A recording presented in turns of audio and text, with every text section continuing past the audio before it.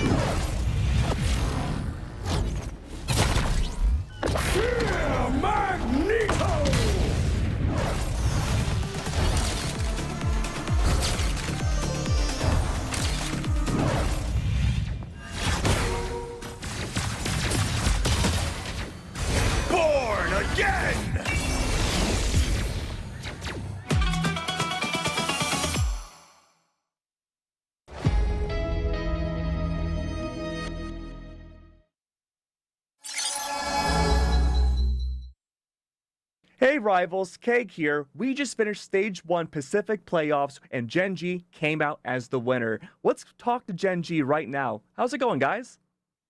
Hi, I'm Zim Story, a Vanguard player for Gen.G.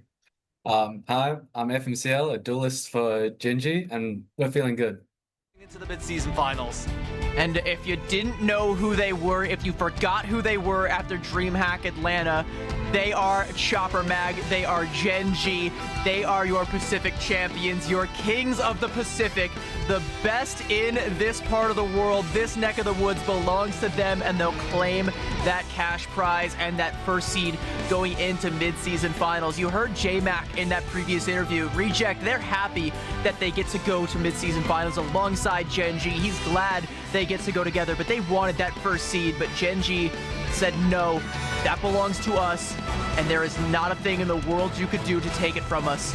They took it, they seized the moment, and they are your champions. So for my first question, talk to me about your journey from preseason to the end of Stage 1. Having dropped very little maps overall, tell me what it's like to ensure such consistent victories. I just think it's like consistent gameplay anyways. I think seeing that for being at China, there was like only like a week and a half, 2-week grace period that we had to actually practice the meta. So I think that was pretty important as well. I just think like getting it down really pat, like getting it above upper level teams like that we would verse in Stage 1 or preseason, vice versa. It's just really important that we just stay consistent and we know how to play the game. Yeah, I think it's just like keeping up on the meta. Like sometimes there's meta shifts, like Daredevil got nerfed, Blackguard got nerfed. Blackguard got nerfed very hard. Like last season, she was probably the best character in the game, but now she's like borderline unplayable. So just like making sure we keep up on the scrims, see what other teams are playing so we can like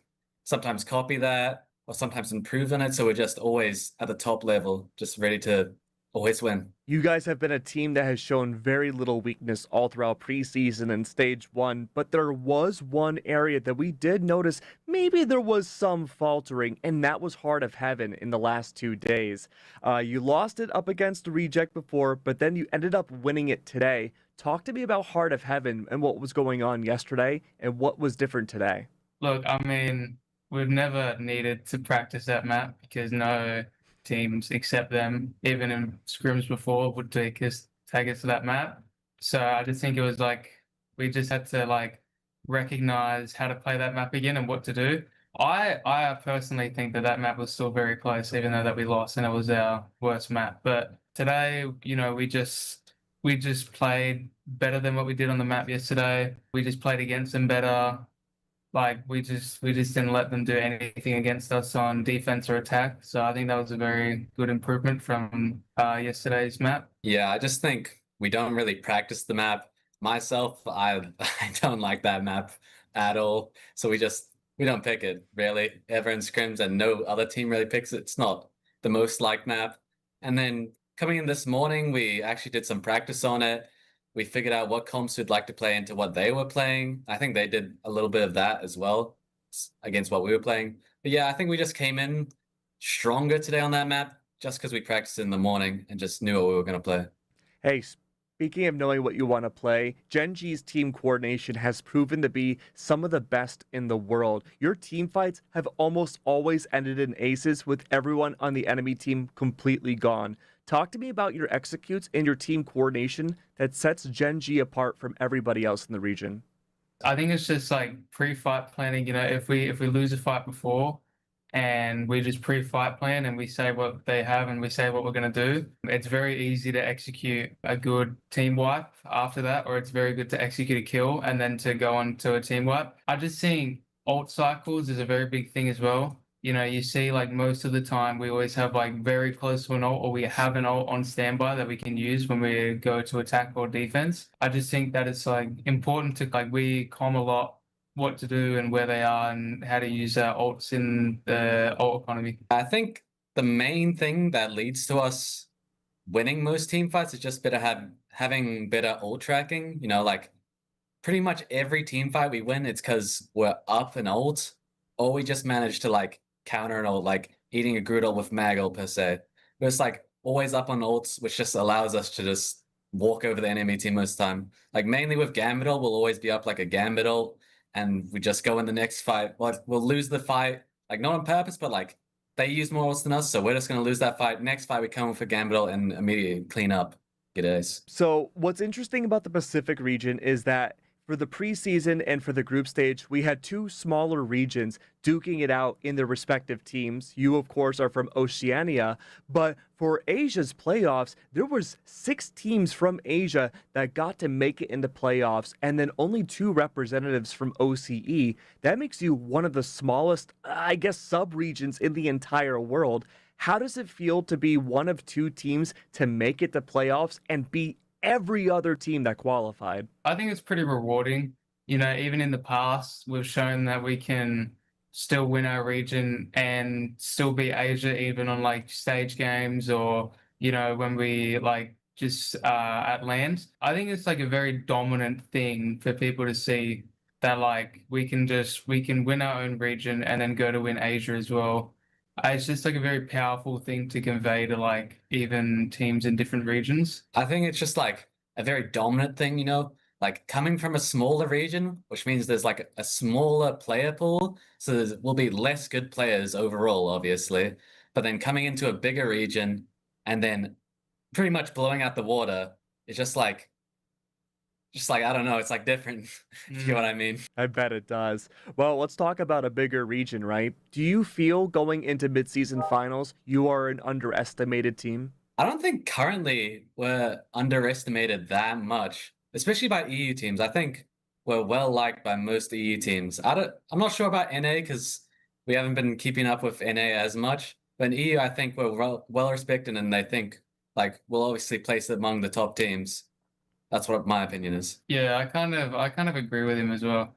It's like EU have a bit more lenient opinions than what NA does. I guess you could say it's a bit more EU is a bit more comforting to like teams that can actually like go head to head with them than what NA does. Like they could just go in on the day and be like, yeah, we're gonna beat them. Like it's just how it is. But I think they don't need to underestimate us. Like I don't think like a lot of player individual skill and player skill and team consistency has changed. But even if you look at the past, you know, it's just been the same like level of team play, and we're looking to go further. So, speaking of international teams again, is there one team internationally that you two want to face? I want to beat Swamp Gaming because their coach likes to VOD review other teams lots and always just talk about their mistakes. But when is someone watching his team and talking about their mistakes? No?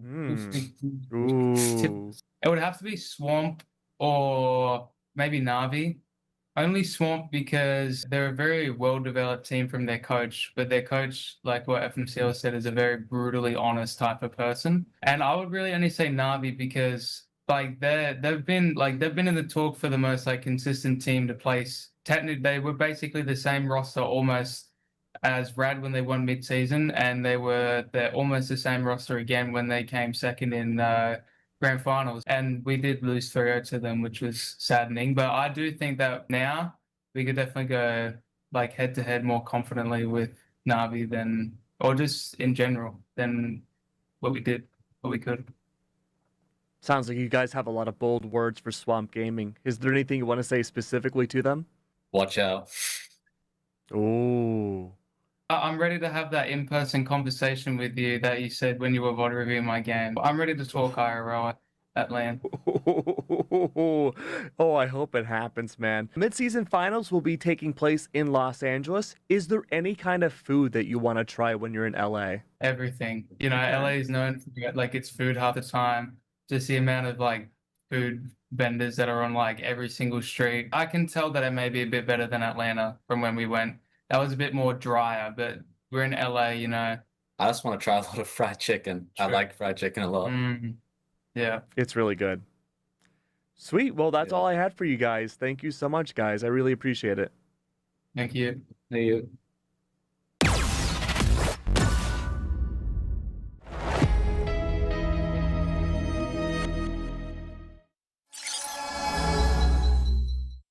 Big duelist ultimates, and also coming up on a Royal Flush before long. Like, if Gen G want to play with their food a little bit, they can just wait until Salvation, you know, has this Royal Flush and then pop either the Final Judgment or the Galactic Legend. Take your pick, because it doesn't matter. The burgers don't have any tool to be able to absorb the damage. Healers, because they were under the full force of Tashian. Familiar place, that's exactly where they are once again. Yeah, can be tough for Dino to get up in there in the mix. Looking to not overextend here, but a quick pick there from Peter. Headshot. Big Angela mobility on top of a closer spawn room. Piggy already back in this fight. Just down because Bubble see why, hey, Duba's going to use the Band Hammer to try to extend this fight. Zykrig's going to use the Fatal Both Worlds in response, and both Lunas will be using that dance floor as Snake tries to escape, but he's going to get... Really go for. So where did they even see Eggsy in the backline? Absolute flash and slash, and absolute. I would be crashing out from that one right now.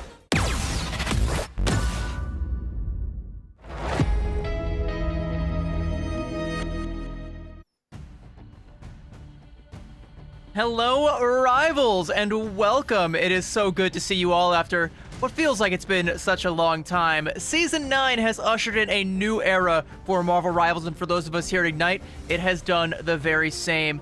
What's a new era without a few fresh new faces?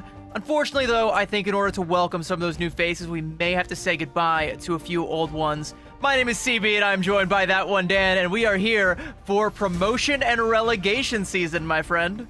Ooh, it's gonna be a tough one, right? Some teams that have tasted some of that Ignite action now have their Ignite hopes and dreams on the line. And maybe a new up-and-coming team could take that spot, but for now, we still got a whole day's worth of this mid-season qualifiers coming at you before we get into what everyone's waiting for, right? The mid-season finals. But first, we gotta make sure we have the full Ignite roster for the Pacific region at the very least. Yeah, and of course, EMEA and Americas, they're going to be having their promo relegation as well. So we're going to kind of get a feel over the next weekend what the entire landscape for Stage 2 is going to look like once everybody comes back from LAX and we all have to get back onto the grindstone. Who is going to be joining some of those people up at the tippy top competing for the grandest of grand prizes? And today, we are going to find out who is going to be joining us specifically for the Asia region. Well, OCE, I think, is believe also going on around this time. And I'm, very keen to see what happens down there as well. But focusing on Asia for now, and it's a very interesting situation here, Dan, because it's supposed to be, the bottom 4 teams from Ignite taking on the top 4 from MRC, but it didn't really shake out that way because we had a couple of teams disband after getting relegated. Yeah, there were a couple teams, like, I think the big one was the Burgers, right? The Burgers coming out of a somewhat decent playoff run, although they did get knocked out, I believe, like, off the get-go, right? They took 2 losses, got immediately knocked out in the playoffs, which meant that they were at risk of having to play in the mid-season qualifiers, but they just kind of disbanded, so it's just like, we can't make any more boiled burger jokes anymore. It's a little sad. But what we can do is we can embrace the wild styles hitting the streets, unleash Gambit's haunting Dead Man's Hand, Hawkeye's sharp Bed Stewie's best, and Devil Dinosaur's unforgettably cute Jeff the Dinosaur costumes. Is that Devil? I thought that was just a picture of Jeff over there on the left-hand side there. It's a rework. Oh, okay. They reworked. Okay, interesting. All right, well, that's in the game right now, and you can go in and you can cop those skins if you like, and I think you definitely should because that dino one is so cute. It's adorable. You got so much whimsy, but another whimsical adventure you can go on is all the way over to Los Angeles, which is calling everyone's name because mid-season finals is right there in Los Angeles. Grab your tickets, available right now via Tix. Is it Tixar?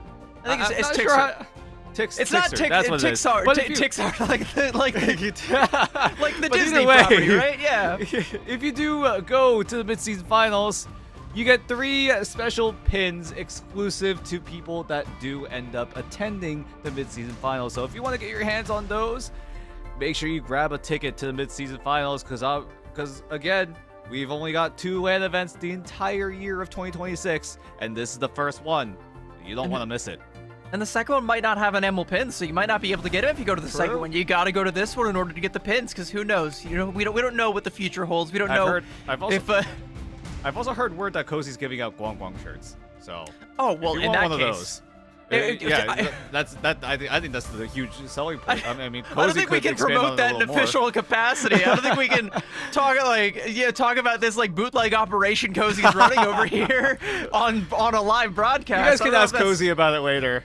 I don't know if that's on the level, but while we kind of try to figure out what the rules are for us, let's explain the rules for how this qualification works. The top 2 from MRC Season 8, the top 4 from combined MRC Season 7 and 8 in point standings will all meet up with the bottom 1 team from Ignite Stage 1, and that is going to be a team we'll get some close eyes on. We'll see if they're able to make it back into the fray, but the top 4 teams from promo relegation will qualify for Ignite Stage 2, and we will have all of that and more for you by the end of the day.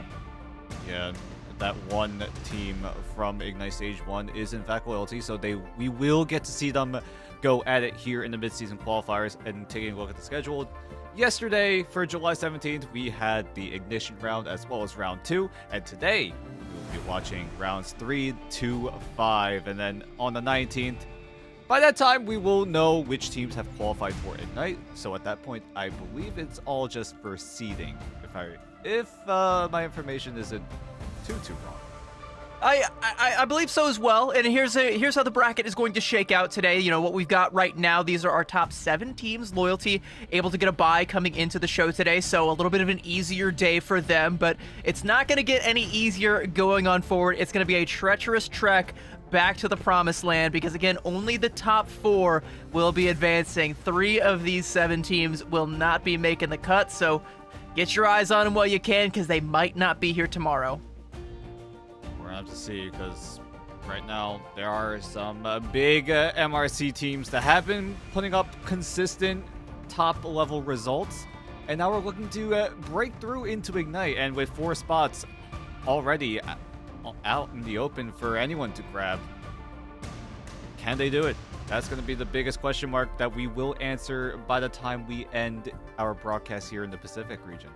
I think it's hard not to root for loyalty, and I'm sure we'll get them on the broadcast later on. I definitely want to get eyes on them later on so we can kind of keep track on their story, because that did kind of become something that was very near and dear to us towards the end of Ignite Stage 1. We were all hoping they would finally get that first win. Unfortunately, it didn't come, and now they're down in this situation. But again, we'll get to that when we get to that, because we're kicking things off with a couple of fresh new faces, some of those bigger MRC teams like you mentioned. Yeah, and some of these teams as well, right, have players that used to play over at Ignite, whether it be preseason or even last year, back in 2025.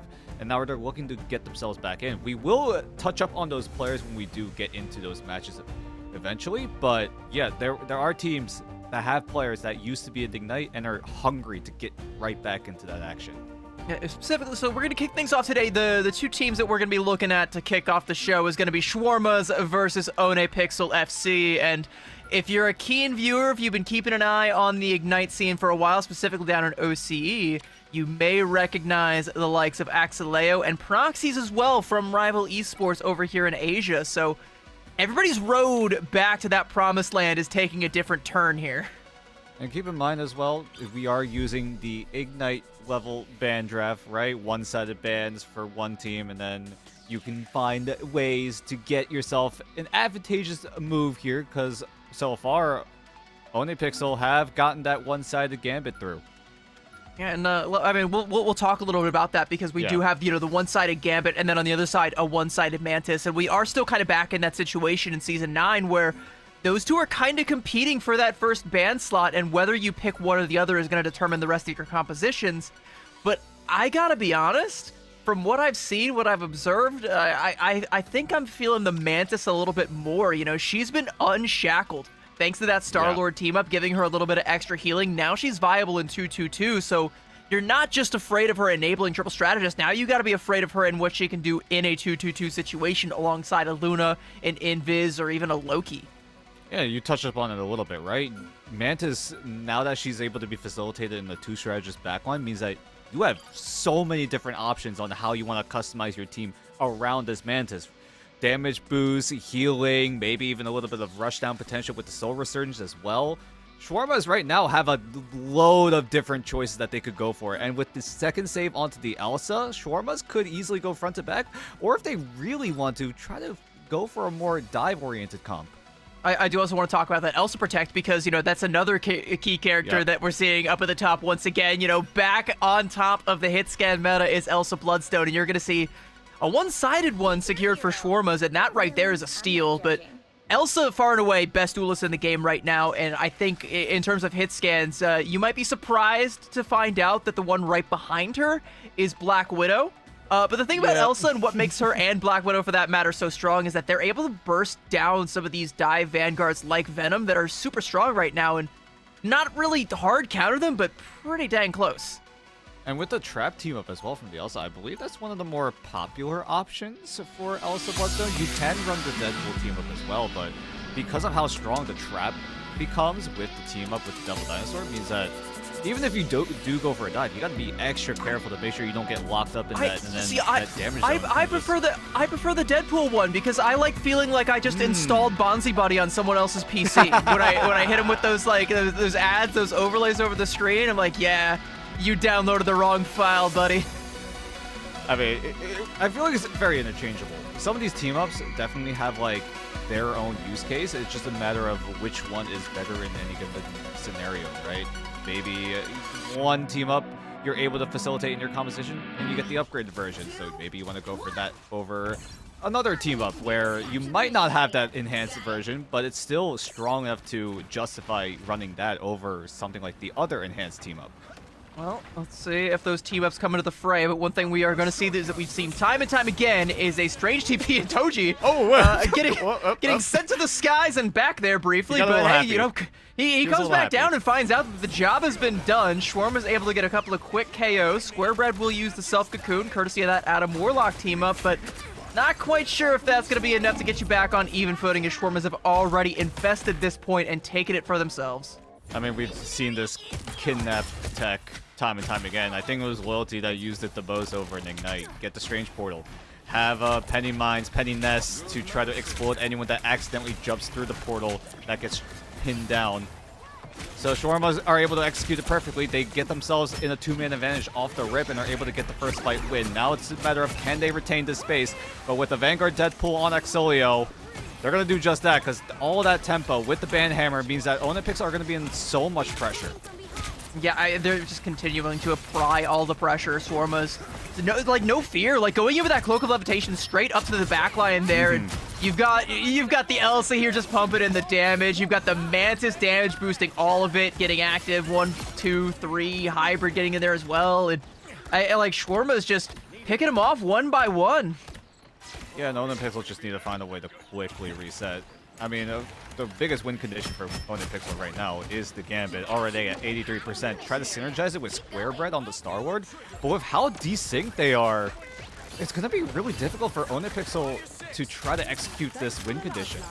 Now, Proxy's just so far ahead, and gonna go ahead and pop that Galactic Legend. No flush needed, and with all the damage there, it's just gonna be a cakewalk for Shawarmas, and it'll walk right up to Onapixel FC spawn door. A nice little triple there for Proxies, and going in for the quad. Give it to him, and that's my guy getting back in the saddle and getting Shawarmas off on the right foot.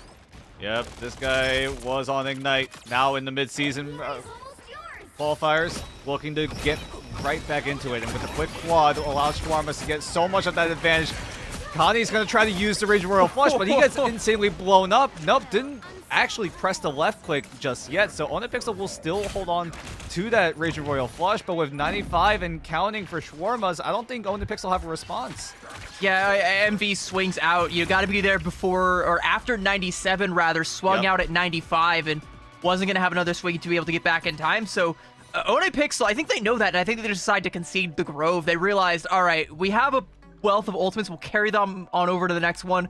We'll have to go back-to-back from here on out, though, which can be a tall order. You know, you're feeling like, okay, we're about to have all of our ultimates, but have a look at Shawarmas. Like, they come out of that feeling like they really only use the Deadpool ultimate, and Axeleo is going to get that back pretty quick. Yeah. It's just a matter of how well can Onapixel, at the very least, handle what Shawarmas are about to throw at them, right? CYA is going to be thrown out, but Onapixel do have a way to shut it down with the Ensong Inferno from We Were Liars. But then the Star Ward and the Gambit ultimate needs to come in clutch in terms of trying to explode one of the strategists of Shawarmas, because with 2 strategist ultimates at the ready, you know that you're for sure will find a way to shut down the Hybrid's ultimate, but the question is, can you shut down the Mantis? 4, 3. I have another question. Can you shut down the Spider-Man? As it looks like we're going to go for potentially a Spider-Man kidnap play coming out. Pull through the portal.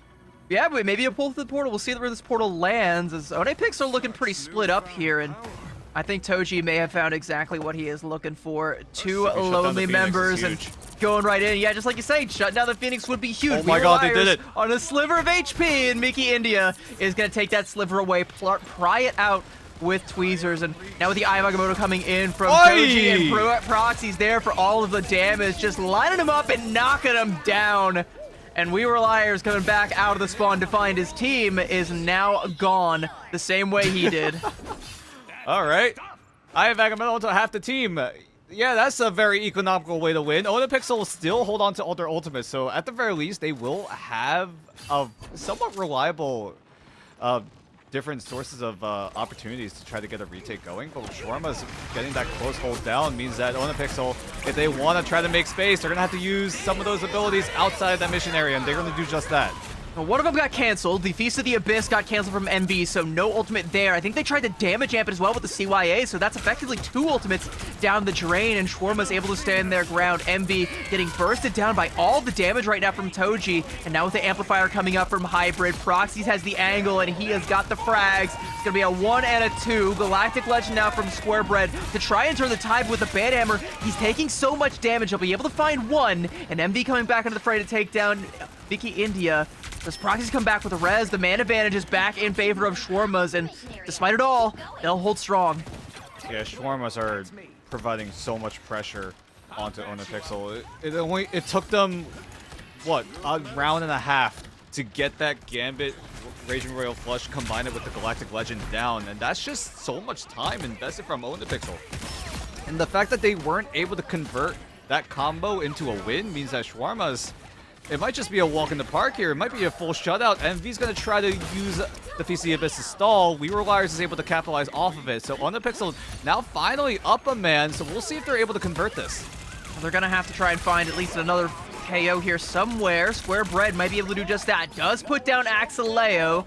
I do believe that will be rezzed right back up, and that's going to turn the tide in favor of Onapixels. They're able to clean up Mickey India in the midst of all that, and they do manage to find the flip at 89% for Shawarmas, and you can tell Shawarmas by their body language right now. They're cutting their losses, and they're waiting to be back at a full 6-man so they can go back in for this next fight. And as the spawns come through, they are ready to take that fight. Axeleo with the shots flying. The Hella team ups the birds coming in like homing missiles straight for their targets, building up the damage, and a lot of damage going to come through off that Eye of Agamotto, but a huge carbon crush coming off from K-Dud, shutting down Toji, kicking him off the point and making him regret ever going in for that one. A banhammer from Axeleo and a Glartrox from Ossar, and that should be enough to get Shawarmas back in this fight, potentially turn it back in their favor. It is Toji with a Maelstrom, will pop Square Bread, Proxy's taken down Rai, and this is going to be Shawarmas all day. I got a little bit concerned with putting Mickey India on the Jubilee. Just means that Shawarmas aren't going to have as much of a utility potential as some of those other strategies, but they are able to make it work in the end. I don't think the portal comes in time. Yep, there we go. Someone tried to touch. We Were Liars just barely was able to get there, but just got absolutely blown up. That's a 2-0 for Shawarmas, and that's map number 1. Koa goes in their favor. It went by so fast, like it felt like just one round, right? It was like blink and you miss it. Yeah, but a dominant first outing coming out from Shawarmas. Yeah. Like, Proxies is going to get the MVP, and I would be hard-pressed to argue with that. I think Guy was just making the most out of the Star-Lord pick, made some great plays with that, showing off that Adam Warlock team up. The fact that you can just, cocoon yourself, it's a good old-fashioned, like, a BRB and a rocket translocator all in one. You can have them both at the same time, and with all of these constant lives, bro only needed 2 of them, and he's still able to come out with 11 final hits, 12k damage, leading the charge and leading Shawarmas to an early victory.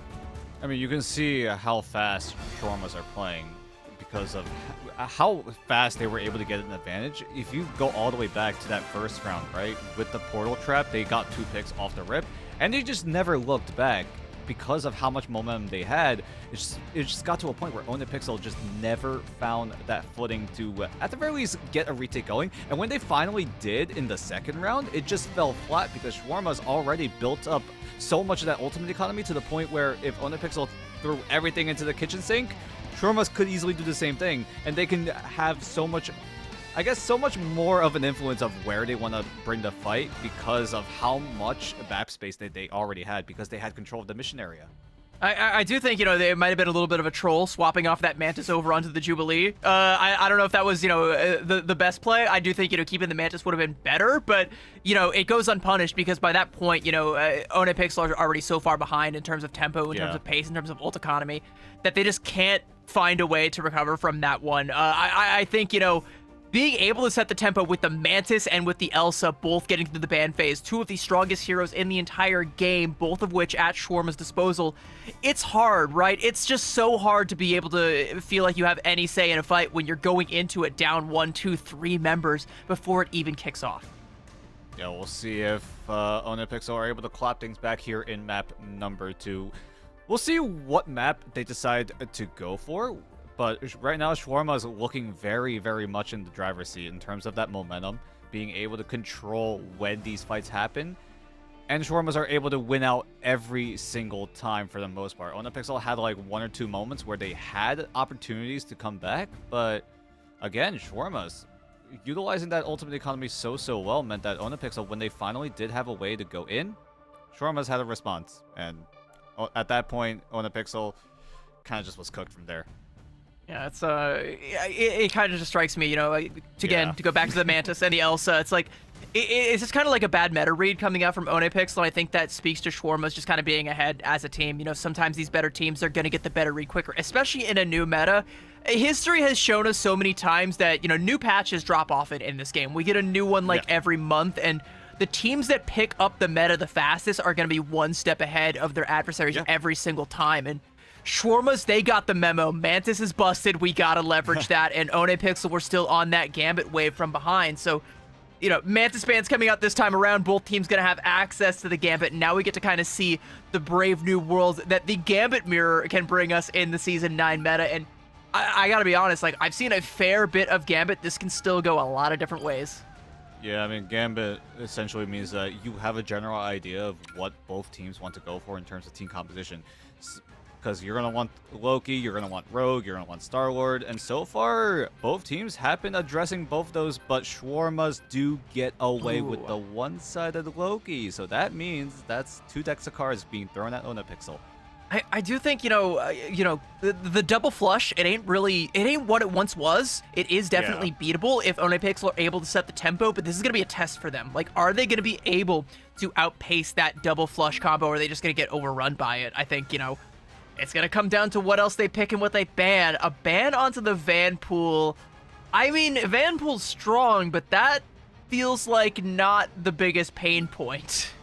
Yeah, I mean, it gives One Pixel some room to work with in the neutral because the way Deadpool's ultimate works, he completely dodges those ult charge nerfs that have been coming in onto Season 9.0.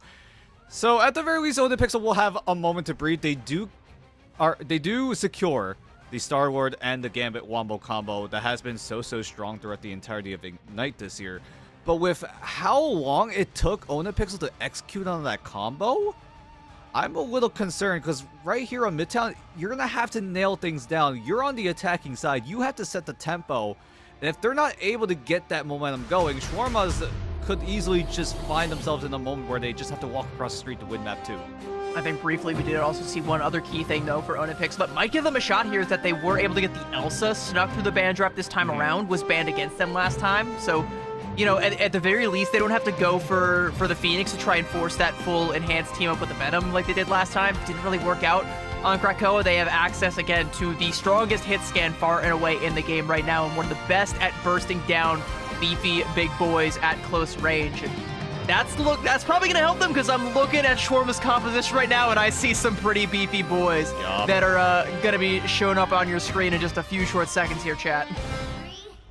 Triple going to be the name of the game for the Shawarmas. The win condition is clear. Keep the golden child alive in the likes of Proxies. Make sure he's able to get himself up to that Karmic Revival. Or you rely on Mickey India with the God of Mischief to either copy Hybrid's Invisible Boundary or you copy Proxy's Karmic Revival. So if a fight does go wrong, Shawarmas will have a safety net to work with. But One Pixel, the way you can beat this out is by playing very fast. But with how slow One Pixel were playing in map number 1, we need to see One Pixel set the tempo. Unfortunately, it's going to be difficult to do that when you're already down your Vanpool. Axeleo says, all right, ban out my Vanpool. I don't care. I'll simply play the Venom. Doji, yeah, like you say, what a snipe. Going in, just taking down that Elsa from on high. And I mean, One Pixel barely getting out of the starting blocks here, and Shawarma's keeping the pressure on, but not going too aggressive. Like, it's really difficult to punish this when you have Toji just bouncing in and out. Yeah, and One Pixel have to, once in a while, address the whole going in and out, like you just said. One Pixel having to deal with this line of sight manipulation. Everyone on Shawarma is just swarming every single different angle. Wherever you look, there is a member of the Shawarmas looking at you. And Proxies kind of just finds the bullet in between We Were Liars' eyes. But thankfully, We Were Liars are able to come back with the BRB. Yeah, but that's a BRB used like 2 feet outside the spawn door. Like that's Exactly. that is the least value I think you can possibly get from one of the highest value cooldowns. And Shawarmas know it. They're gonna press the advantage while they have it. It did come and go though, as Toji is gonna be de-hulked and de-lifed, and we'll use a Karmic Revival just on a measly little Bruce banner because he's gonna Hulk right back out and get back into the fray and keep the pressure going. As the CYA from One Pixel expires, We Were Liars is able to get another key pickoff, but again, it's res back up. Another Meteor M dangling overhead from also doesn't find anything, but does still put the fear of Magneto into One Pixel, and they need to fear so much more as Axeleo is able to take down Rai on the other side, and Shawarmas almost feels like they didn't even lose a man. And One Pixel have to go back once more. They will have access to the Galactic Legend with the Raging Royal Flush. K-Dud could even use the Meteor to at the very least protect Wonky that is gonna try to use that Galactic Legend. You gotta track however, Mickey though. You gotta track that's- Mickey. That's the problem. There are just so many ultimates available on Shawarmas as well. So again, we're in a situation back in map number 1 where Onapixel, they finally get their combo, but Shawarmas have so many different resources to counter it. And but that early KO that comes out is actually a little bit discordant because it forces out the Karmic Revival early. So even though you go for this Galactic Flush, it doesn't matter. You're not going to find any KOs with it, at least not any permanent ones. All the healing coming through, and Shawarmas are able to weather the storm. Wonky Taco still trying to go in for an angle, but can't confirm anything. And now the Invisible Boundary is going to keep Shawarmas all nice and topped up. And now Toji is feeling mighty angry that you dared try and withstand his might. And now he's going in with the Collapse, the Exiles, all of the Gamma Blasts. It's not going to be enough, but it displaces Onapixel and forces them back. They'll be able to take down Ossar to kick things off, and there's no reses this time around. So finally, Onapixel have the man advantage. They can parlay that into a little bit more card progress if they can manage to keep this one going. Axelar slows it down with a Feast of the Abyss, and Wonky Taco on a sliver of HP has to get back to safe haven. Banhammer coming up from MV, and Onapixel can't really make this one stick. They found proxies, but the Cocoon is going to bring him right back, Dan. Yeah, and that means the Karmic Revival will be in play. Onapixel do invest the CYA, but they're already down the Gambit. So Shawarmas, with that Resurrection coming in and with Final Fight territory inbound, how does Onapixel decide to approach this? Apex Predator needs to come up absolutely huge because that's the only ultimate in play in this final fight, unless it goes long, to allow Connie to get his Raging Royal Flush down to, at the very least, try to help Onapixel secure first checkpoint. Toji is down, and that one is going to be permanent. No reses and no re-hulkings, and the cart is inching away, and Roxy's and Miki are stuck in a fight in the backline with Wonky Taco. They'll win that fight, but there's going to be a bubble in the way to stop them from getting any more damage coming through. They might not be able to go in for the contest. There is going to be some healing coming out. Vision Roll Flush now coming out. Rai falls. It's traded out for Ossar on the Spider-Man. And the damage coming through from Kada. The Meteor M, he's got the Strategist in his sights, and he wants to splatter them all over the pavement. Will do so onto Miki, and that is going to be another huge KO coming out from Onapixel. They might be able to keep this one going. The portal play from Toji slowing things down, but the Galactic Legend wants to speed them right back up as Wonky Taco goes into the skies. He takes down Proxies. No Cocoon for that one. A triple now coming out for the side of Onapixel, and with just a couple more meters to go, they'll find Cap on point A. Ooh. Spectacular spin just to try to find an exit trade, but he's going to go down. Just going to use the ultimate. Likely we'll switch to a different hero. We'll do just that, but just barely Onapixel are able to get it down. They were able to extend the fight long enough to the point where Connie could get the Royal Flush down, and then the rest of Onapixel were able to capitalize off of it. Shawarma's even investing the portal to try to extend the fight for even longer, but with two strategists down for the most of that overtime fight meant that Shawarma's just never had a way to out-sustain the sheer amount of damage coming in from Onapixel. Shawarmas do have some interesting tools coming out. The Black Cat, she's another strong pick as of late, but the Hela, I think, is an interesting one now as well. And I think Onapixel are very interested in that as well. MV going to go in deep and take down Proxies on a flank there. And not a bad way to start. Now this Deadpool is nestled in so deep behind Shawarma, is going to draw so much aggro that it's going to amount to a wealth of card progress coming out. We're nearly 2/3 of the way through, forcing the Invisible Boundary out from Hybrid just to try and put the brakes onto the fantastic Mobile over there. A Banhammer now coming out onto the Hulk. It's not going to be enough to get that D-Hulk coming out. There is no Hulk. That was onto the Venom. It was the green Venom skin. I got baited, but Onapixel, they baited Shawarma's in right into their trap. They laid it and executed it, and they will keep this cart rolling. And hey, there's that green Venom again. Oh, well, he's already out of the commission, but honestly, great map rotations coming in from Onapixel. Covering all of those angles meant that Shawarma's the only map space that they had was in main, and Onapixel, because they had so much of those side angles covered, meant that they just went for the collapse, and then everyone on Shawarma just went down like flies. Mickey India is able to get the God of Mischief onto the Raging Royal Flush, but where are your friends? They got the Gambit buff, but they're all gone.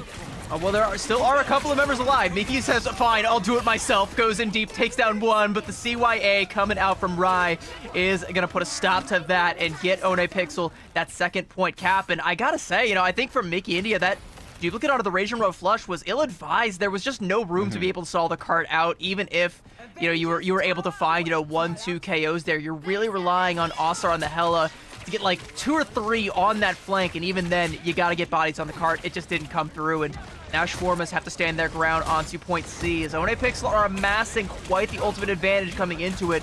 Coming up on the Galactic Legend and the Apex Predators, some good tools to be able to push this one backward.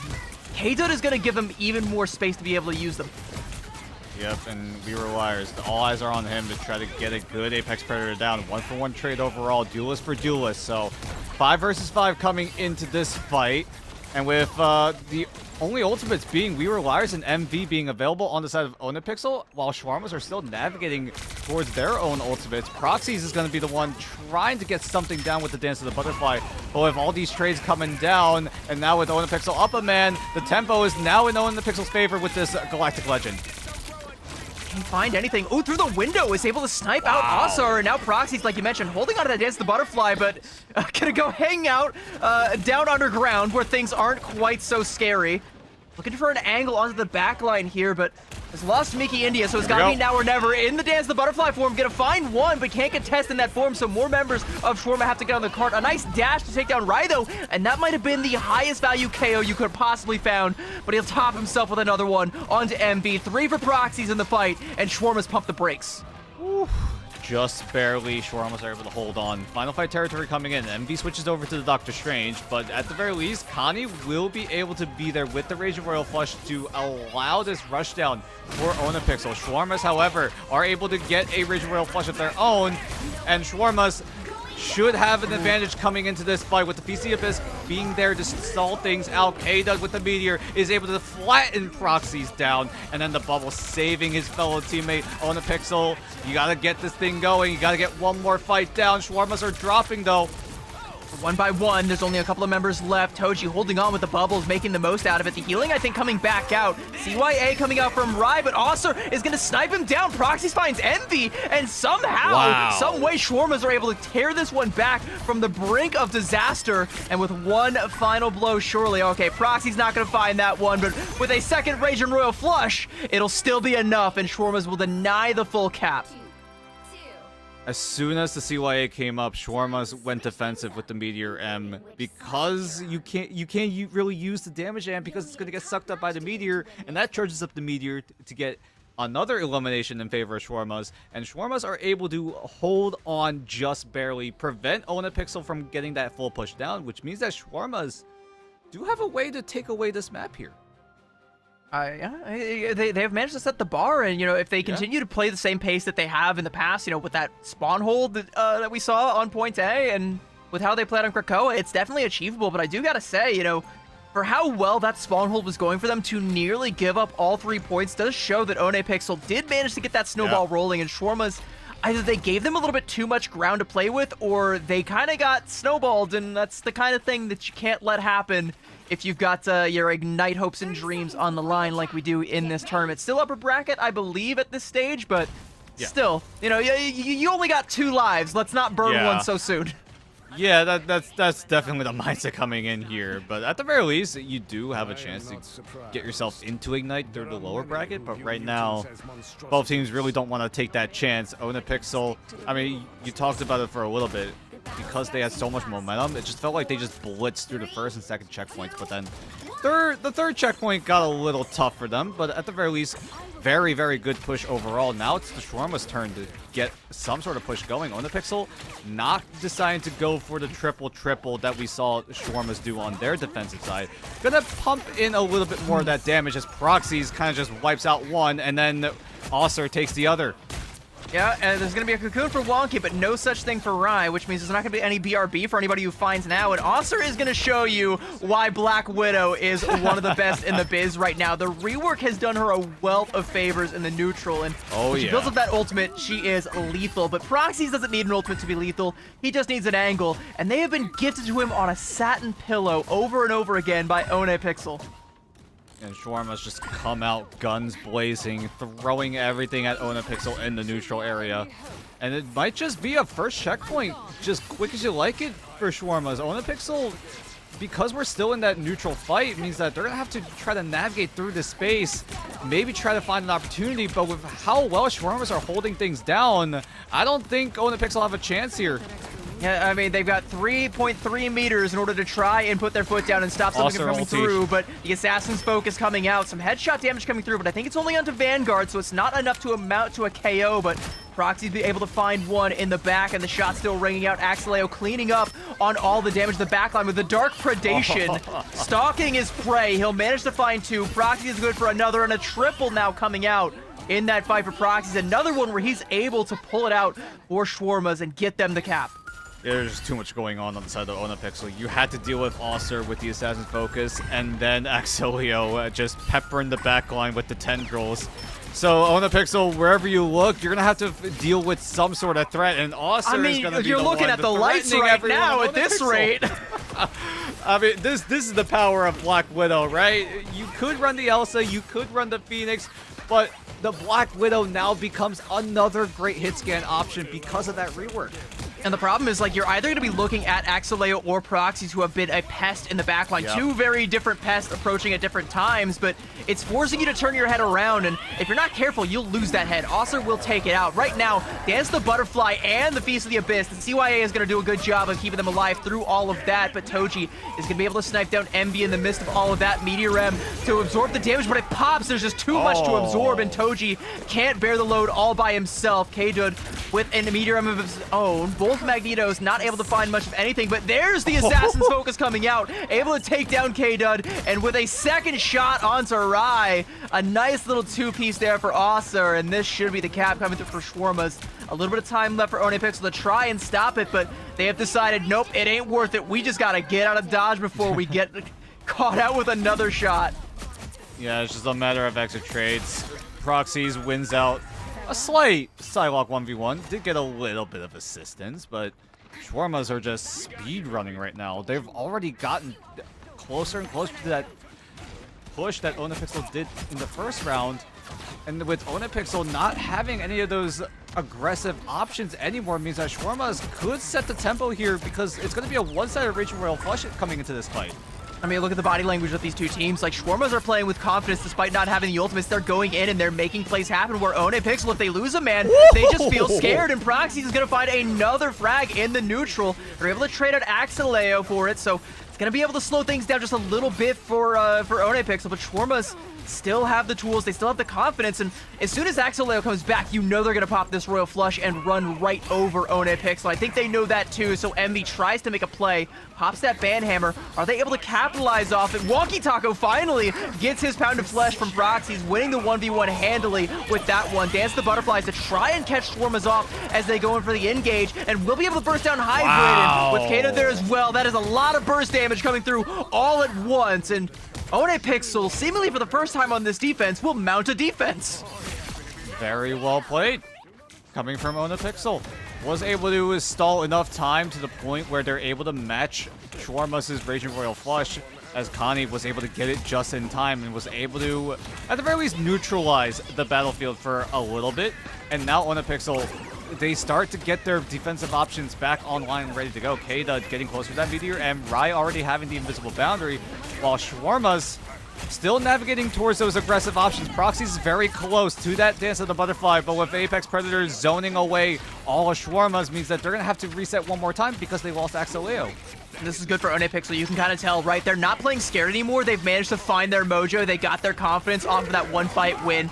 Meteor M now coming up from Toji, wants to try and take that confidence away from them. Nearly takes MV away from them, but now with the duplicate onto the Black Widow, Mickey India with a headshot and a double! What are we doing here? This is insane. I've never seen a Loki player this aggressive and get away with it. What a play, and Shawarma is just gonna keep the pressure going off the back of that beautiful God of Mischief into the Assassin's Focus. Shawarmas are laser focused on winning this whole dang tournament, and at this rate, they just might do it. Onapixel only a little bit of daylight left to try and stop them, as one by one they come out of the spawn. Raging Royal Flushes on deck for both sides. Hane, I think, got the better of those two, but if Shawarmas are able to find an elim, it might be curtains for Onapixel. Another Assassin Focus now coming out from Oster. Meteor M is going to absorb the most of it. He Dance the Butterflies as well, but Kato able to take down Hybrid. This is good for Onapixel. so far looking good. 2 down, 3 down on the side of the Shawarmas, as Onapixel will have that man advantage and will get a hold for one more fight. I mean, Mickey India copying the Black Widow ultimate. Not sure if that was intended, but it looked sick with the double dink. No, that was sick. intentional. That was intentional. Yeah, that was exactly. confidence. 110% intentional. Mickey India just said, "Don't worry, guys, I got this," and just popped it. And before before the team even knew what was happening, 2 members of Onapixel were lying flat on their backs, but they're still able to stall the cart out for the time being. Yeah. And they got that Dance the Butterfly carried over into this one. Feast of the Abyss from Axelia to try and burst someone down. Gets a lot of anti-healing onto Onapixel, but Shawarmas can't seem to convert that into an elim, so this one might come down to the wires. There's only a minute left to try and close this one out for Shawarmas, and Regen Domain already forced out from the side, but Oster's able to find a headshot there on Takeda. Dance the Butterfly from Wonky Taco tries to return it, but there's just too much healing coming great out. stacking. It's not enough, and with the Plasma Burst, just drops Wonky Taco out of that ultimate, and Meteor M now from Toji, potentially the death nail for Onapixel. Rai tries to put a stop to it with the invisible boundary, but it is all for naught as Shawarmas are finding everything they could possibly ask for. They will be able to take down MV through this ultimate, and come as you like, one by one. You ain't stopping this cart. Yep, Shawarmas were able to get Mickey India to copy the correct ultimate to put the nail in the coffin in this series. Shawarmas will just take a simple 2-0 win over Onapixel FC, as it got a little bit difficult, right? Shawarmas, they almost had the full hold down, but they almost got full push on when they were on the defense side, but thankfully were able to pick up the pieces here on the attacking side and are able to convert to a win here in Midtown. I think it comes down to confidence, right? Like, even though that push comes out from Onapixel, Shawarma's confidence was never shaken, and you're still able to go through with plays like duplicating a Black Widow, something that I don't think we've ever seen in Ignite. And, you know, at this rate, Shawarma's, I think they're maybe 1 win away from bringing that kind of energy to Ignite officially, potentially a return to form for Proxies. Again, getting that MVP. 19 final hits on the Psylocke. Despite 10 casualties, doesn't matter because he's managing to find his man and then some every single time he goes in. How many times did we say, you know, in the fight, while we're focusing on Osser or Mickey India with these big highlight plays, that Proxies has already gone in, he's found 3, and the fight's already halfway over before it even begins. I mean, Proxies was just able to utilize that Psylocke to perfection. Axelio even helping things out with the soft dives here and there, and that line of sight manipulation, I feel like that's where it came down to try to deal with Onapixel, right? When you're in the shoes of Onapixel, right? You're gonna have to deal with a Venom jumping you gotta deal with the Psylocke showing up from time to time. You also have to worry about Osser controlling lanes, controlling different angles with, you know, just the regular kit or sometimes the Assassin's Focus. And Onapixel just had too many threats to deal with at the exact same time, where if a few members of Onapixel are looking the wrong way, someone on Onapixel is going to go down. Yeah.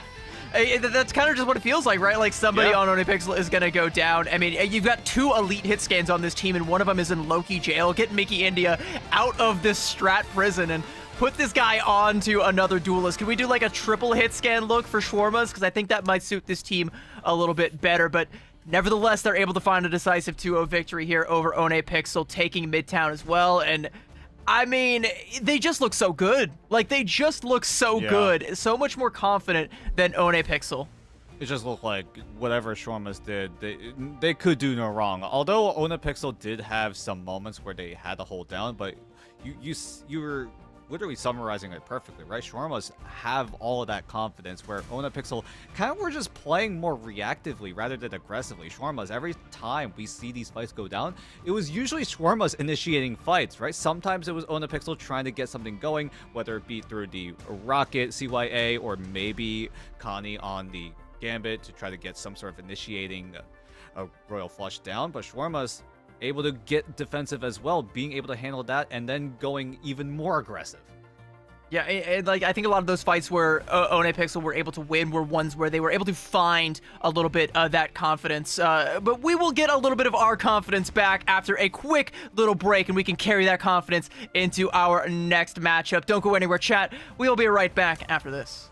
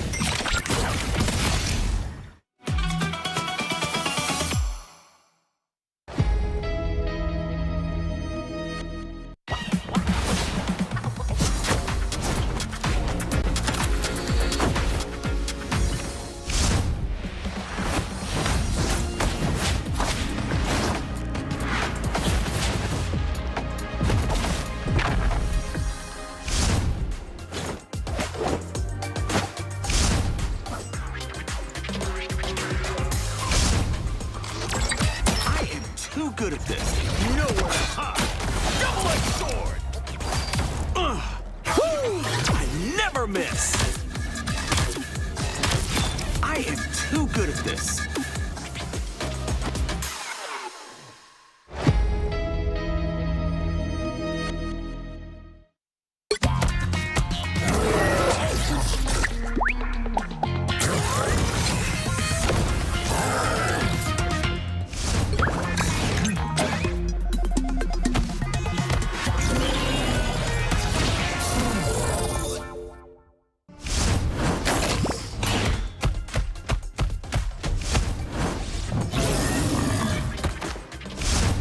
Prehistoric protection!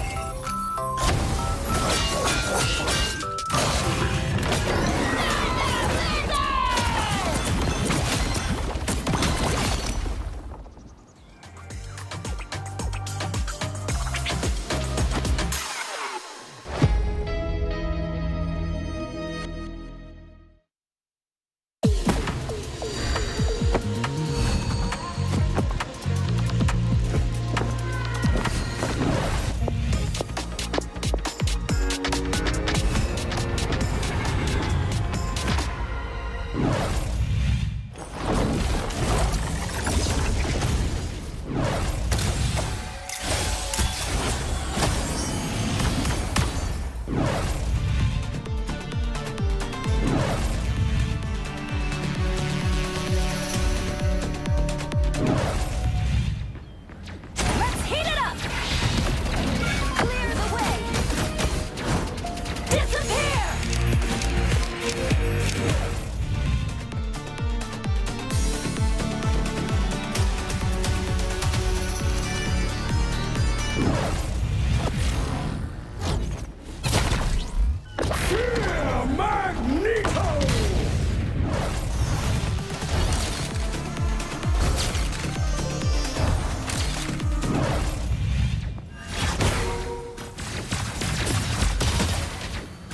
Born again!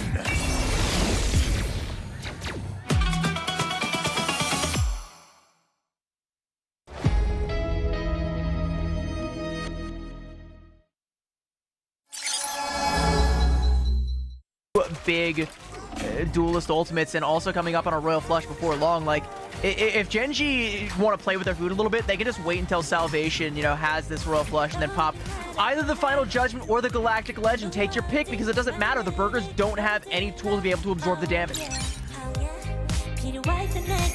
Healers, because they were under the full force of Tashian. Familiar place, that's exactly where they are once again. Yeah, can be tough for Dino to get up in there in the mix. Looking to not overextend here, but a quick pick there from Peter. Headshot. Big Angela mobility on top of a closer spawn room. Piggy already back in this fight.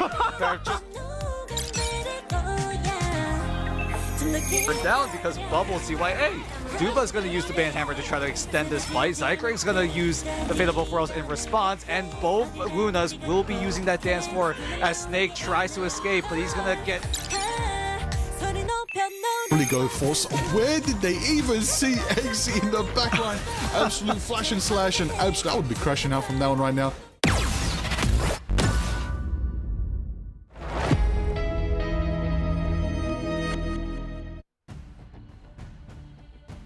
Welcome back, everybody. Did you blink? If so, you might have missed our first series, a dominant showing from Shawarmas, but we are off onto newer and brighter things. We've got our second matchup of the day on deck. My name is Stevie. I'm joined once again by that one, Dan, and I'm looking forward to seeing a few more new faces. Yep, and this time up on deck, we got Bihar Kalan up against Sambar Lovers. And at the very least for me, right, Bihar Kalan, I've definitely casted this faction way back in MRC Season 5. They do consistently play inside of MRC, and they've gotten enough championship points to get themselves into the mid-season qualifiers, and are looking to get themselves into Ignite Stage 2 for 2026. But for now, they're going to have to deal with Sambar Lovers. I believe this is also an upper bracket matchup, if I'm not mistaken. So both teams, they still have 2 lives, but we talked about it a little bit back in that first matchup, that none of these teams really want to lose it right off the rip.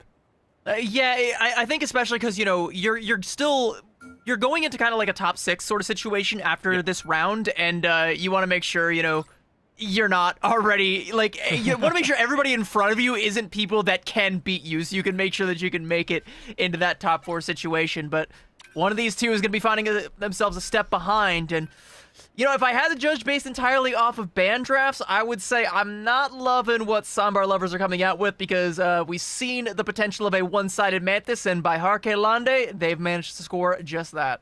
Yeah, if anything, I feel like for Sambar lovers, it's got to be a target ban. It feels like Harkalan might actually have some sort of Captain America 1 trig. This might just be the Polytech.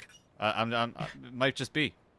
I mean, you can see the cap hover coming out right from the top. Like, bro's disappointed. He's like, oh, come on now. Like, you've been like studying the VODs, you've been like going back. You know, somebody leaked the scrim codes. Like, what are we doing here? But that comes at the cost of letting the Mantis through. And again, you know, that's why I don't often agree with target banning, especially as your first ban. I do agree with this, though. I do agree with it just because it's interesting. I want to see the Thor. That's an interesting one. Thor is in a very interesting spot in the new meta, and I'm looking forward to seeing this one. All right, my ears perked up so fast, I'm ready. I mean, shout out to Scrappy for showing off the Thor over in Stage 1 Asia. That was really fun to watch, so shout out to Scrappy for that one. Who used to be on the Burrs, but the Burrs unfortunately got boiled away. But either way, going into the rest of this ban draft, somewhere Keg just grinned and he doesn't know why, but he's having sweet dreams of like taking a nap right now or something here, like knowing the boiled burger legacy is being carried on. But Harkalan do save the Vanguard Deadpool, so a little bit more damage, a little bit more backline pressure, a little bit more ultimate tempo as well, right? Being able to dodge away from those ult charge nerfs coming into Season 9 means that this Vanguard Deadpool will be even more threatening when it comes to that first fight here on Krakoa, as Sambar lovers will round things out, taking away the Loki from Bihar Kalan's end, because Bihar Kalan had to take away the Loki as well, because that Gambit is enabled one-sided for Sambar lovers. I think, you know, again, going right back to that Thor pick, I'm looking forward to seeing like how this pays off for Lord Grim. You know, how many times have you been playing a game, you're in an intense boss battle, you finally get that health bar down, and then suddenly, boom, bro's got a second one? That's what Thor feels like with this Hela team up right now. Like, it feels like right when you think you got him, nope, psych, second health bar, and it's so difficult to deal with. But at the same time, he also tends to get bursted down pretty quickly by heroes like Black Widow and like Elsa, who are very good at dealing with the close-range brawl that a Thor likes to bring out. So I don't know, maybe Lord Grim knows something we don't know. Maybe he knows how to use this tool of destruction. I can't wait to see, but interesting dichotomy we got from these two comps. Definitely going for a kidnap play early on the blue side, but over here on the red, this is a menagerie of heroes I don't think I've ever seen before. We'll see if they're able to get things done in the end, as Timus will be the first to be eliminated, but not before Huibang Wu is going to get eliminated on his side. But with Sambar lovers down 1, Bihar Kalan do have a slight advantage here coming in. Mimi is able to just dink down Red Black, and this first fight is just so chaotic. Yeah, it's just so insanely chaotic already off the rip. Effortless KO there from FUTL, able to take down the Gambit and finding the Psylocke, and it feels like these KOs just happen by accident. Like the flick of the wrist, bro takes down 2, and that is an early capture by Harkalande. And Sambar lovers, you know, whatever we're hoping to see out of this store, we're gonna have to be a little bit more patient, because by Harkalande are no such thing. There's a little bit of aggression now coming out from that door, but with the slam, Mimi is able to get away and doesn't even feel like she's taking a scratch. Got a little knocked around a bit because of that Gambit team up with Magneto, as that force field is just going to push people back. As Lord Grim does have that second health bar, but he's not able to find the elimination to keep himself alive for a little bit longer. But Sambar lovers still losing members one by one. They're just getting staggered for all eternity. As Bihar Kalan, they're okay with this. They have the mission area. They can do whatever the heck they want. And it kind of feels like they are doing whatever the heck they want. You know, we had the Venom just climbing up a wall there so far away from the fight. Tab able to take down the Deadpool, and a nice little 1-2 punch there. The Deadpool's going to be rezzed back up, so Sambar lovers, you know, they're still going to have some threats to deal with, but they managed to find the flip, so it's going to have to be good enough for now, as ults are going to be coming online somewhere between this next fight. Mimi has the Assassin's Focus to carry on over into the next one, and Lord Grim, I was looking at that health bar. That was mighty low. Prime for Ooh. assassination. Assassin's Focus now going to come out from Mimi and able to take down Tav. An early frag to open up the door for Bayar Kelande and Sambar Lovers on the back foot. You can already see them backpedaling away from the point and just giving Mimi all the more angles to play with. You just have to buy enough time for that Raging Royal Flush to come up on the line. Huibon Lu is going to use the Band Hammer to try to pressure the backline of Sandbar Lovers, but that Raging Royal Flush does come in time. It's going to be an even 5 versus 5 in this fight. Timus is very close to the Eternal Bond, so this fight will get extended even further, but Dusk and Thunder need to get their ultimates on the line to try to respond to this. Lulu's able to take down Lord Grim before that God of Thunder can come out for There we go. Sambar Lovers. There's that CYA. The Sambar Lovers looking to try and burst it down with a Dance of the Butterfly, but with all the healing coming through, it's just not enough. Mimi able to take down Red Black, and again, like Bayar Kelande getting an advantage in this fight. Sambar Lovers advantage to take the lead though, and they are keen to cling to it. God of Thunder coming out, but Bayar Kelande letting all the ults rip to try and be able to withstand it, and they will do just that. And 1, 2, 3, wiping Sambar Lovers off the face of this earth, and they are taking this point back for themselves. Sambar had a chance to end this fight in their favor with the Kraken Impact. Maybe FQTL could have done the same with the Devil Out, but with how fast Bihar Kalan got those eliminations onto Sambar meant that if that Kraken Impact was used, it's going to be immediately wasted because of how fast everyone on Soundbar just went down. Now coming into this fight, it's going to come down to if FQTL is able to get value with this Devil Out, or is it going to be Red Black with this Kraken Impact? Oh, an early KO there coming out, but an Assassin's Focus with that left the Devil out. Everyone is looking at the Devil, no one is looking at the Black Widow, and be able to take down Timus, and again, that is a high value KO coming out. Lord Grim able to take down FQTL though, so you've managed to trade a duelist for a strategist. Not favorable, but it's enough to get yourself in the door and find the flip as well, as by Arcade Lanti decide not to contest, so now Sambar Lovers regain control of the point, find 2 quick picks, a third coming out as well, and they've taken the lead and potentially could take the victory here, as by Arcade Lanti are running out of opportunities to try and go for a recontest. All remaining members are gonna have to abandon ship, try and live, and Lord Grim pressuring, trying to stop it on 25 HP, and with a little bit of help from that bubble shield, Mimi is able to put him down. 99% in overtime now ticking away. Rage and Row flush though for Sambar Lovers. They might be down a man, but they are not down in spirit. They'll take down FUTL, and with all the damage coming through, they might have just done it. We'll see. The Harkalan desperately trying to find a way to keep themselves alive in this fight. Good Terror Cape onto Mimi to limit the line of sight. Lord Grim pressuring this Black Widow even further, and that's Mimi gone. So a huge bunch of damage being taken out of the window, but Mimi's going to be brought right back. And Ryu going to do his best to try to evade all this damage, but Sambar Lovers are able to hold down the fort and take round 1 in a nail-biter of an overtime.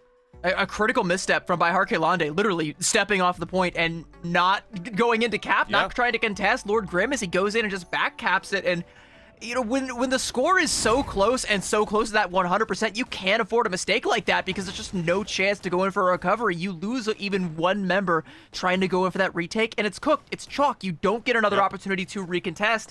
Mimi doing all he can to try and find some picks in the neutral to turn it back in by Harkelande's favor, but it's just not enough. You're already down by that point. You just can't, like, there ain't a shovel big enough to dig yourself out of that hole.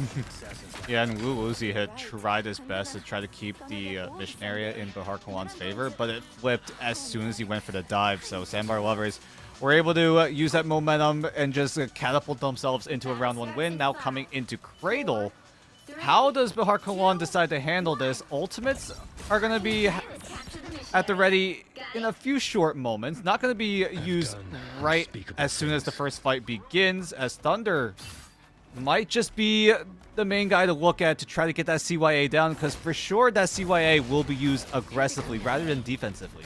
I think you can maybe try to play to pair that with the Feast of the Abyss if you really want to. You could even burst through the Eternal Bond from Timus. The anti-healing, I think, would be more than enough, and that might be what by Harkelan to try to play for here, but we'll see if Sambar Lovers want to go aggressive with this Eternal Bond once they've got it. God of Thunder will also be coming up before too long, but it's actually going to be the Banhammer that ends up coming out first from Hyubon Lu, and It's going to force out the Eternal Bond early on, so it does open the opportunity to go aggressive with the CYA, and by Harkinlan going to do just that. God of Thunder coming out from Lord Grim to try and put the pressure onto anybody who dares take an angle on them, but Mimi has quite the angle right now. So much damage coming out, taking down the Contemporary, a collateral for a triple, and good lord, Mimi is putting on a show on this Black Widow. Gonna find a quad in that fight with that Phoenix team up at the end of that fight. What a way to turn it. In case you didn't know, Black Widow is unironically meta here in Season 9. Now you know. This is how strong this Black Widow has become with that rework, as Sambar lovers need to pick up the pieces to try to force themselves back into this mission area. They only have aggressive options with the Devil Beast Rampage, and Tav with the Dance of the Butterfly is able to find Dusk, but the BRB is the only thing used by Bahar Kalan for the time being. Yeah, but still taking out a strategist that's huge. There wasn't enough healing to keep you up on Lou in the fight. Kraken Impact coming out. He'll take down FQTL as well. And looking for the triple onto Dusk. Gets hit with a charm, but will retort with a tainted voltage. And Dusk gonna feel every bit of that. And a nice little quad off the Radastern shots. Bro is just letting that thing sing. And Tav with a dash to put it all down. That's gonna be 42% for Bahar Kalan, but they'll give it up and Sambar lovers take the point.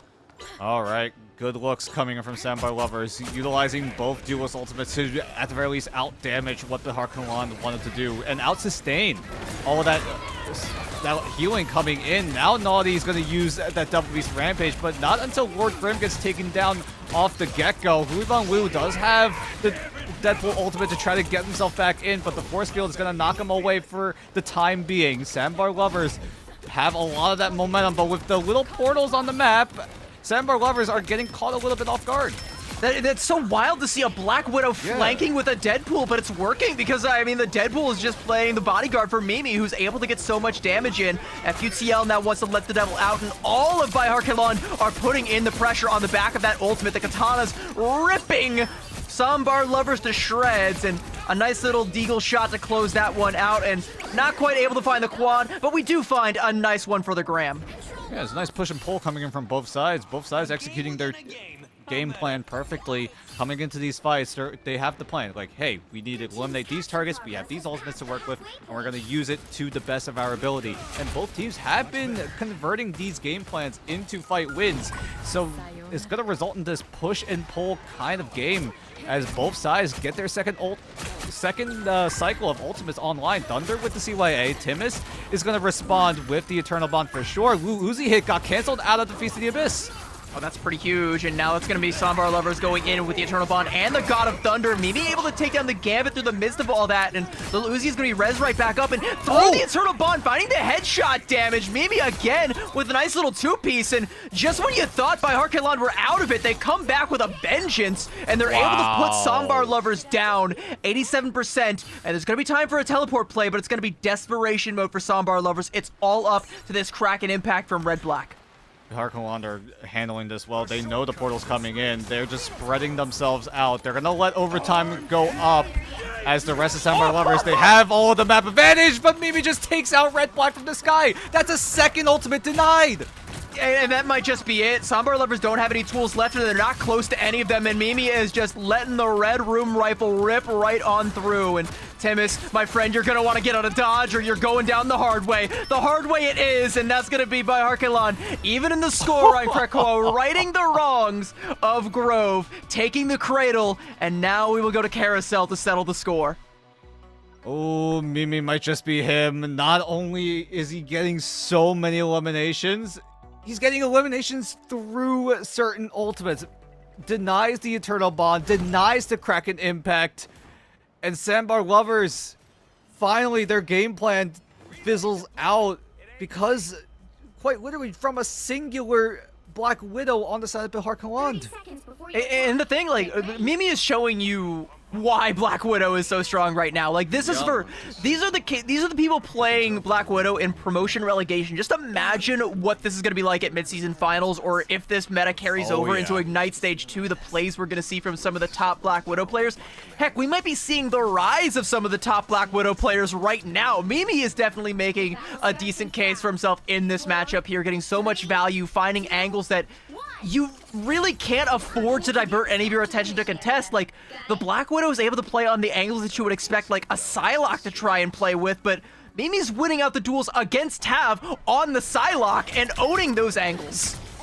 Yeah, and Mimi can afford to do that because of how much mobility he has, as well as being able to use the dive for that extra dash of mobility. But Sandbar Lovers coming in swinging, taking the fight to Behar Kalan. But Behar Kalan, they do have defensive ultimates. Fate of Both Worlds is going to be used to try to neutralize this Raging Royal Flush coming in from Sandbar Lovers. And Ryu needs to make sure that his life is preserved so that the Royal Flush is enabled in its full duration, but Huiban Liu is able to just dunk right on in, and that's the strategist gone. Yeah, the Feast of the Abyss that comes through from the Luzi is just too much. The anti-healing able to cut through that healing from the Raging Royal Flush, and Lord Grim will be cut through by Huiban Liu, and gonna be another easy fight win, it seems, for Behar Kalan. They get to carry over the Assassin's Focus, and you gotta track down Mimi now. If you're Sambar lovers, where is this Black Widow lurking? Because she'll take your head off if you can't find her before she finds you. That's the problem right now. Assassin's Focus is also available. FQTL even having the Let the Devil Out means that Behar Kalan have so many different ways to manipulate this line of sight from Sambar Lovers. Either you have to look at FQTL or you look at Mimi with the Assassin's Focus, but with Enryu gone, Sambar have to go back once again.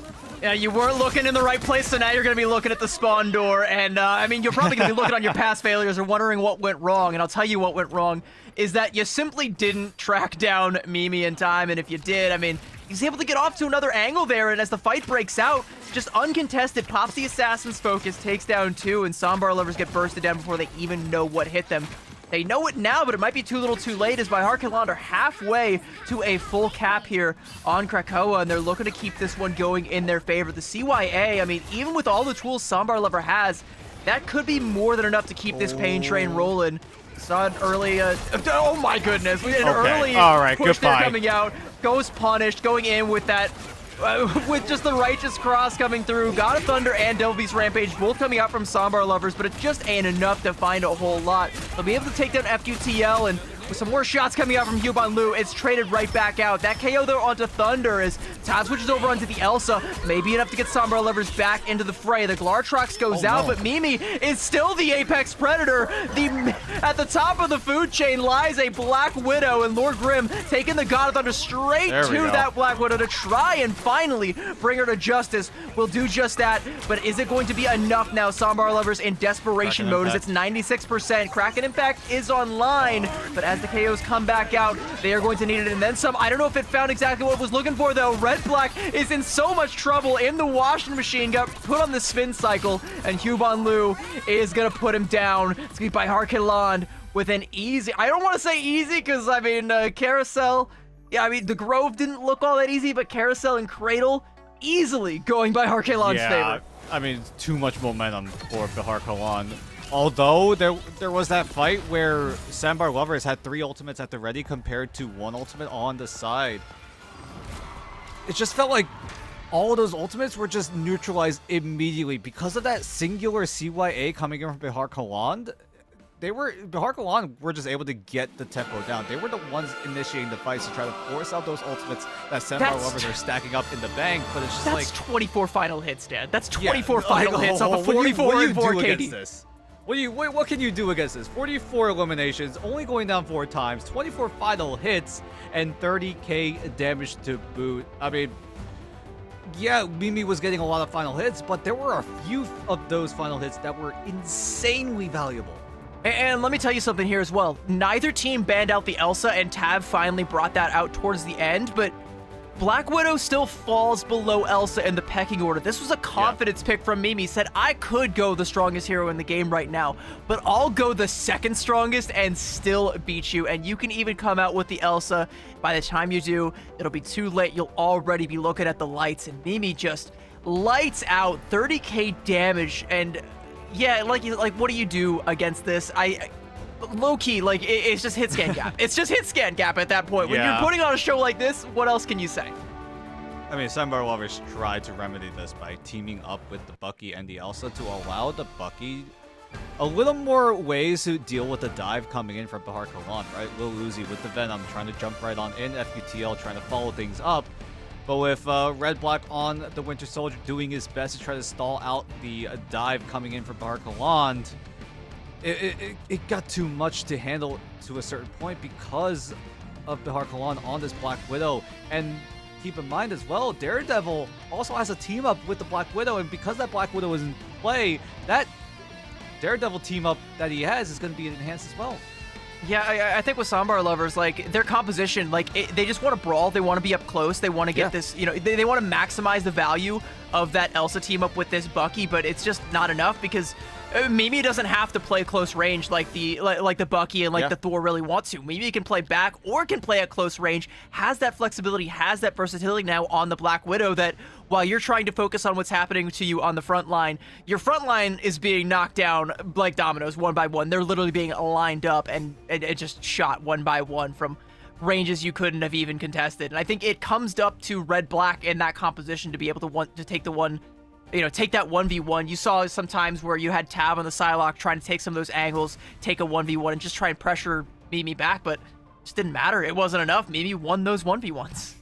Yeah, I mean, you gotta also shout out to the strategists on the side of Sambar Lovers, making sure that the backline is also very sustained, because Harkalan, they had to try to find ways to deal with this Black Widow, right? The best way you can shut down Black Widow is by having all of these players just dogpile on to the Black Widow to try to take her out before things go wrong, but it just felt like Sambar Lovers were able to handle that aggression to perfection as we head into the second map. It's going to be Midtown once again, as Sambar Lovers going the more meta approach by taking away the Mantis and the Gambit, while Bihar Kaland are doing a little bit of a YWL moment.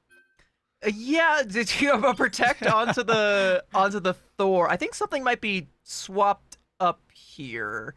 Yeah, it's Bihar Kaland in the blue and Sambar Lovers in the red. Yeah, things got a little bit twisted there, because that makes a little bit more sense for Sambar Lovers to go for the Thor Protect, but I'm still not sure why they would go for the Thor Protect as their first Protect. You got it through the first time and it didn't work. I don't know why you're so eager to get it through this time around.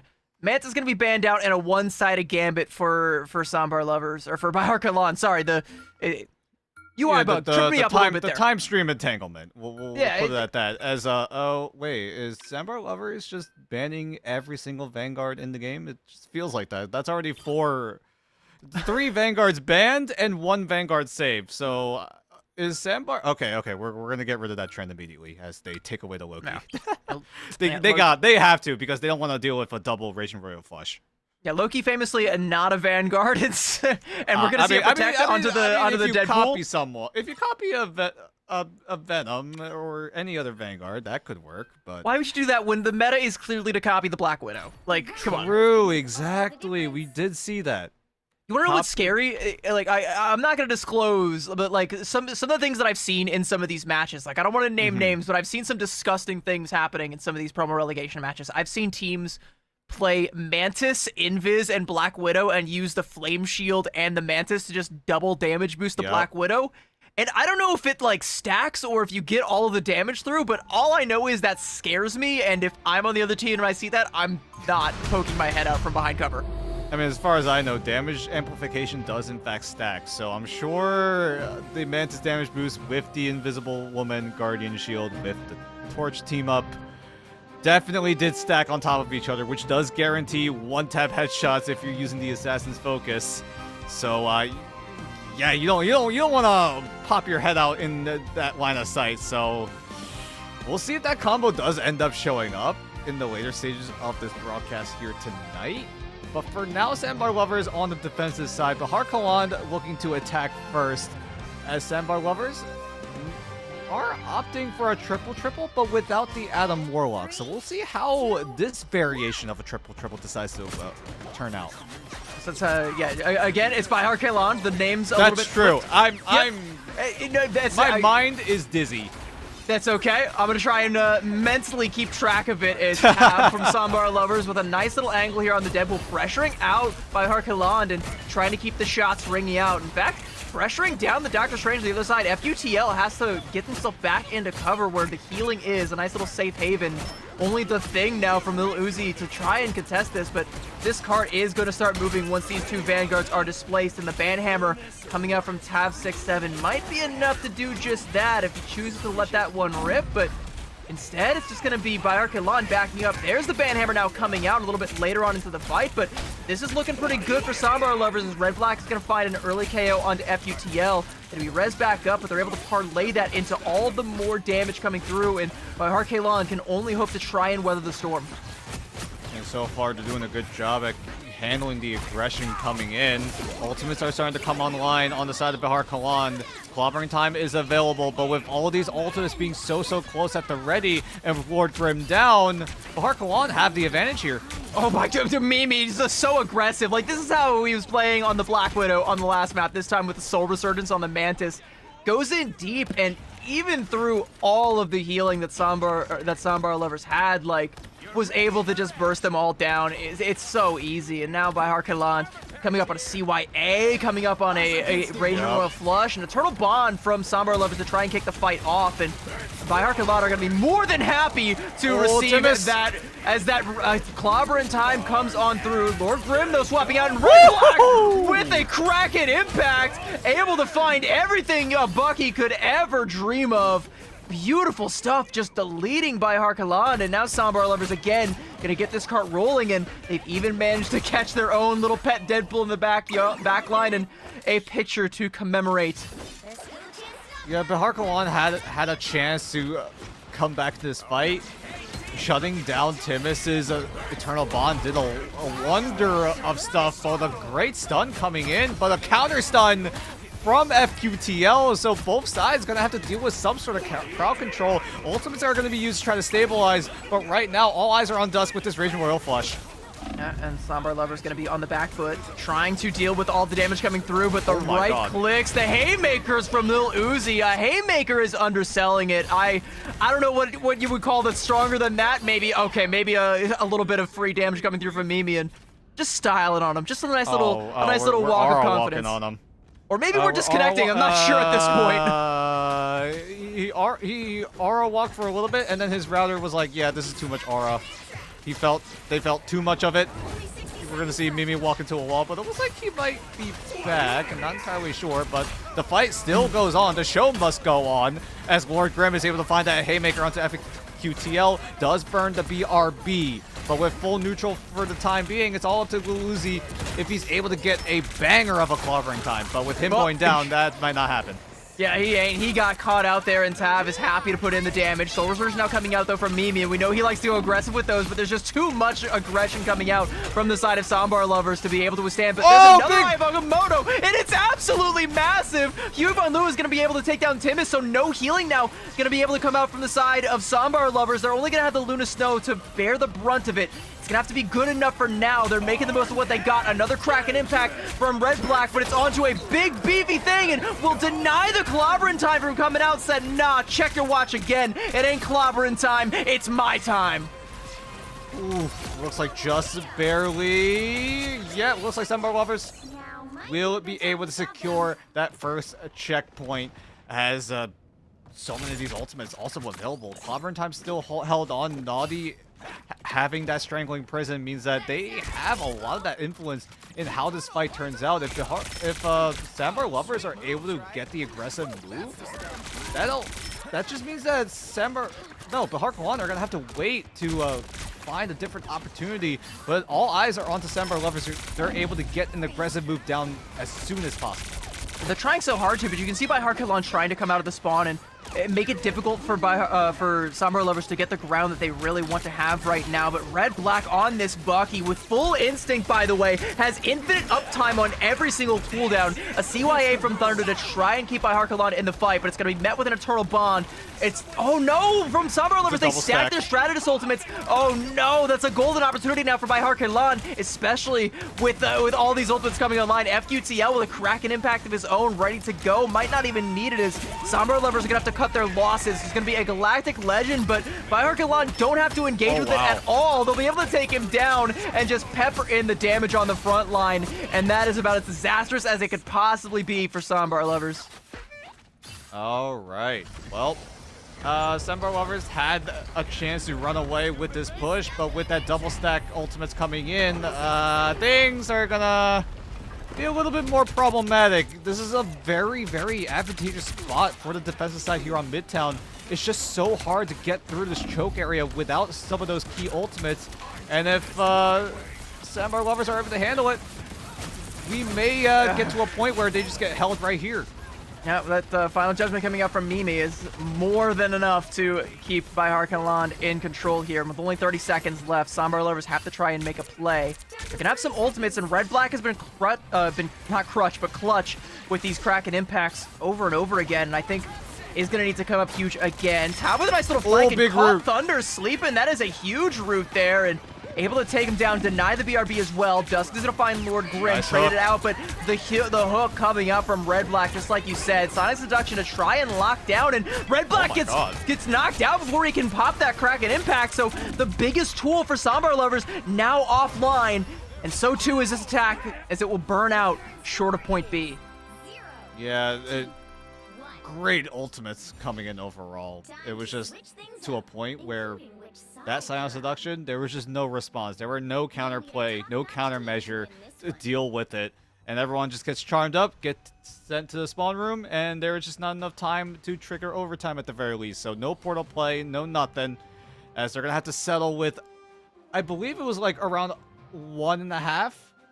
They got to the first checkpoint, and then they got halfway towards second. So as long as that's been matched, it does seem like Bahar Kalan will have a way to come back in. I'm still insanely confused by the whole switcheroo, the whole entanglement happening here in the spectate, but we're making it work. We're making it work. Yeah, for those of you just joining us, why are the casters calling the names wrong? It got flipped, all right? It got flipped in the, you know, bit of a bug. It happens, you know. But we are doing our best to accommodate here. That is Bihar Kaland in the blue. You can tell because Mimi has been popping off as he did on Krakoa. This time on the attack, looking to bust out the Human Torch. I'm not sure if that would stick, but with the way Mimi's been playing, I honestly wouldn't even be surprised at this point. Hey, you can team it up with Luuzi on the thing. Okay, never mind. They're just gonna switch it out immediately. This is better. This is better. Gonna team it up with that FUTL on the Bucky, which, as we discussed, even with the unenhanced version, that team up gives Bucky infinite uptime on his abilities. Like, literally, it takes the cooldown from Tainted Voltage from 5 seconds down to 3 when you're at max instinct stacks. And it just means you can spam those abilities, constantly keep the pressure up, and gain overshield every time you land one. And you get even more overshield because Mimi is playing that Elsa Bloodstone, so that team up on the Bucky is enhanced even further. So this FQTL will have a lot of that extra bonus HP if things do go wrong, as Mimi doing his best to try to wrap around the back line of Sambar Lovers as they're doing their best to try to take him out in the end. FQTL is able to isolate Tav 6-7, and he will get taken down in the laundromat as the rest of the team looking to try to stabilize. But with these root walls just cutting off the way of escape means that so much more pressure is being applied. Yeah, like Hyuban Lu so clutch with those root walls, says, no, you are not disengaging. You are trapped in here with me, and you are going to take this fight. And unfortunately, Sambar Lovers were not keen to take that one.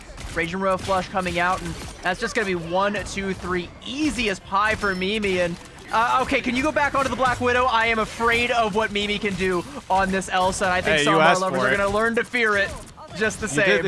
You did ask for it. You saw Mimi pop off on the second best option being the Black Widow, and we were scared to see how he would perform on the best option, that being the Elsa Bloodstone, and so far he is looking to do just that as a little bit of an anti-synergy. I'm not sure how the Apex Predator turned out, but Timus does go down in the end, so it's still worth.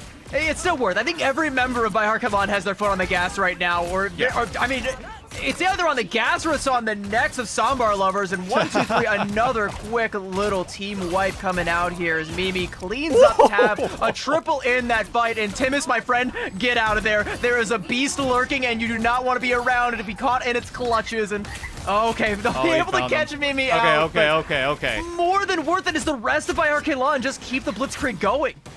Yeah, and there's just no signs of stopping. Bahar Kalan just running over Sambar Lovers, as Sambar Lovers, they do have ultimates coming up very, very shortly, but with Bahar Kalan being able to set the tone once again, Luuzi is going to be able to just force Bahar Kalan, or no, force Sambar Lovers away with the Silent Seduction.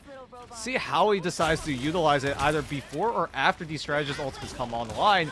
But either way, it does feel like Blue Uzi's going to force one of those strategist ultimates. FQTL able to take down Tab in the neutral. There's already going to set Sambar Lovers behind the 8-ball here. And now by Harkeland, like, they've got the ult advantage, but they don't even need to use it. Sonic Seduction being forced early on, but it's met with an invisible boundary, so you're not going to be able to seduce much of anything. Damage amped, Crack, and Impact, and FQTL trying to find Timus. Will do it! Gets to go again, but there's going to be a Fate of Both Worlds this time around, so not going to be able to find a whole lot. Oh, what a root! And a God of Thunder from Lord Grimm. Disgusting plays coming out to keep Sambar Lovers alive, and his red-black takes down his contemporary in FQTL. Finally, we will be able to get Sambar Lovers back into this fight. That got so close to the map being ended right then and there. 3 minutes on the clock for Bahar Kalan, so plenty of time to regroup and look for different approaches in, as Hui Ban Lu has that Strangling Prison to try to lock up anyone on the side of Sambar Lovers, but Sambar Lovers do have aggressive options of their own. Lord Grimm nearly got caught out there. Does get cleaned up by FQTL, and Mimi able to take down Tab as well off the back of that damage coming out from the Raging Royal Flush. And by Arkalan just keeping the pressure going. 2 of the key members of Sambar Lovers are not going to be in this fight, and the Strangling Prison still on deck. Catches onto the back line. What a Spore Bomb coming through. So much damage. What a wall. And that is going to be a clean win on Midtown for Bihar Kaland. By any other name, they will be able to take this one 2-0. Time Stream, Entanglement be damned. Bihar Kaland are able to get the sweep down. Huge looks coming in from every single member. I mean, we talked about Mimi for so much of that first map, and now coming into the second map, it really feels like the supporting cast of Mimi have shined even more here. Yeah, we talked about Mimi popping off in some of those fights, but all of Mimi's teammates doing a great job at doing their part, either by CCing up members, either getting clutch strategist ultimates down. It just felt like they had so much of that momentum that carried over from that first map. And speaking of momentum, I like, Mimi carrying over the momentum, but Hui Ban Lu on that Groot, and also for a fair bit on the Deadpool as well, keeping pace with Mimi in terms of not only damage, but in final hits as well. And FQTL not too far behind. Like, this is a team that is feeling themselves, that is firing on all cylinders, and is keen to find themselves into Ignite. And I'd be hard pressed to find another team that could stop them if they're playing with this much confidence. Maybe we saw another one earlier on tonight, but that's a matchup that I'd be looking forward to seeing. We might just get to here later on tonight if the cards shake out as they may, but we'll have to see. I'm looking forward to it. These teams both put on an absolute show. And again, the things that Mimi is doing, whether it's on the Elsa or the Black Widow, are disgusting. And it's just a small little taste of what the Season 9 meta is going to be looking like. Imagine what some of the other Black Widow, what some of the other hit-scan players are going to be able to do on these characters on land at mid-season finals. And again, if this all carries over onto Stage 2, what is that even going to look like? I can't wait. I love it. I'm seeing some of the biggest pop-off plays I've ever seen, and it's at a promo relegation tournament. Yeah, I mean, these teams are trying to either stay alive in Ignite or trying to break through. And right now, I mean, we saw how well these teams are performing. It's just like, can they bring it to the next step? Can they do this in Ignite? Are they actually ready for Ignite? That's going to be the big question mark coming in, because I feel like by the time we get into Stage 2, the meta is going to shake up once again. And we touched up on that a tiny bit, right? Being able to adapt to all these metas, it's just going to be a big question mark in how they're going to be able to handle it. I've got bad news, Dan. I've got bad news. The team names, they were actually flipped on Krakoa, not on Midtown. So oh my god. Oh, we were double wrong. Oh no. We were wrong both times around. Okay. So if you never see us ever again, you know why. Because we also got caught up in the time stream entanglement. Okay, so let's clarify just so we all know where we actually are. It's Bihar Kaland that are down in the lower bracket, and Sambar Lovers that will be carrying on. Sambar Lovers, of course, the team with Hui Ban Lu and with Mimi, and you will definitely be seeing more of them. Of course, you'll be seeing more of both of these teams, as, Bihar Kaland, again, in the lower bracket. They do have another life, but we have got more matchups ready to go. Yeah, and soon enough, we'll see if we're able to load up into a matchup in a few short moments. We'll see where we are taking this time around, as not quite sure what the night is in store for us, because either way, I'm so excited to see all of this Season 9.0 action. I mean, we did get a taste of it watching that Tier 2 EMEA qualifier tournament that did happen a few days ago, but now coming in, it feels like slowly but surely we're starting to see a meta develop in terms of what kind of compositions could shine here. Because right now we've seen a variation of dive, variations of front to back really being the focus onto the Bucky and the Elsa Bloodstone, whereas the dive, we still see Venoms trying to rule over things, but there has been a lot of ways to shut it down. Well, we are going to have to cut to a quick little break and see if the meta develops any further in this tournament, as more teams will be trying their hand at making their way to Ignite Stage 2. Promo relegation will continue after this break. Don't go anywhere. We'll be right back.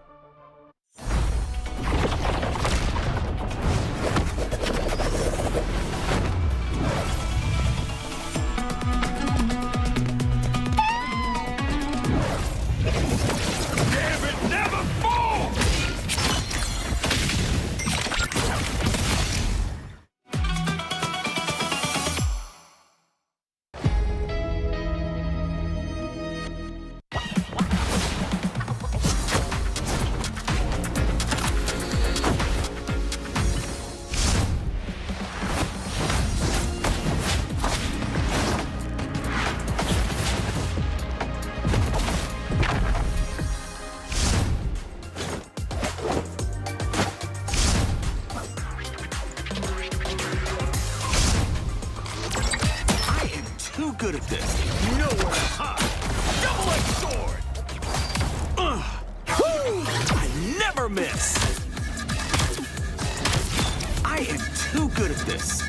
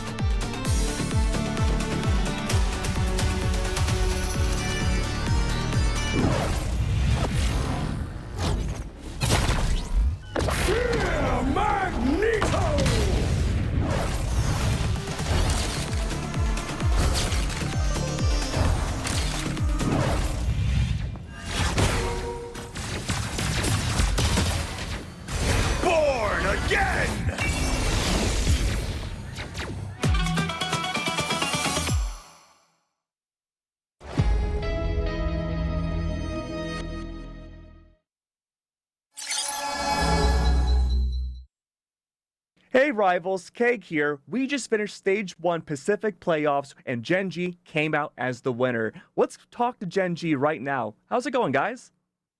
Hi, I'm Zimstari, a Vanguard player for Gen.G. Hi, I'm FMCL, a duelist for Gen.G, and we're feeling good. Into the mid-season finals. And if you didn't know who they were, if you forgot who they were after DreamHack Atlanta, they are Chopper Mag, they are Gen G, they are your Pacific champions, your kings of the Pacific. The best in this part of the world, this neck of the woods belongs to them, and they'll claim that cash prize and that first seed going into mid-season finals. You heard J-Mac in that previous interview. Reject, they're happy that they get to go to mid-season finals alongside Gen G. He's glad they get to go together, but they wanted that first seed, but Gen G said no, that belongs to us, and there is not a thing in the world you could do to take it from us. They took it, they seized the moment, and they are your champions. So, for my first question, talk to me about your journey from preseason to the end of stage 1. Having dropped very little maps overall, tell me what it's like to ensure such consistent victories. You know, I just think it's like consistent gameplay anyways. I think seeing that for being at China, there was like only like a week and a half, 2 week grace period that we had to actually practice the meta. So I think that was pretty important as well. I just think like getting it down really pat, like getting it above upper level teams like that we would verse in stage 1 or preseason, vice versa. It's just really important that we just stay consistent and we know how to play the game. Yeah, I think it's just like keeping up on the meta. Like sometimes there's meta shifts, you know, like Daredevil got nerfed, Black Cat got nerfed. Black Cat got nerfed very hard. Like last season, she was probably the best character in the game, but now she's like borderline unplayable. So just like making sure we keep up on scrims, see what other teams are playing, so we can like sometimes copy that or sometimes improve on it. So we're just always at the top level, just ready to always win. You guys have been a team that has shown very little weakness all throughout preseason and stage 1, but there was one area that we did notice maybe there was some faltering, and that was Heart of Heaven in the last 2 days. You lost it up against the Reject before, but then you ended up winning it today. Talk to me about Heart of Heaven and what was going on yesterday and what was different today. Look, I mean, we've never needed to practice that map because no teams except them, even in scrims before, would take us to that map.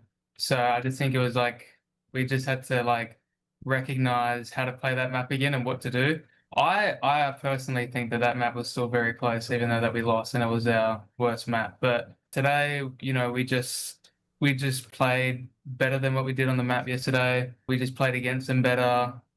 Like we just didn't let them do anything against us on defense or attack. So I think that was a very good improvement from yesterday's map. Yeah, I just think we don't really practice the map. Myself, I don't like that map at all. So we don't pick it really ever in scrims, and no other team really picks it. It's not the most liked map. And then coming in this morning, we actually did some practice on it. We figured out what comps we'd like to play into what they were playing. I think they did a little bit of that as well against what we were playing. But yeah, I think we just came in stronger today on that map just because we practiced in the morning and just knew what we were going to play. Hey, speaking of knowing what you want to play, Gen G's team coordination has proven to be some of the best in the world. Your team fights have almost always ended in aces with everyone on the enemy team completely gone. Talk to me about your executes and your team coordination that sets Gen G apart from everybody else in the region. I think it's just like pre-fight planning. You know, if we lose a fight before and we just pre-fight plan and we say what they have and we say what we're going to do, it's very easy to execute a good team wipe after that, or it's very good to execute a kill and then to go on to a team wipe. I just think ult cycles is a very big thing as well. You know, you see like most of the time we always have like very close to an ult, or we have an ult on standby that we can use when we go to attack or defense. I just think that it's like important to like we comm a lot what to do and where they are and how to use our ults in the ult economy. I think the main thing that leads to us winning most team fights is just having better ult tracking. You know, like pretty much every team fight we win, it's because we're up an ult, or we just manage to like counter an ult, like eating a Groot ult with mag ult per se. But it's like always up on ults, which just allows us to just walk over the enemy team most of the time. Like mainly with Gambit ult, we'll always be up like a Gambit ult, and we just go in the next fight. Like we'll lose the fight, like not on purpose, but like they use more ults than us, so we're just gonna lose that fight. Next fight we come with a Gambit ult and immediately clean up, get ace. So what's interesting about the Pacific region is that For the preseason and for the group stage, we had two smaller regions duking it out in their respective teams. You, of course, are from Oceania, but for Asia's playoffs, there was 6 teams from Asia that got to make it into playoffs, and then only 2 representatives from OCE. That makes you one of the smallest, I guess, sub-regions in the entire world. How does it feel to be one of 2 teams to make it to playoffs and beat every other team that qualified? I think it's pretty rewarding. You know, even in the past, we've shown that we can still win our region and still beat Asia, even on like stage games or, you know, when we like just at lands. I think it's like a very dominant thing for people to see that like we can win our own region and then go to win Asia as well.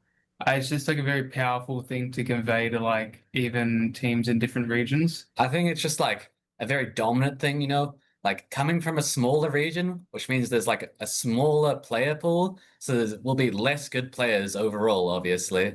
But then coming into a bigger region and then pretty much blowing out the water, it's just like, I don't know, it's like different. You get what I mean? I bet it does. Well, let's talk about a bigger region, right? Do you feel going into midseason finals, you are an underestimated team? I don't think currently we're underestimated that much, especially by EU teams. I think we're well liked by most EU teams. I'm not sure about NA because we haven't been keeping up with NA as much. But in EU, I think we're well respected, and they think like we'll obviously place it among the top teams. That's what my opinion is. Yeah, I kind of agree with him as well. It's like EU have a bit more lenient opinions than what NA does. I guess you could say it's a bit more, EU is a bit more comforting to like teams that can actually like go head to head with them than what NA does. Like they could just go in on the day and be like, yeah, we're going to beat them. Like it's just how it is. But I think they don't need to underestimate us. Like I don't think like a lot of player individual skill and player skill and team consistency has changed. But even if you look at the past, you know, it's just been the same like level of team play, and we're looking to go further. So speaking of international teams again, is there one team internationally that you two want to face? I want to beat Swamp Gaming because their coach likes to VOD review other teams lots and always just talk about their mistakes. But when is someone watching his team and talking about their mistakes? No? Ooh. It would have to be Swamp or maybe Navi. Only Swamp because they're a very well-developed team from their coach, but their coach, like what FMCL said, is a very brutally honest type of person. And I would really only say Navi because like they've been in the talk for the most like consistent team to place. Technically, they were basically the same roster almost as Rad when they won mid-season, and they're almost the same roster again when they came second in grand finals, and we did lose 3-0 to them, which was saddening. But I do think that now we could definitely go like head to head more confidently with Navi than, or just in general, than what we could. Sounds like you guys have a lot of bold words for Swamp Gaming. Is there anything you want to say specifically to them? Watch out. Oh. I'm ready to have that in-person conversation with you that you said when you were VOD reviewing my game. I'm ready to talk IRL at LAN. Oh, I hope it happens, man. Mid-season finals will be taking place in Los Angeles. Is there any kind of food that you want to try when you're in LA? Everything. You know, LA is known for like its food half the time. Just the amount of like food vendors that are on like every single street. I can tell that it may be a bit better than Atlanta from when we went. That was a bit more drier, but we're in LA, you know. I just want to try a lot of fried chicken. Sure. I like fried chicken a lot. Yeah. It's really good. Sweet. Well, that's all I had for you guys. Thank you so much, guys. I really appreciate it. Thank you. Thank you.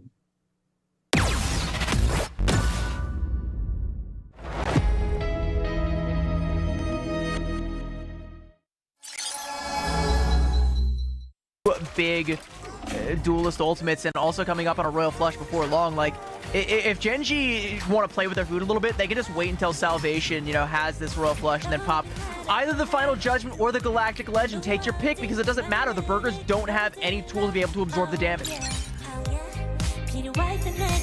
Healers, because they were under the full force of Tashi, and familiar place, that's exactly where they are once again.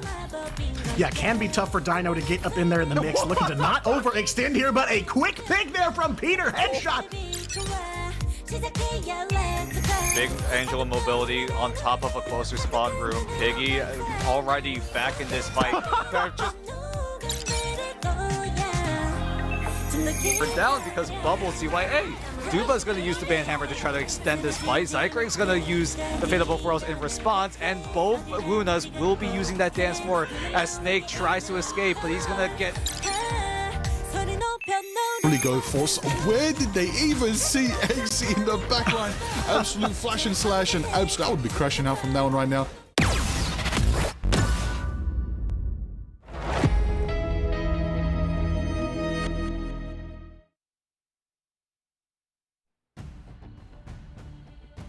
Welcome back, Rivals. We are here for more promo relegation action. We're here to see who is going to be joining us for Stage 2 of Ignite. And we got more teams, more new fresh faces for us all to get our eyes on and see if just maybe they might be the next in line. Next up on the chopping block, we have got Griffin versus All In. And these are two teams that, although they might be relatively new to us, there are a few familiar pieces amongst them.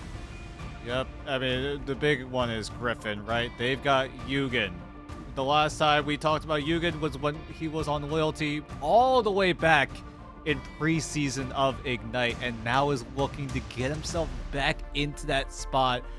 And we'll see how well Griffin do well in this entire tournament. They have a chance to promote themselves into Ignite Stage 2, but they're going to have to deal with All In for, at least for now.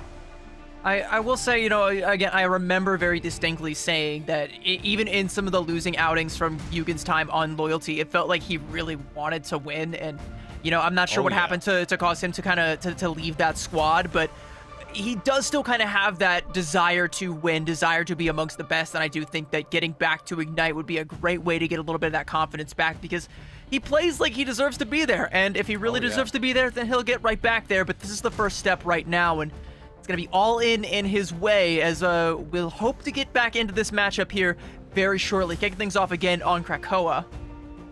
Yep, Krakoa going to be the first map once again, as they're going to have to go up against All In. All In is a Japanese team, so see how they decide to play out here on Krakoa, right? See if they're able to utilize those compositions, maybe get a little bit of that advantage through the band draft because of all these team ups being in the game now. There's like, if you include the enhanced versions, like 100 plus at that point. Okay, well, immediate problem with getting the advantage in the band draft is All In have seemingly missed a band. Well, that's you don't want to do that, guys. You don't want to do that. So Gambit's going to be banned, and I think that means that Griffin, I mean, take your pick. You know, do you want to go for a one-sided Mantis as well, or a one-sided Gambit? Like, what do you want to do? There's going to be a Daredevil Protect that ends up coming out from All In. So, you know, hoping to try and keep some dive prowess there, but I'm looking forward to seeing what Griffin ends up coming out here with. Looks like they're going to ban the Mantis and likely go for a one-sided Gambit here, and here's what I'm curious about, though, is we've already seen some teams try to go for things like the Thor and, you know, try their hand at some of these other kind of like off-kilter compositions that we probably wouldn't call meta. But I think, you know, at this level, it kind of takes time for the meta to trickle down and for people to settle on this is what is the best, this is what you must play. We know Elsa's strong, we know Black Widow's strong, but beyond that, like, there's still a lot of questions that I think are being answered piece by piece here. So even though the band draft looks a little bit rough sometimes, it's not, you know, it's not a completely solved equation just yet.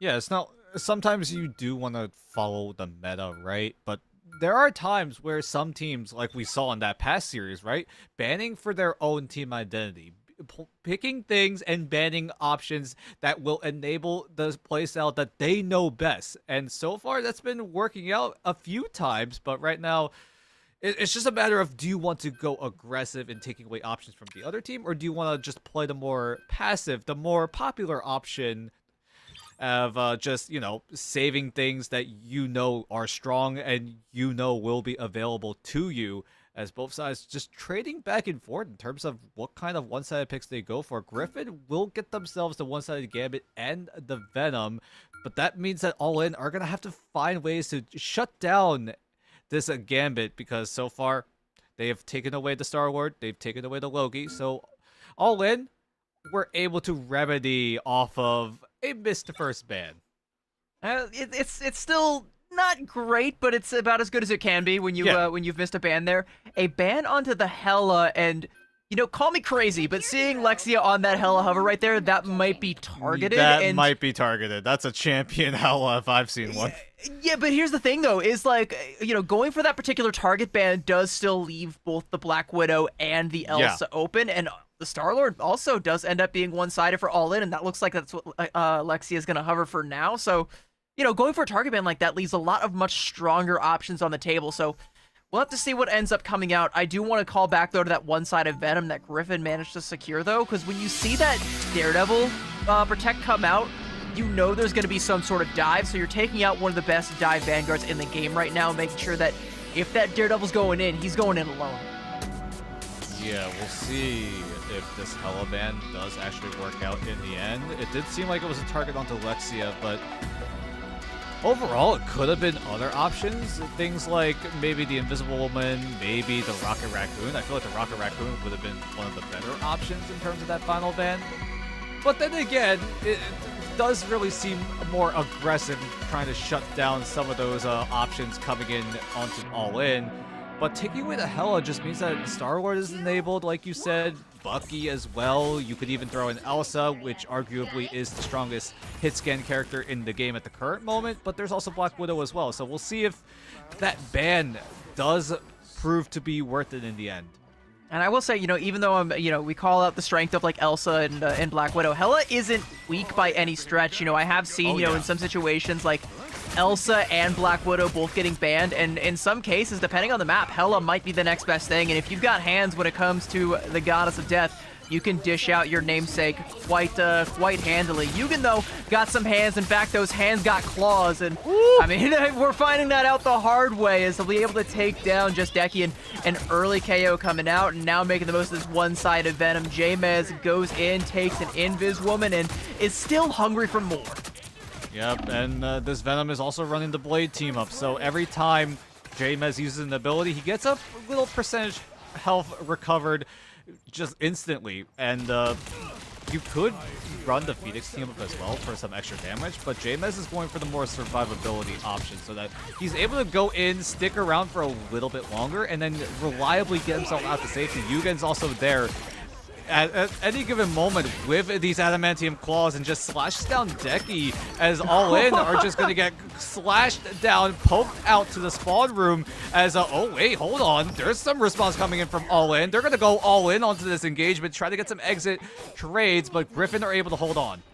Yeah, I mean, there was a little bit of pressure that came up from all in, a couple of quick KOs, but it really didn't feel like Griffin flinched at all. Like, they were just like, all right, whatever, we'll get him back. We win this fight anyway. And I'm glad you're talking about like the difference between the Phoenix team up and the Blade team up for the Venom. I have seen a lot more people using the Blade team up just because of the uptime that you get when you go in for those soft dives. Like, you get so much more done. It takes so much longer to force you to swing back out that you're able to find so much more and set up Dear Violet for picks just like this. And as the rest of the pinch comes through from Griffin, again, like, it's all off the back of that team up coming through from J-Mez, but make no mistake, I mean, we're all shining over here right now on Griffin. Yeah, Bestie doing his work with the Mag Sword. That's another team that we have to talk about. As the Mag Sword going to be so strong. I mean, that thing does so much damage overall. Being able to just poke and shred down either the front or the back line just means that this Magneto will have a lot of that pressure coming in here. Overtime's going to be triggered by All In. Was able to touch just barely, so that gives All In at least 8 more seconds to work with in this round. But with how strong Griffin are looking right now, that ain't happening.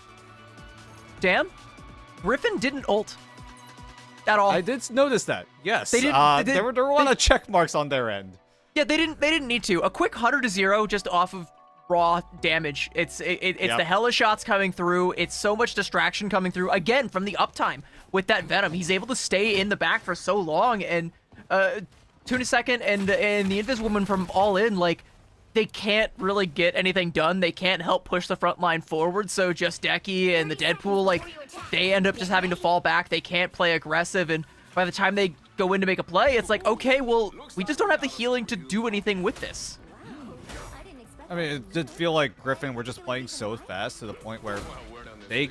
Yeah, we did say that Griffin didn't use any of their ultimates, but all in, the only ultimate they really could have used was the Deadpool ultimate. Either the Banhammer or the Big Test. And all in just never found room to work with because of how fast Griffin were able to control that first round. Now coming into second, it's going to be an ult dump here in the first fight for sure. Yeah, there's going to be a lot on deck, but I think, again, you know, if you want to leverage what, you know, I wouldn't call it an advantage because you're still behind, but if you want to leverage the utility of the ultimates you have to try and make a play. Jameis is already in the back. Yeah, he's already lurking. I think he's a little bit too far back, but Bestie gonna go in with that sword, get a wealth of damage. Metallic Curtain for a little bit of absorb. There's that Feast of the Abyss to kick things off, and Bestie taking down just Decky, and there's gonna be a last stand coming out from Yugen as well. And Griffin, they simply put the pedal to the metal. They push Q first, and all in. They are too slow to react. They only use 2 ultimates. Jameis, Feast of the Abyss, Yugen with the last stand confirms all the eliminations for Griffin. Now they get control of the mission area, and all in 6 check marks. Actually 5 check marks at the ready because that Deadpool had to respawn means that his entire ult charge has to go back to 0%. So all in at the very least, on paper, should have all 6 of their ultimates coming into this fight. But the question becomes, are they able to convert? Raging Royal Flush into a Goddess of Death, and that is a bit of an overreaction, I think, from all in. The Meteor M and the Fate of both worlds, both to try and absorb the damage. Nevertheless, it will be successful, but we're gonna have to convert that into more, as we're gonna find an early KO there onto Dear Violet. So all in now with a man advantage, and Banhammer is online should he need it, but not gonna pull the trigger. Will instead just pull the trigger on the Deagle and put Yugen down. And this is all in's best chance here, as they're gonna go in with that Banhammer now, keep the pressure going, try and cut down this Luna Snow Vivid Light on a sliver of HP, but does get the healing that he needs from YF Kai. And Griffin still keeping themselves alive in this fight, even down a man advantage, even bending. They do not break, but Jameis will find himself broken, courtesy of Lexia. An invisible boundary is going to be a little bit too late to save, and that's going to be Yugen falling. Vivid Light with the Fate of both worlds can't save his teammates, and all in look to win this fight, but they still haven't found the flip.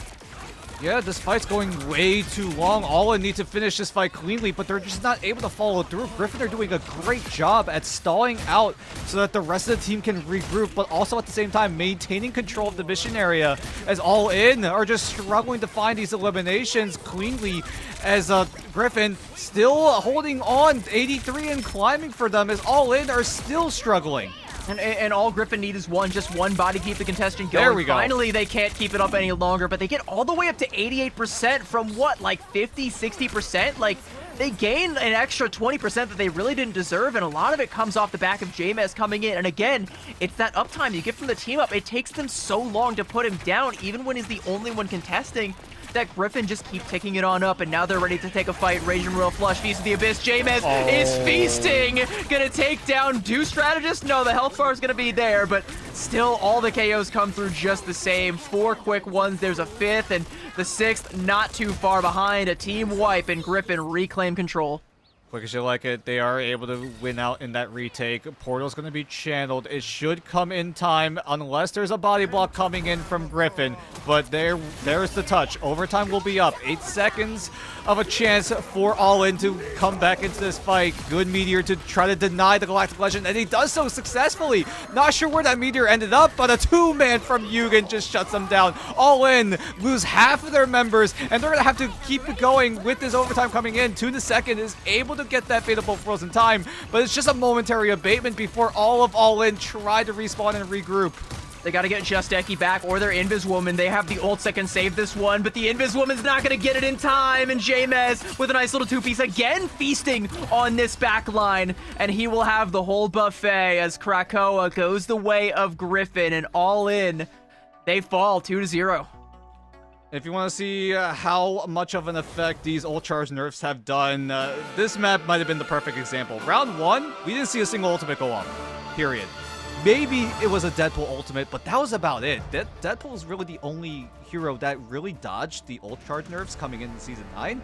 but my god, because of how fast Griffin played in that first round, and the fact that none of these teams had a chance to use their ultimates, Griffin kind of just ran over in the neutral, and All In just never found a way to come back in. Their best chance was trying to make things work, try to get a first fight win on the second round, but with how quick Griffin were, how aggressive they were to bring the fight to them, meant that All In just kept waiting until they found the moment, and then the second problem came in terms of trying to clean up that fight. Yeah, and the cleanup just never came, but Jamez was pretty clean with it on this Venom and was a constant menace, and it's just so easy for your duelist to come in and get shots just like this one here from Dear Violet, and it's so easy for Yukon on the Wolverine to just go in, scoop someone up, and find another quick elim. It's just, it's so easy, and it's off the back of some incredible Vanguard play coming out from Griffin. This squad, like, I like what they're made of right now, and the fact that they're able to stall out this second point for so long, just one man at a time going in, dipping their toes in the pool, but not staying too long, taking up an extra 20-30%, forcing a one-fight territory desperation mode mood from All In. That's the mark of a pretty good team, Dan. Yeah, I mean, Griffin were handling every single thing that All In were doing to perfection, right? When Griffin lost members, they at the very least did their best to try to stall on the point and then give them to All In, but because of how long they were able to retain it, you said it during that round as well, right? Griffin should have given the point away at around 50%, but because of All In just struggling to get all those eliminations quickly and efficiently, just meant that Griffin, they were down one, maybe two members at times, but every single time they just found ways to stall out enough so that they're able to come back as 6 and then just wipe out All In. Yeah, it's one of those things, like, you don't need to win the fight when you're in control, you just need to not lose it, and that's a great, like, Griffin are seemingly great at just not losing fights. Like, okay, it's not over until you have taken down all 6 of us, and we're gonna make it as difficult as it possibly can be for you to get all 6.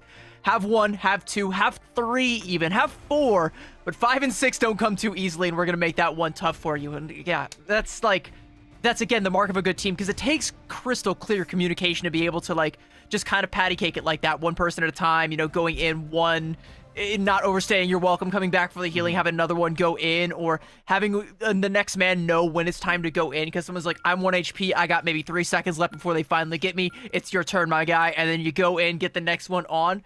It's difficult to communicate that in those hectic situations, and that's one of those, like, early signs that, like, hang on, this team might have found a recipe that's gonna get them all the way.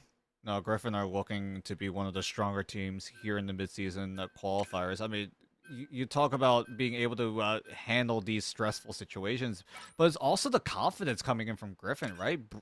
Especially in that first fight in the second round, bringing the fight to All In, because All In, it just felt like they weren't expecting a fight to be happening so soon. Griffin get the jump onto them, and they just quickly wipe out All In. And now coming into the second map, All In do choose Yggdrasil path as we take a look at the ban draft, both sides taking away the gambit, but that does allow both sides to secure the Mantis. Yeah, so both teams getting the Mantis is something that you don't see too often. Like, normally it's both teams go for the one-sided gambit, or one team will take the risk and give up the Mantis for the other side, but both teams now.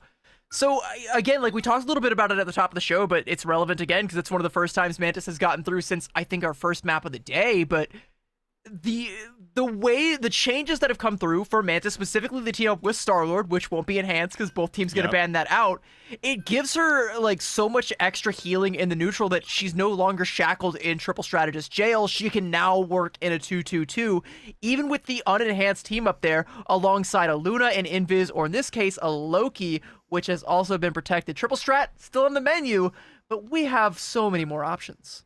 Yeah, I mean, like you said, there's a lot of flexibility enabled. Good ban coming in from All In onto the Adam Warlock. That's really good to shut down the triple game plan that Griffin potentially could have started cooking up, but All In are able to give Lexia the champion Hela that we missed out on in map number 1. Griffin will round things out, taking that final ban onto the Groot to try to shut down that Vibrant Vitality. I think that's wise. You know, it's so funny. Like, they took the Vibrant Vitality team up like out of the game in name, but both Loki and Groot still benefit from that team up. That does mean Griffin have they're flashing it. They want it. They want to go for it, but I don't know. I don't think you're gonna be able to do that one, Bestie. I think you're gonna have to make a swap onto something a little bit less wooden, perhaps a little bit less banned. I think. We just start there, yeah. Griffin on the defensive side, so we get a general idea of what they want to go for in terms of. Oh no, wait a minute, Groot's not banned for Griffin. Groot's not banned for Griffin. It's banned for All In. I misread the Yeah, it's fine. He still gets the tree. It's all good. It's all good. Yugen, however, will get the Black Widow. So choosing the Black Widow over things like the Phoenix. No, not the Phoenix. The Elsa Bloodstone, that's arguably one of the best hit scans in the entire game at the current moment, but is going to go for the Black Widow instead, as everyone else on Griffin not going for that triple. I assume it was because the Adam Warlock is taken out of commission? Not entirely sure, but All In now, looking to get that aggression down with the Wolverine, with the Vanguard Deadpool, to try to get some early tempo going, maybe try to get an early pick either with the Pharaoh Leap or with the Banhammer. See how All In decide to try to go all in this first fight. Well, they're going to have to dodge, again, the Black Widow, who's going to be damage amped by the Mantis quite often. I mean, you can say the same for Lexia on the Hela, so it's going to be a battle of these hit scans, and I think this might be one of the few maps where either the Hela or the Black Widow could be a better choice early on than the Elsa, but Yugen is going to have some time to think about his choices, and he's going to be the first one to fall. Gets caught out at an unfriendly angle, and Just Decky with some nice deagle shots going to take him down, and he has got a whole mag full, and Bestie is feeling the full force of every single bullet and then some. Has the healing, is going to have to retreat, but look at how much cart progress has come off the back of just that one elim, and Griffin have to try and get themselves back into this one before they give up the full cap here. Bestie going to go in and try and do just that. He's going to have the healing as well from the regen domain to keep himself alive. Banhammer coming up from Jamez, and Just Decky trying to go off on a flank to return the favor, but instead is going to try and get back to his team, keep them safe as Griffin look to try and get themselves in on the retake. Still going to be full neutral. Good Pharaoh Leap to isolate Bestie, and that's going to spell his demise, as that's going to be one up for All In, as we still are in a neutral situation. But with All In having that man advantage means that that first checkpoint is already secured without any ultimates being invested. And yeah, Yugen not really participating in that fight a whole lot. You know, coming up to 60% on that Assassin's focus. Lexia on a little bit of an angle here, getting checked by Yugen, and both gentlemen just going to shake hands and bow out and say, all right, live to fight another day. And Griffin, again, for how aggressive and for how decisive Krakoa was to give up point A so easily to All In, does kind of show that they're a little bit off their game right now. They're a little bit shook, and they're going to have to try and find a way to get themselves back into it. We're looking for that one frag to come through, that one KO that turns it in their favor. 2second can use the Soul Resistance to deny that KO from coming through, and in fact, it's going to be Bestie on the chopping block again, getting carved up to ribbons courtesy of this Wolverine. And sure, you can have the full Vibrant Vitality team up. It might not be in the game in name anymore. Your Wild Wall, it ain't going to save you from this Wild Wolverine, and Yugen doesn't want any of this smoke. I mean, Yugen's just getting constantly pressured time and time again. Whenever Yugen wants to go for an angle, there is someone in All In trying to stop him from just going crazy with it. As Yugen gonna pop the Assassin's focus, Bestie is just gonna get wiped out once again. This Wolverine is being an absolute problem, and so is the Last Stand. That's gonna allow All In to get 3 eliminations. Goddess of Death even gonna zone away the remains of Griffin, and that's gonna be second checkpoint. Speed run through. 5 minutes in the time bank, and yeah, you said it, Dan. This Wolverine is a problem, and I don't know that Griffin have found the solution. Yugen is going to try his hand on the Bucky instead of the Black Widow. I think, you know, wants to try and play at range. Okay, no, yeah, but the Bucky swapping over to the Elsa. That might be another good option. We'll see. I mean, it's going to depend. I think the Bucky might have also been a good tool against the Wolverine, because that's the biggest pain point right now, I think. You know, more so than this front line. But nevertheless, the front line of Griffin standing tall currently has ults on deck. Banhammer about to come online. Strangling Prison is available as well. Just need to wait for their opportunities to use it. All In doing a good job not giving them one. Seizing the ones given to them, though. It's going to be a Banhammer coming out onto the back line. Jamez finding an early elim onto the Elsa, holding onto the Banhammer of his own. Dear Violet up in the air with that Goddess of Death is going to put down Just Decky, and Griffin will be able to dig their heels into the sand. Yeah, for now, Griffin are given a chance to breathe, but Bestie knows the moment he tries to go for the Strangling Prison, that Fate of Both Worlds will be the response for All In. It's just a matter of when does Bestie want to force this Fate of Both Worlds out, because he doesn't really want to do it just yet. Probably would want to wait until his fellow teammate on the Mantis gets his Soul Resurgence down to at the very least counteract the Fate of Both Worlds. So as soon as Kai gets the ultimate, there is the ultimate coming in. There's the Fate of Both Worlds in response, but 2 are already gone. Yeah, even through the Fate of Both Worlds, and I was going to say, you just let it rip even through that ultimate, because you don't want to just be caught holding on to the Strangling Prison forever. You're going to go in, clean up that Luna Snow as that Fate of Both Worlds expires, and it's going to be a nice little 2-piece now coming out from Griffin as Dear Violet going to get a 2-piece of his own, taking down a parting shot onto Just Decky, and you can see Griffin inching forward. They're not content to hold the card anymore. They want to hold the choke. In fact, one more fight even, they might even hold the spawn. Ooh, Dear Violet's even using the slow walk to mask the sound. There is no sound cue if you use the walk, so Dear Violet will go undetected until he fires the shots into the back line of All In. How long does it take until Tuna Second is forced to use Soul Resurgence? It's going to be used to try to make some space in tandem with the Silent Seduction. Kai is there in response, but with Lexia finding the 1v1 onto Dear Violet means that the man advantage is going to be in All In's favor. Yugen trying to use the Apex Predator to give themselves a chance to come back, as the Force Physics even isolating Decky even more. So Griffin will have a grip in this fight. Yeah, they have a lot of grip, a lot of pulling happening between that Apex Predator and the Force Physics. Like you said, they wanted Decky so bad, and they'll get it at a nice little 2-piece for Bestie, making the most of this group pick. Says, all right, you're off the Wolverine now. I have become unleashed. I am now a problem, and just one of many problems that are going to start to amount themselves from All In. They've gone from 5 minutes down to 2:15, and Dear Violet wants to try and go on that angle again. See how All In decide to handle this. 2 minutes left on the clock. Still enough time for All In to get one more cycle of their strategist ultimates to try to force themselves in. But right now, it's going to be all eyes onto this Wolverine and the Hela to try to do as much damage as possible. Last stand onto 2, but it's only going to be 1 elimination, as Griffin will lose half their team, however, as the rest of All In are able to capitalize.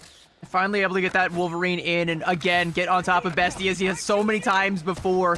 Was not able to do so in the past couple of fights, but as soon as it happens again, it's going to be another collapse of Griffin's defense, but they'll have enough ultimates to go in for another one here. Nearly every ultimate. Goddess of Death is going to kick things off here, but it's going to be mirrored. 2 goddesses up in the air, just peppering the crows at each other, and they're both coming back down to earth, shaking the eggs off of their face, being quite embarrassed, and back to a full armistice between both teams, but Jamez goes aggressive, takes down Lexia, Banhammer on the backline as well, and keeping the damage up, forcing out the Soul Resurgence, but there's a Strangling Prison, and through it all, nice bubble to try and split off the members of All In. Can't confirm an Elim through it, but it will force All In to retreat, and now with under a minute left, Griffin have managed to get another good defense going.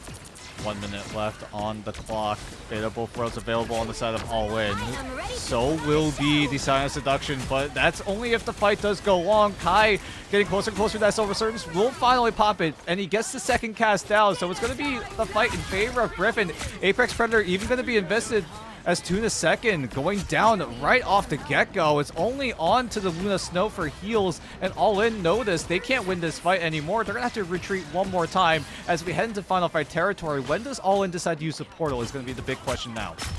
Oh, okay. Lexia may have just given them a portal a portal back onto the point with that KO onto Dear Violet. Going to open up the door so they can walk right in. No portal needed this time around, and they do have a Sonic Seduction should they need it. I also like the Flame Shields to try and beef up the damage, help Lexia find some of these picks, and as Dear Violet comes back out of the spawn, Lexia wants to try and cut him off at the pass, take him out there. Sonic Seduction to try and lock him down. Decky going in with a Banhammer, and the damage coming on through. The enhanced Hela team up. That bird is a heat-seeking missile, and Lexia's Thorns might as well be the very same. A headshot onto Bestie. 2 members of Griffin down, but it's traded out. Tuna Second taken down by Jamez. Dear Violet going in though. Just Decky taking down Vivid Light, and All In keeping this pain train rolling, parlaying this into a full cap, and Griffin can't do much more about it. They're throwing Kai on the rocket onto the cart to try and get this contest going, but it's just not going to be enough. Lexia still clicking heads, still finding the shots, still holding the angle, still being an oppressive force, looking to try and keep this cap going, and All In will have it.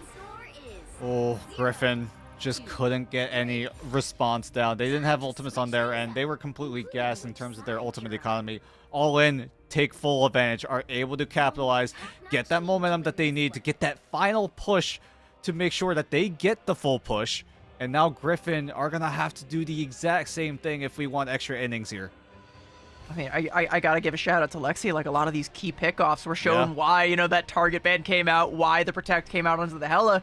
But I also gotta give a shout out to Dear Violet saying, all right, you want to have your Hella, you want it so badly, fight me for it, duel me for it. And what better illustration than both of them popping Goddess of Death and peppering each other down, and neither getting any value from that ultimate, but just a gentleman's duel in the sky. Yeah, it was like a draw in the end, right? Both sides, they get knocked out of their Goddess of Death. I think it was on Dear Violet's side where he was dangerously low, so he had to use it to save himself and preserve his life. And just felt like Lexi was like, all right, bet, I'll match you. And then they just start swinging at each other. But coming into this next round, All In looking to retain the composition that they used to get the full push down. So not deciding to go for things like that triple. Mainly it seems like All In, because they don't have access to the Loki, means that even if they do run the Adam Warlock, it's just going to be all up to him to get his Karma Revival down. So no triple on the side of All In. Griffin are going to look to be in a very similar composition. The only difference being Kai moving on to the Rocket Raccoon over the Mantis, and Yugen onto the Bucky. It's going to be an interesting look. It's definitely a lot more brawl-heavy with Yugen on that Bucky. Jamez, though, wasn't ready to brawl, got taken down to a sliver of HP, and is going to have to get back and utilize the full force of Kai's healing there. Deki has managed to catch out Dear Violet off on a flank here. Lexia pressuring Jamez back down, and we'll be able to find that finishing blow. And as Deki finds the very same onto Dear Violet, there'll be a res for one, but nothing for the second, and Griffin not able to get this cart rolling just yet. I mean, Griffin have time to work around this, right? The spawn room is closer on the side of Griffin, so if anyone on All In goes down, that's going to be one of those players out of commission for a few extra seconds when you compare it to Griffin. 1-for-1 trade overall means that Griffin will be in favor here as they're still trying to find an advantage. There's a huge advantage, taking away Deki, and that gives XP over to Jamez to try to upgrade any more abilities as he looks to aggress even further in this full neutral fight. And it looks so similar to All In's attack where they lose one member on the defensive side and everybody on the defense backs up. I mean, Wolverine didn't get the memo there. Kai with a nice little cleanup shot there. We're going to have the Soul Resurgence coming out now from Tunisecond. Going to get All In back All In onto this cart and flip it back in their favor, deny the cap from coming through. But Griffin, they don't overstay their welcome. They too will disengage, realize they've got 3 ultimates coming online, potentially a 4th if you count the CYA. Banhammer going to be the first one. Kraken Impact on top of a Strangling Prison. And how many times have we seen this Wombo combo? You never get tired of it. Yugen with a nice little 2-piece, but with that Strategist ultimate coming out, the Fate of Both Worlds going to keep the rest of All In topped up. But the last Denizens are not going to be dancing for much longer. The dance floor expires, and so too does this defense. Griffin will cap point A. Great bubble as well, cutting off the heal line of sight to make sure they get the key elimination quickly and swiftly. And that's going to be first over to Griffin as they look to push even further as, I mean, right now, Griffin looking so good in the macro, so good in the micro. Being able to disengage and knowing that they have ultimates to try to go for the clapback, it just seemed like Griffin just had a plan every step of the way. And they don't overplay their hand. They carry 3 of those ultimates over on into the next fight because they know All In are going to come out of that doing some damage and building up to some of their own. They know that Sonic Seduction is going to be coming down, but they also know there's no Strategist ultimates. They track that Fate of Both Worlds, and I think they know now that the Invis Woman swap came through late from All In, so you're not going to have any of your Strategist ultimates. Griffin just need an opportunity to lay in the damage, and this is a prime one. Dear Violet off on a flank. You know what they say, you never hear the shot that takes you down. Lexia tries to check it, but Jamez is there to help with that flank angle, and you might not even need the ultimates. We'll throw in the Goddess of Death, but there's a God of Death in Yugen with a triple on the point, and that is going to be another easy fight win for Griffin. This is a guy who was on the Ignite stage back in preseason, and now he's trying to come back with a new roster, fighting his way through MRC to make sure he's able to find a way back onto Ignite, and so far he is doing just that. One step looking to be done here as Griffin take over second. I like this new roster for Yugen. There's something here. There's some chemistry here. They have found a good recipe, and if they can keep building on this, there could be success ahead of them at Ignite. If they can get there, and I mean, they're setting a pace both there and to the end of Yggdrasil Path at roughly the same pace, and with all these ultimates still online, like, all in, sure, you have a lot of defensive utility, but do you want to overplay your hand? No, Decky not even going to give you the opportunity. Taking down Dear Violet, another KO coming out onto Bestie, so Griffin going to have to slow their roll for the time being, but they still got nearly 4 minutes to play with. Another ult dump inbound for both sides, unless one team is able to get a huge ultimate over the other. All eyes on the Wolverine on the side of All In if he's able to get a banger of a last stand.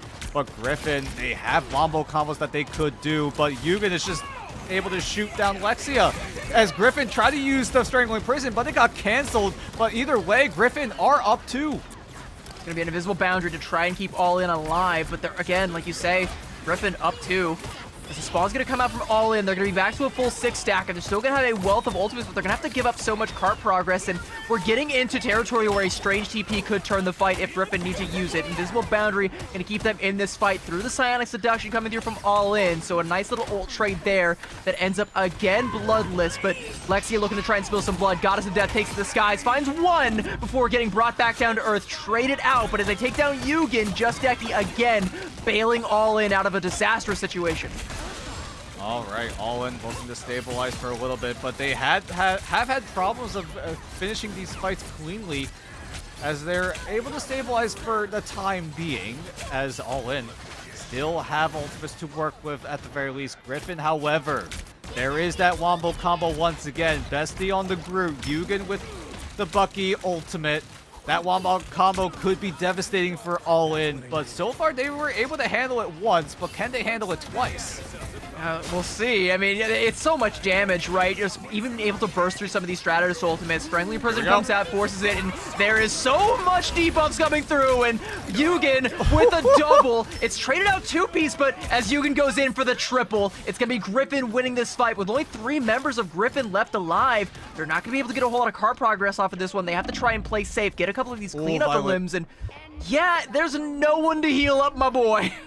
Yeah, Violet was able to just barely win that duel against Lexia. So he's able to get himself stabilized, but huge wombo combo coming in from Griffin. Just getting eliminations through the Fate of Both Worlds as well. It just meant that All In, they were really lobbying on this Luna Snow to use that ultimate to get themselves out of that wombo combo situation.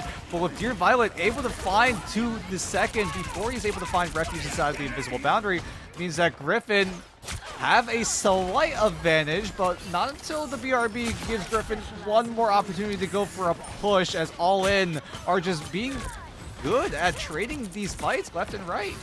They're punishing some of these aggressive angles from Dear Violet. Like, there's a couple times where Dear Violet is getting a little bit too big for his britches, and All In are able to catch him out. Like in that last fight, Dear Violet like drops down to try and catch a frag onto a backliner, gets punished for it. Yugen is going to find one. Lexi is going to be res back up. So again, a 6v6, and it's all about to break down here with 60 seconds left. Griffin have to try and make something happen, and the walls from Bestie looking to do just that. CYA to try and burst down this Emma Frost, but the healing is just so good they can't get it done. Kraken Impact again coming out from Yugen, but this time it doesn't find anything. They do finally take down the Emma though, so that front line is looking a little bit weak for the side of All In, and the rest of Griffin want to try and capitalize off of it. Dear Violet again wins the duel with Lexia and flies back out to safety. A couple of shots there onto the Wolverine is going to bring him down to 1 HP. That healing factor is going to be working overtime. Psionic Seduction now coming out of the spawn door, trying to pressure Griffin back, but it's just pressuring Dear Violet back into the angle that he wanted anyway. He's more than happy to have it. Strangling Prison on deck for Bestie,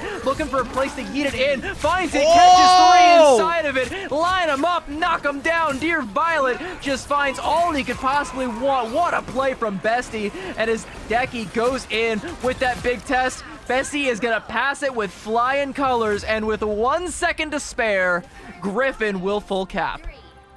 My goodness. Griffin did such a good job using the invisible boundary to, 1, make sure they're able to retain control of the convoy, and 2, not give a visual cue for All In to know when this Groot ultimate's going to be thrown at them. Bestie, because he's shrouded by the invisible boundary, meant that All In just had even less time to react to that Strangling Prison, and it catches up 3 outside of outside of the conflict contest meant that All In kind of just got stunned up, taken down, and then the full push was there for Griffin, and now we go into overtime. Both sides have a minute each. But do Griffin have a slight advantage with this 1 extra second? Yeah, not true, Dan. Yeah, Griffin have a minute and 1 second. Exactly. That one extra, finishing with 1 second left versus a team that had to finish in overtime, that's a little bit of a flex, I can't lie. Like, it's not going to amount to much. It's effectively, you know, an even playing field for both of these sides, but it's just like they're in All In's heads just like a little bit here, I think. I mean, both sides know that this game is for sure winnable. It can go either way, honestly. But with Griffin, one more time, we're switching up the comp a tiny bit, putting Dear Violet out of the Hela and putting him on a third strategist, that being the Ultron.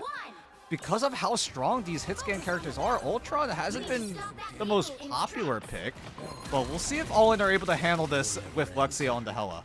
Yeah, I mean, he's still good, especially when paired with the Mantis, because, like, he's effectively just another hit scan hero in the sky, which makes him, you know, very good at pressuring down some of these angles. It's really putting the screws to Lexia to hit those shots. Yugen going on the flank there, looking to try and hunt down the Daredevil, decides better of taking that particular duel. Now knows that there is a double lurking in his backline, so instead, gonna take the fight to the front line and hope to try and find an Elim or two, but All In doing a good job of pairing it so far, and getting a little bit of cart progress going. Just Decky gonna go ahead and pop the ult early on. Jameez has it as well and could mirror it, but All In looking to try and go all in off of the back of this. They take down Vivid Light, and if you're Griffin, you don't want to pop this ultimate just yet because you're down a man and you need to find a fight win. We'll see when this Banhammer does get invested. Dear Violet going down is already even more XP onto Just Decky. Overtime is going to be popped up, and it will stay up as long as it will during this round number 1 of overtime. All In looking to find the different approaches back into this fight as Griffin looking to do the same. They are able to come back as 6 members strong. They don't allow themselves to get staggered, so great disciplines coming in from Griffin, giving All In some space, but that does give Griffin some time to stabilize. They're doing it again, the same thing they did on Krakoa, and there's a Strangling Prison. They take down Lexia, and now Griffin, suddenly, they're the ones in control, and we res right back up, but another 2-piece bestie on this Groot is a threat, is a problem. Try some deforestation all you want, but what do you do when the trees fight back? All In crumble, and Griffin retake on the defense, and All In like one by one, like they're trying to keep this one going, but they just don't have that same moxie, Dan. They don't have that same sauce that Griffin do right now, and it is a special sauce that has carried them nearly to a victory. That is as winnable as I've ever seen it. I mean, the ghosts of map 1 are haunting All In once again. They get the early elimination, but Griffin, again, just playing very disciplined. They play a little bit more reserved, knowing that they're down a person, and they're going to have to wait a few extra seconds so that that fallen member does come back into the fight, and All In it's just the big could test not from capitalize. Jameez. Yeah. It's the like that could have been a I don't even want to say it could have been a troll pick because you're stalling out the cart, and you know if you fall you don't take the ultimate with you anyway, but he's able to live long enough to get the rest of the team back. You get the Groot back with the Wild Wall. Suddenly you've got all the healing. You get the Mantis back into the fray. You get Vivid Light back to help kind of augment some of the healing, and what should have been like a stagger snowball just gets halted in its tracks by, again, crucial clutch team play coming out from Griffin. Yeah, and All In just never were able to finish these fights cleanly. Maybe once or twice, but it just feels like almost every single fight, All In are just struggling to follow through on these fights. And now Griffin, we talk about it time and time again, they're able to take full advantage of this, and they're able to stabilize, quickly get back into the fight, and just stop the bleeding very, very quickly compared to other teams that are able to finish those fights in a cleanly manner. All In, again, going on the composition that has brought them so much success on the defensive side, and it's going to have to do the very same. Is 1 minute, they got to find a successful hold here, but they don't have the same spawn advantage that they did before, so Griffin gonna try and press what little advantage they do currently have, nearly forcing out the healing factor from the Wolverine early on, gonna force that Wolverine off of the flank, and it's the same story as before. You know you've got a flanker in the back line, you've got a little bit of space to play with, but you also can't forget about that one. You see more walls coming out from Bestie, trying to pressure down the front line. Jamez doing a good job alongside Yugen, utilizing that flame shield and the damage boost to pressure everybody from the side of All In off that high ground, claim it for their own, and now Griffin hold all the angles they could possibly want. And Jamez is going to go in with a banhammer onto the back line, forcing out, again, more resources from All In. But so much damage is going into 2 second. Bro's trying to walk up. He wants to try and participate in this fight, but Jamez, with a complete mag dump, just simply says, no, you will not be participating in this fight, my raccoon friend. You will be going right back to spawn. Griffin, they got somewhere better to be, and that is the next round. That is in Ignite, and they are one step closer to it. Strange TB gonna have to come out from 2 second. Is it gonna be in time? I'm not quite sure if it is. It will be, but now Dear Violet's got the angle. Gonna pepper at 2 second's little toesies. Burst him down, and one by one, you can come through the portal. Griffin just gonna knock you down. Yeah, and just like that, Griffin are able to secure the 2-0. There is a last-ditch effort for All In to try to find a way to claw themselves back, but it's not going to be enough. Griffin being able to eliminate All In's Rocket Raccoon right off the get-go was absolutely insane. Being able to find that elimination not only gives everyone on Griffin a man advantage, that also denies the BRB. So that BRB just was never even used in that entire second round of overtime, and Griffin were able to just capitalize it completely and are able to finish things out with a 2-0 win. Yeah, I'm really liking what I'm seeing from this Griffin squad. You got Bestie as the MVP, rightfully so. 15 final hits, 22 for Yugen. Sheesh, like those wombo combos, the Strangling Prison, Kraken impacts work in overtime for this Griffin squad, but you know, I shouted out Jamez and how much value he was getting on the Venom on Krakoa. This time it was the Groot, far and away the MVP for the side of Griffin. The Vanguards for the squad coming up huge, and as a team, as a collective, we've seen some teams today that look really, really strong. The Sambar Lovers with some pop-off potential from Mimi. We saw some pop-offs coming off from Schwarmers as well. This team's not relying on pop-off moments. They're playing as a team, and as a team, they look clean right now.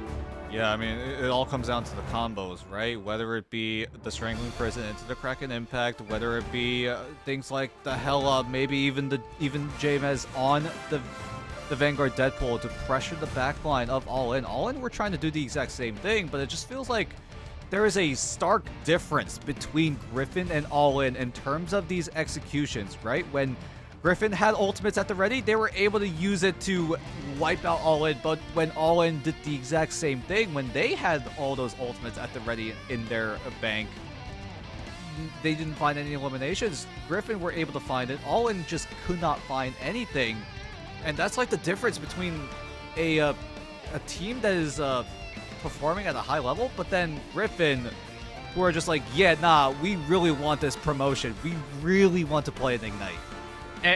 And honestly, I gotta say, like, if they keep this one up, they just might take it. You know, there's still some holes in the game. You know, there's still some weaknesses that can be exploited. But when you're playing as a team, like, you can shore up those weaknesses. You can make up for any deficits you might find yourself in. You know, again, you're not getting a lot of these big pop-off plays from some of these duelists, but you're still getting an overall a well-oiled machine that is allowing these duelists to shine. And I think that's the mark of a team that could definitely take it to a team, you know, like a Shawarmas or like a Sambar Lovers or maybe even like a Loyalty, which we haven't gotten to see yet, but that's another team that's got their sights set on getting that road back to Ignite. All of these teams that we've seen so far have taken that first step, and we've got quite the lower bracket shaking out, but the upper bracket is looking interesting. There's a lot of matchups here that I'm keen to see.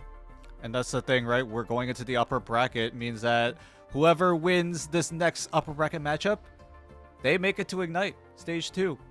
But we're going to have to take a quick little break before we get into that action. It's going to be best of 5s from here on out. We'll see which teams will ascend into the Tier 1 of Marvel Rivals Esports. So don't go anywhere. We'll be right back.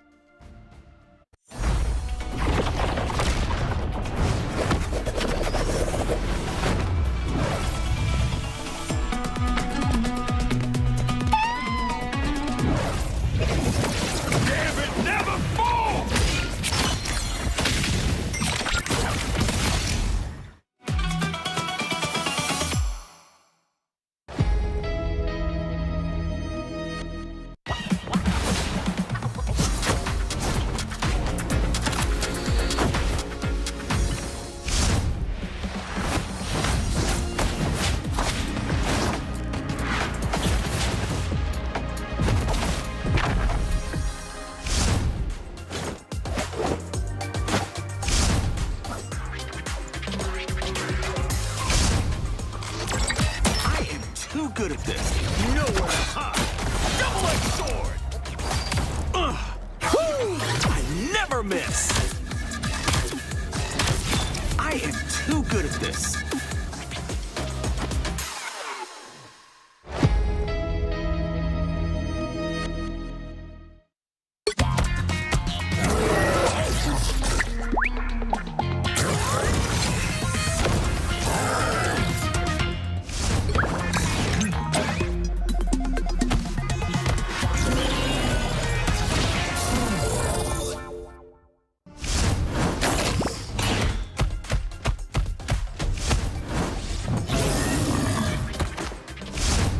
Prehistoric protection.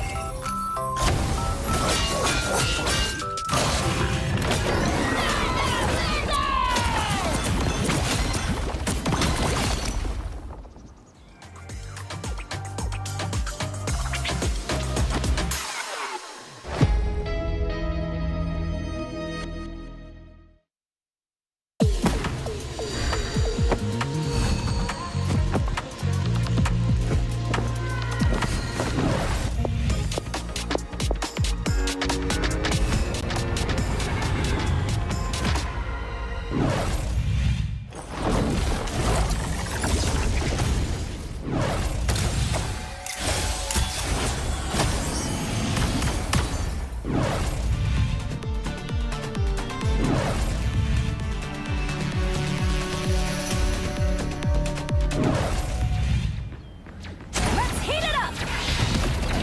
Clear the way. Disappear.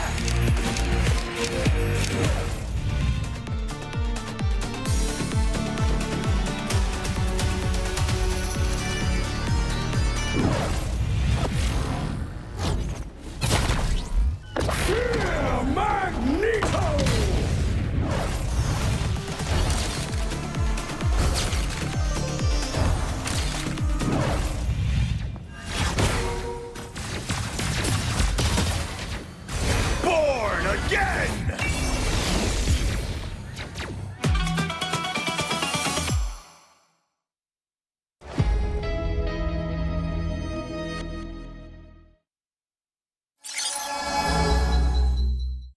Big duelist ultimates, and also coming up on a royal flush before long. Like, if Genji want to play with their food a little bit, they can just wait until Salvation, you know, has this royal flush and then pop either the Final Judgment or the Galactic Legend. Take your pick, because it doesn't matter. The Burgers don't have any tool to be able to absorb the damage. Healers, because they were under the full force of Tashian. Familiar place, that's exactly where they are once again. Yeah, can be tough for Dino to get up in there in the mix. Looking to not overextend here, but a quick pick there from Peter. Headshot. Big Angela mobility on top of a closer spawn room. Piggy already back in this fight. Just down because Bubble CYA. Duba's going to use the Band Hammer to try to extend this fight. Zycrank's going to use the Fatal Both Worlds in response, and both Lunas will be using that dance floor as Snake tries to escape, but he's going to get... Really go force. Where did they even see Eggsy in the backline? Absolute flash and slash, and absolute. I would be crashing out from that one right now.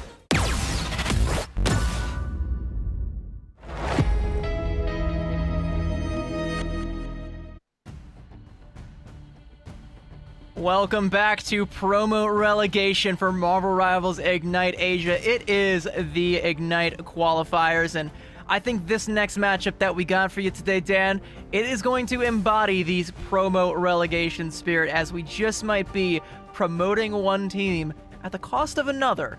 Kind of, as if they lose, they'll go down to the lower bracket and still be able to qualify, but you know. Yeah, you want to get that done as soon as possible, right? You don't want to be under the pressure of not making to Ignite by getting sent down to the lower bracket. You want to get things done now so you don't have to stress about it later. As now coming into this next matchup, both teams right now in the upper bracket, and we talked about it a little bit, right? If you win this next best of 5, you are qualified for Ignite Stage 2 here in the Pacific Asia region at the very least. So both teams that we're about to watch really want to get in that spot as soon as possible. There is a little bit of history between those two teams. In fact, very recent history, because one of them You literally just saw. It is going to be Griffin versus Loyalty, our team that has been at risk of relegated from the Ignite Asia Stage 1. You know, our lowest placing team. And again, we talked a little bit about them at the top of the show. And we had, I don't want to say we had high hopes for them, but we kind of hoped that they would start to, you know, put some of the pieces together and figure things out, start stringing some wins together. There was a couple of occasions where they were close, but it just didn't come. And you know, I kind of feel like this might be the wake-up call for them to try and get some of that all together, come together as a team, you know, forge yourself in that crucible and come back stronger. But from what we just saw, they've got quite the test on the other side, and amongst that side is a former member of that very same squad. Yep, it's going to be Griffin that Loyalty are going to have to play up against. I mean, we talked about one player having history with Loyalty as a team, and that's going to be Yugen on Griffin, the guy that was popping the hell off on the Winter Soldier in that map we just saw. And now coming into this series, in this best of 5, the winner promotes to Ignite. And how fitting would it be if Yugen was able to promote himself into Ignite by taking out his former team? I think that would be, I think he'd probably enjoy that. Like, that would be quite the feather in your cap. You'd have a huge grin on your face if that was the case. I mean, even if you see, like, even if Loyalty went to the lower bracket and still managed to requalify, you'd be seeing him back in Ignite and be like, hey, what's up with that, huh? So about the Ignite spot, but I mean, like, we gotta talk about Loyalty as well, right? They looked a lot better towards the tail end of that stage 1 group stage back when we saw them in Asia. Being able to take a series off of Rival, that was an absolute joy to watch, because we saw how rough it was for Loyalty as a team, at the very least in preseason. They were not able to win a single map, but now coming into stage 1, they were looking a lot better, but it just felt like it was too little too late. But now coming into the mid-season qualifiers, do we see that level of loyalty here in this sort of tournament with their Ignite hopes and dreams on the line? I'm hoping to see Loyalty level up, because again, I want to see them start to string together a few more of those wins. Again, like you mentioned, the one they got over Rival Esports at the end, and you know, again, a little like too little, too late to be able to qualify for playoffs, and finding themselves in this relegation situation where they have to go up against teams like Griffin. They have to face a ghost of their past in Griffin in order to requalify. And then there's still other teams here that we got to talk about that, you know, if they fall to, could be standing in their way. Teams like Shawarmas, or teams like Sambar Lovers, and or the team names getting mixed up. Which I mean, well, what can we do, right? We're doing our their best real to name is. Resolve the whole time stream entanglement. I mean, there were times where a player was on both sides of a team, but that's a whole different story. We're not going to go that realm, but there's been a little bit of disruption. There's a turncoat amongst us, I can tell. there is someone that's not supposed to be here. Where is he? We need to find them, but it's been an absolute joy to cover the mid-season qualifiers. It's been very, very much of a interesting tournament, right? With Season 9.0 in the mix as well, with all these team-ups being in play. Every single team right now scrambling to figure out what's good, what's not good, what's probably the best team-up over the other. It's a lot of different experimentation, right? It really feels like it's kind of like that Wild West that we saw all the way back when we played this game back in Season 0. Yeah, it really is. Like, it's a new era, it's a new frontier. There's so many new tools and tricks to play with. Over 100 new team-ups coming out at the same time as a global ult charge nerf. Like, it's a different game than it was a month ago, and it's a lot to learn all at once. And, you know, even when you are still, you know, in this competitive environment, you're still getting your tips and your tricks from the teams above you. It's all coming down from the top. Even the people at the top don't have it all figured out just yet. They're playing what they think is the strongest, but that's going to change a week, 2 weeks from now. Maybe even by the time we get into mid-season finals, all the things that we see right now, they could be done and gone, because someone might just find something else that was busted and we overlooked it this entire time. But one thing that we cannot overlook is these two teams right here, Loyalty and Griffin. We just saw how strong Griffin can be. They've made a couple of changes to their lineup. We got Navoy now coming in in this lineup. And then we've got Loyalty. You know them, you love them. Not a whole lot of change to this roster from stage 1. They are running it back and looking to find themselves right back in that conversation. Griffin do get the first save onto the Gambit. That forces a reaction out of Loyalty, being the rogue being taken away. So that Mr. and Mrs. X team up will not be in play because that Yeah, speaking of busted, that might be one of the more busted team ups.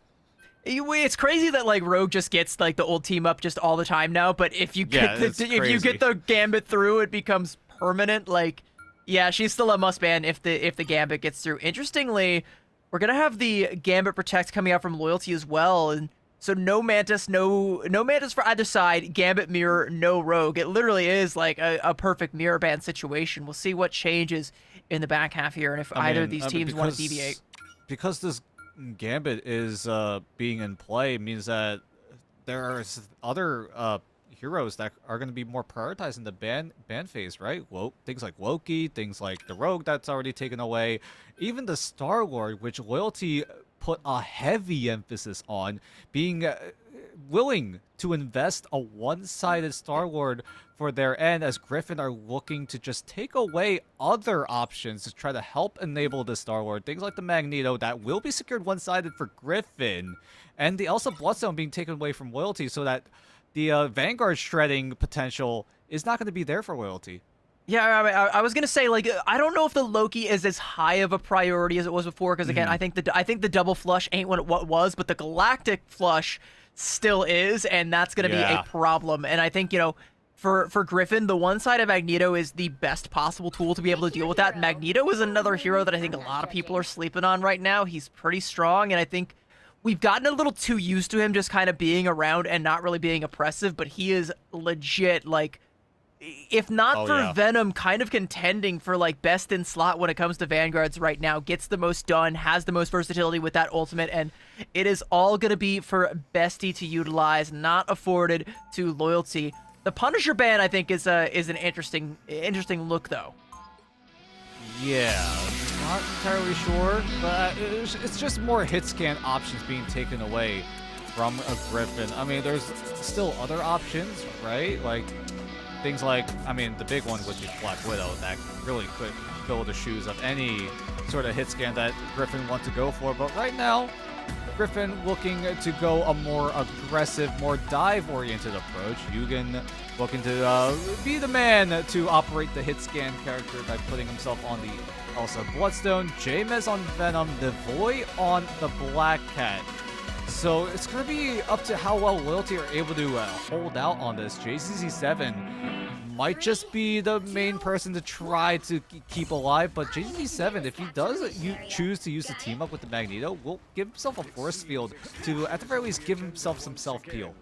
Well, the 1v1 I want to keep an eye on right now is Yugen versus Bumhyung. There was a couple moments where like Yugen on some of these hit scan heroes kind of got forced off over onto the Bucky, and if Bumhyung starts to win out this duel, we might see some swaps coming out from Griffin, and when you're making those swaps, you're already going to be behind in the time. Didn't get punished last time around, but against a team as hungry as Loyalty, that could be a key thing to keep an eye on, and you got to keep your eyes on the backline as well as Necrobe going in with that light and dark ice, and Bestie's going to be feeling the full force of that one. Going to see res right back up, shake it off, pretend it didn't happen, try to get back in the fight, but it's already Loyalty getting themselves off on the right foot, taking the fight now onto the point and pressuring Griffin away, claiming this space for their own, and approaching on that inevitable first cap. And with the diamond form coming out from Joey, looking to try and kick Bestie away.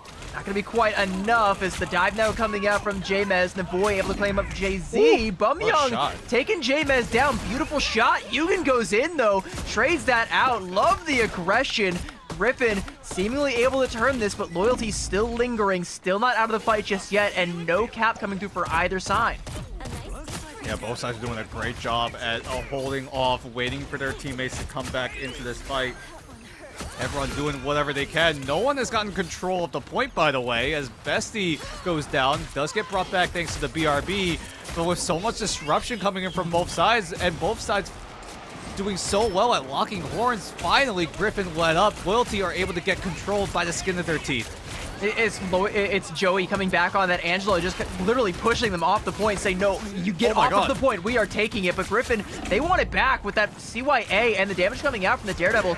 It's just not going to be enough. They're able to take down Annexes as well, keeping this one going. They find the flip, but Raging Royal Flush coming out from Jay-Z. I'm not quite sure if Loyalty are going to be able to get full value off of this one. Yugen sees Bumyoung all by himself, goes right through the middle of Loyalty, straight at his target, takes him down, and sets Griffin off on the right foot here. Feast the Abyss going in on the back line, taking down Jay-Z, and this is all Griffin right now, keeping the pedal to the metal.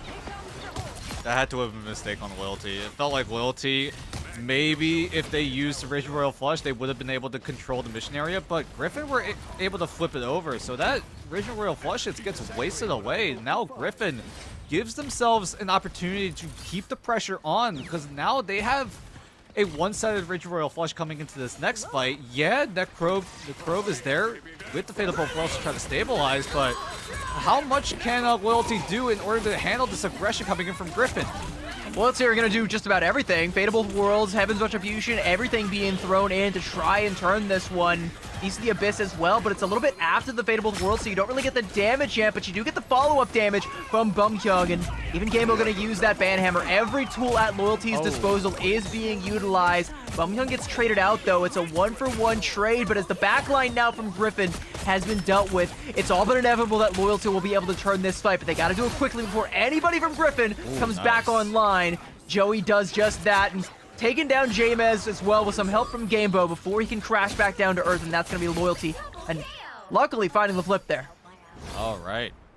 Good looks from Loyalty. Joey did his job on the Angela. We'll go back to the Emma Frost as Griffin will lose control, but not until they get up to 76%. Loyalty, it just felt like whenever they went for opportunities, there was like one or two tiny mistakes that lose them so much momentum, right? All the way back soon after Loyalty were able to get control of the mission area, Necrobe had a chance to use the Fatal Pearls, but just was not able to react in time, and these small mistakes from Loyalty just spelled their demise, it felt like at times. And now Yugen finds the isolated pick onto Genbo. Bumyoung is there to trade onto Kai, so Loyalty will have a slight advantage here in terms of sustainability. And Vivid Light got caught out there by Annexes, and that's going to be a little bit rough. Even as Yugen takes down Bumyoung, like, there's just not enough healing to sustain this attack from Griffin, so they're going to just either have to fall on point and take a reset here or back off, you know, hold down your S key, do it the old-fashioned way. Annexes getting taken off there. Yugen getting another good kidnap. This time Gamebo is around, trying to get a little bit of revenge, help his Venom get back to safety. But it's the Venom on the other side you got to worry about as Jamez dives in, Feast of the Abyss, but Carbon Crush kicks him up against the tree and puts him down. And now Gamebo going in again, finding Vivid Light, even following him through the portal. There is no escape from me, my friend. You are going the way of the warrior, and Loyalty are going to find this dub. There's a potential back cap coming out, stalling things out, but it's gonna be Navoy putting his tail between his legs, squaring up with Annexes. And hey, Annexes, there's a portal on the point. Oh, never mind. They didn't come through the portal. What? And what just happened there? It felt, the portal just come in. Yeah, the portal came in. Someone was definitely there to try to touch, but it just did not come in. I'm not sure where Yugen was when the portal came out. Either he overshot his dash, I know where he or wasn't. no one touched. Yeah, he was not on the point for sure. I mean, the game says no. Galacta was like, yeah, no. Your foot was like 2 millimeters away from the zone, so I'm gonna call it there. We're gonna start round 2. I'm gonna give this round to Loyalty. I mean, Griffin have no chance to dispute that. It's already gone. It's already done and dusted. And now they have to focus on this next fight, where Griffin do have a slight advantage here with a Raging Royal Flush up at the ready, as well as a CYA. Yeah, I mean, for Loyalty, you know, you're looking at those tools, and the best one that you're going to have to try and put a stop to that is going to be the Sonic Seduction, and that can be overwhelmed with a lot of this damage coming through, and we'll see how it ends up playing out for Loyalty, but, you know, they're still going to be feeling themselves after a win like that, and I think if you're Griffin, you know, you're looking at that aforementioned advantage, and you're like, okay, well, we have to make a play with this, and it's not always the best when you feel like you have to do something. Like, it's better to be able to do it on your terms, decide when you want to try and go for these aggressive plays, and They're going to decide to build into that Royal Flush and look to pop it, but it just takes too long. Bestie falls. CYA going to come out as well. Good kidnap from Yugen, and Griffin are able to turn the tide as J-Mez takes down Necrobe, and it seems like that early KO doesn't matter. Yugen like a pin missile, taking Jay-Z to another zip code, and Griffin going to find the first fight win, find the first cap. Yeah, they do use 3 ultimates out of their ultimate economy, but Loyalty really didn't have much to work with there. They only had Bumhyung on the Hella ultimate, but now switches over to the Bucky, so Loyalty will have a little bit of that anti-dive measure coming in to try to deal with either Navoy or J-Mez as Kai pops down the Raging Royal Flush. Joey's going to try to use it to defend the rest of Loyalty from this onslaught. But how long until Necrobe uses his Fate of Both Worlds? At the very least, Loyalty are able to stabilize without it, so that's Necrobe just like limit tested there. Like Joey was on 1 HP and Necrobe didn't pop that Fate of Both Worlds, so now they still have it for the re-engage here. That was greedy from Loyalty, but their greed might pay off as the fight's now going to happen on the point. Navoy wants to let the devil out, and Yugen is letting the claws out, will tear Joey down. You're not being brought back for the Brig of Death this time, my friend. You're going all the way. Necrobe with a late Fate of Both Worlds. Maybe feels like this fight is turnable somehow, but there's nothing to combo it with, and they don't have control of the point either, so when that Fate of Both Worlds goes down, Griffin are just gonna let the damage sing, and the boy with those Billy clubs feeling like the Billy Goat goes in, taking down Bumhyung, and NXT's trading out for Kai, getting caught out there. Hang on, Loyalty might have the start of something here if they can get more members on deck. I mean, Raging Royal Flush now online, ready to go. He's gonna let it rip as soon as he gets access to it. J-Mez and the Void gonna go down. That's the dive on Griffin gone. So that's just gonna be all of this pressure coming in from Loyalty being applied to the rest of Griffin. And Loyalty are able to get the flip off a swift Raging Royal Flush.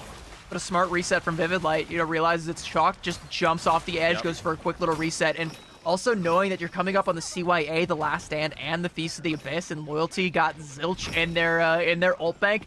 This next fight should be all Griffin if they're able to get an early engage here, but they can't get caught out on the Ingress. And I mean, it looks like J-Mez may have gotten caught out. That Feast of the Abyss might be forced out in an uncomfortable situation. There is a CYA for it, and plenty of damage coming through. Navoy has managed to catch Jay-Z out all by his lonesome, and you got caught in the wrong neighborhood, my friend. Navoy is going to be next on the chopping block or the pummeling block, whatever you want to call it. Bumhyung falls as well. A triple for Navoy, and that's going to be Griffin finding the flip with ults to spare.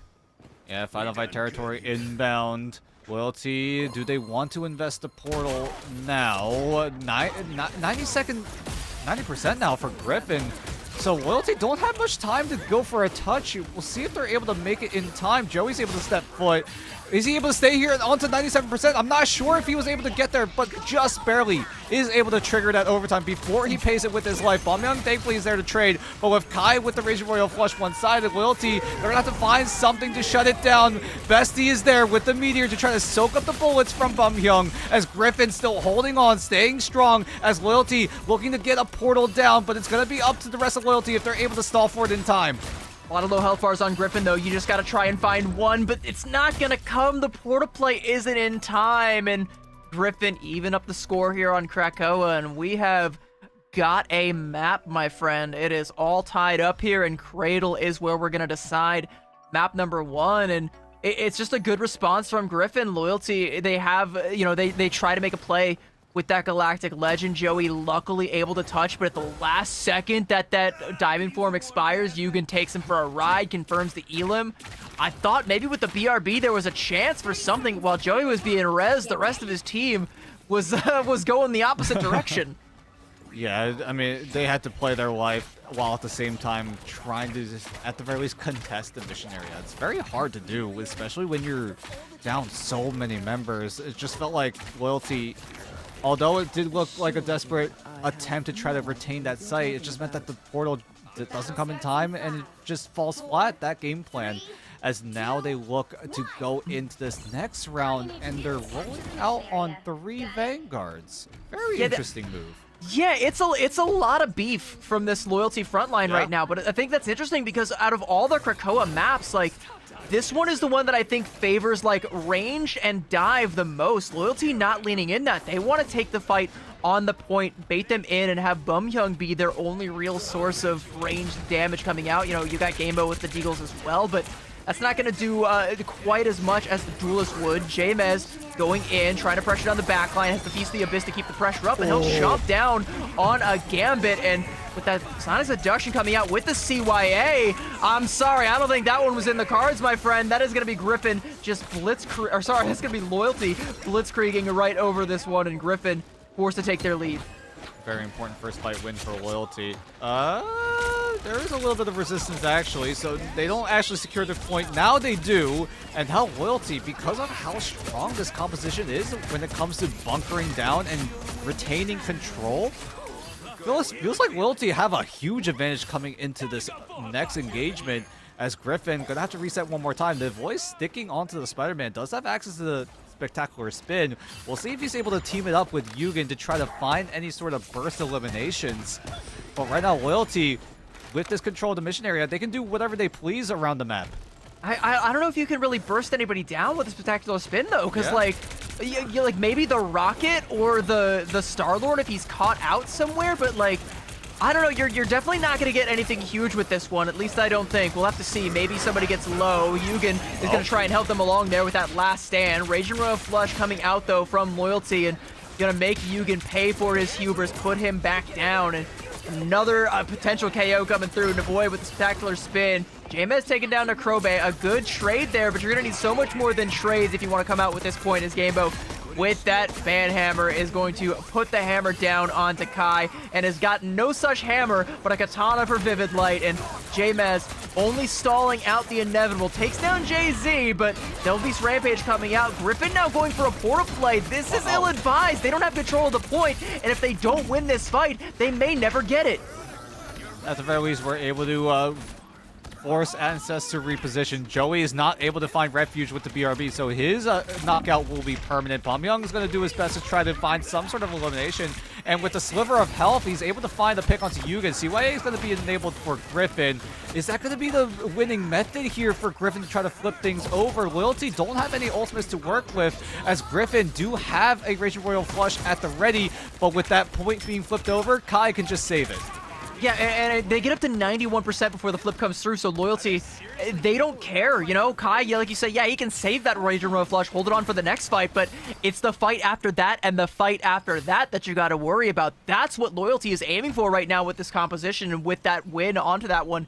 Griffin had to use the portal play to get into it. Now they're stuck on this Doctor Strange. Definitely not a bad pick, but not the ideal one that you want to have when things start to break down with Loyalty's composition here. And as they take that portal, try to sneak in the back door, Griffin were expecting them to come to the choke, so they got caught slipping there, and now it's being brought right to their front door. No Eye of Agamotto coming out of Joey with a Carbon Crush and denying the res as well, and Loyalty just walk right up and find the flip.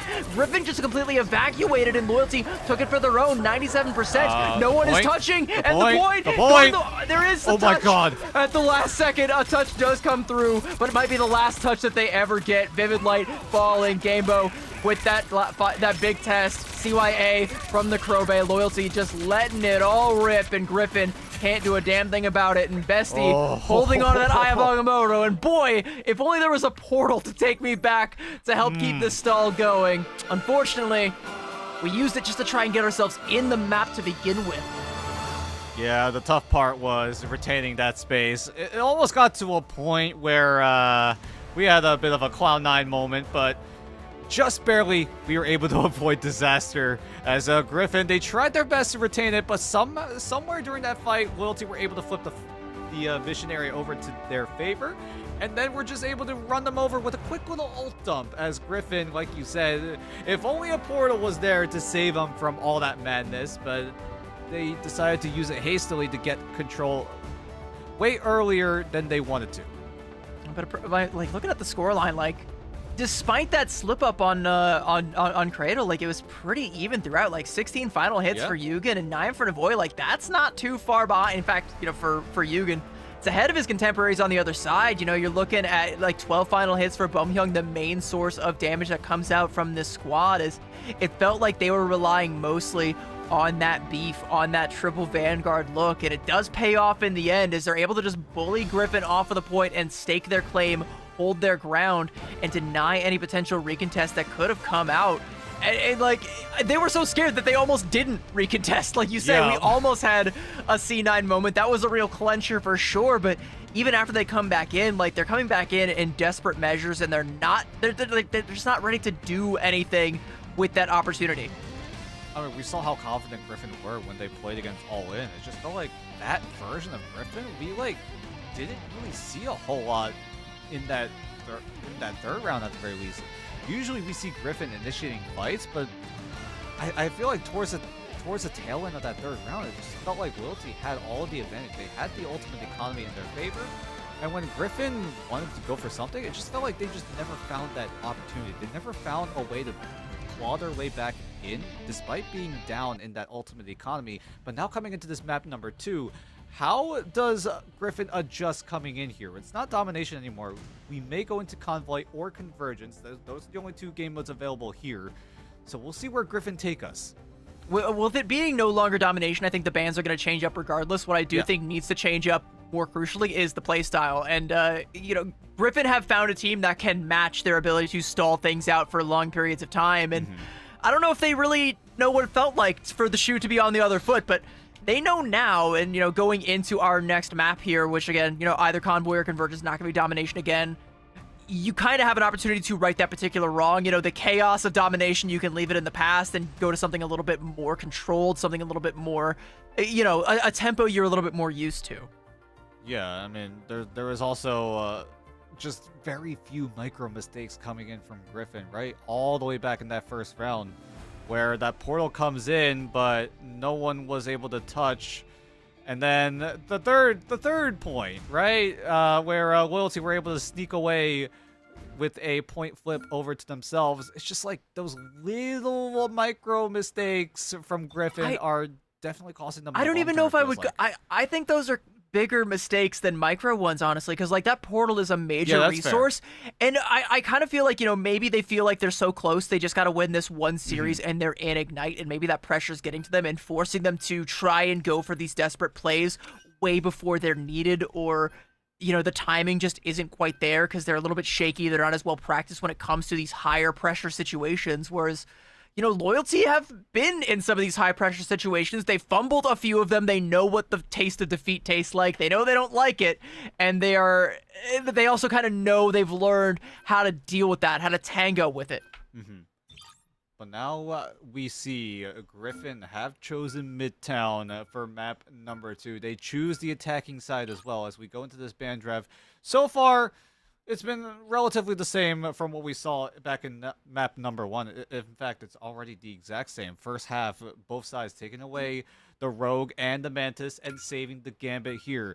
As both teams look to ban at the exact same time, it's going to be Loki for Elsa. So still very, very similar to what we saw back in map number 1.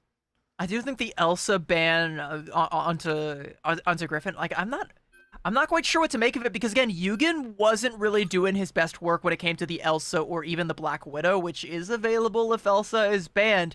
His best work has been on the Bucky, so I kind of feel like, you know, you would be willing to take that Elsa duel, but you are taking the Van Pool away from Gamebo, and I think that might be huge, and might also put a stop to some of these triple Vanguard shenanigans that Loyalty like to pull out.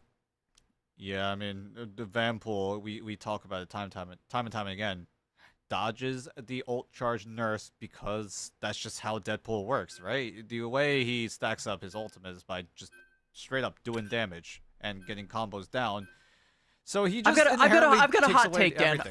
I've got a hot take. All right, my take: Deadpool as a Vanguard, he is the Star-Lord of Vanguards, in that you can just put him into any composition and he just works. I hard agree. I don't think that's a hot take. I hard agree with that. Like, you can slot him in so many different team comps.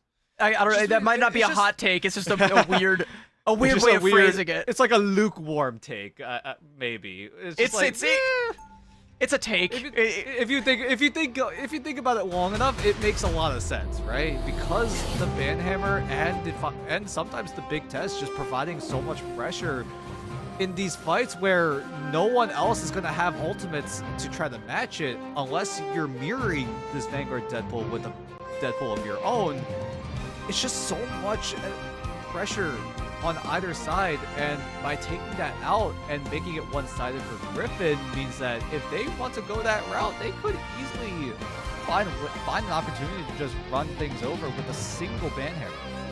Well, speaking of banhammers, another character that caught one while we were yapping is Wolverine is banned from Griffin, and that is another one of Yugen's best tools. So he's going to be coming out on the attacking side on the Punisher, which he's going to need all of that damage and then some because it is a good old-fashioned triple from Loyalty.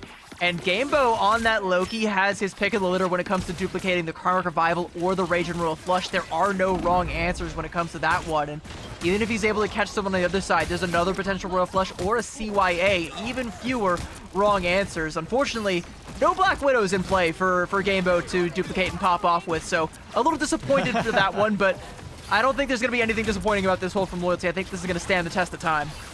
Yeah, Yugen sticking to the Punisher when things like the Elsa and the Black Widow are available, so definitely a very interesting option coming in from Yugen. We'll see how this turns out. It's going to be a double hit scan duelist for Griffin as well, and so far Loyalty are just handling it to perfection, being able to stall out time and time again, just waiting for those ultimates to come online. As Griffin, if you're not able to find any eliminations onto Loyalty, these fights are just going to get harder and harder to win out on, and with a quick Ironwood wall to isolate Jamez, that's going to be Griffin hitting the reset button one more time, and with Bumhyung and Gembo getting their ultimates closer and closer to online and ready to go, means that Griffin, they're clearly struggling.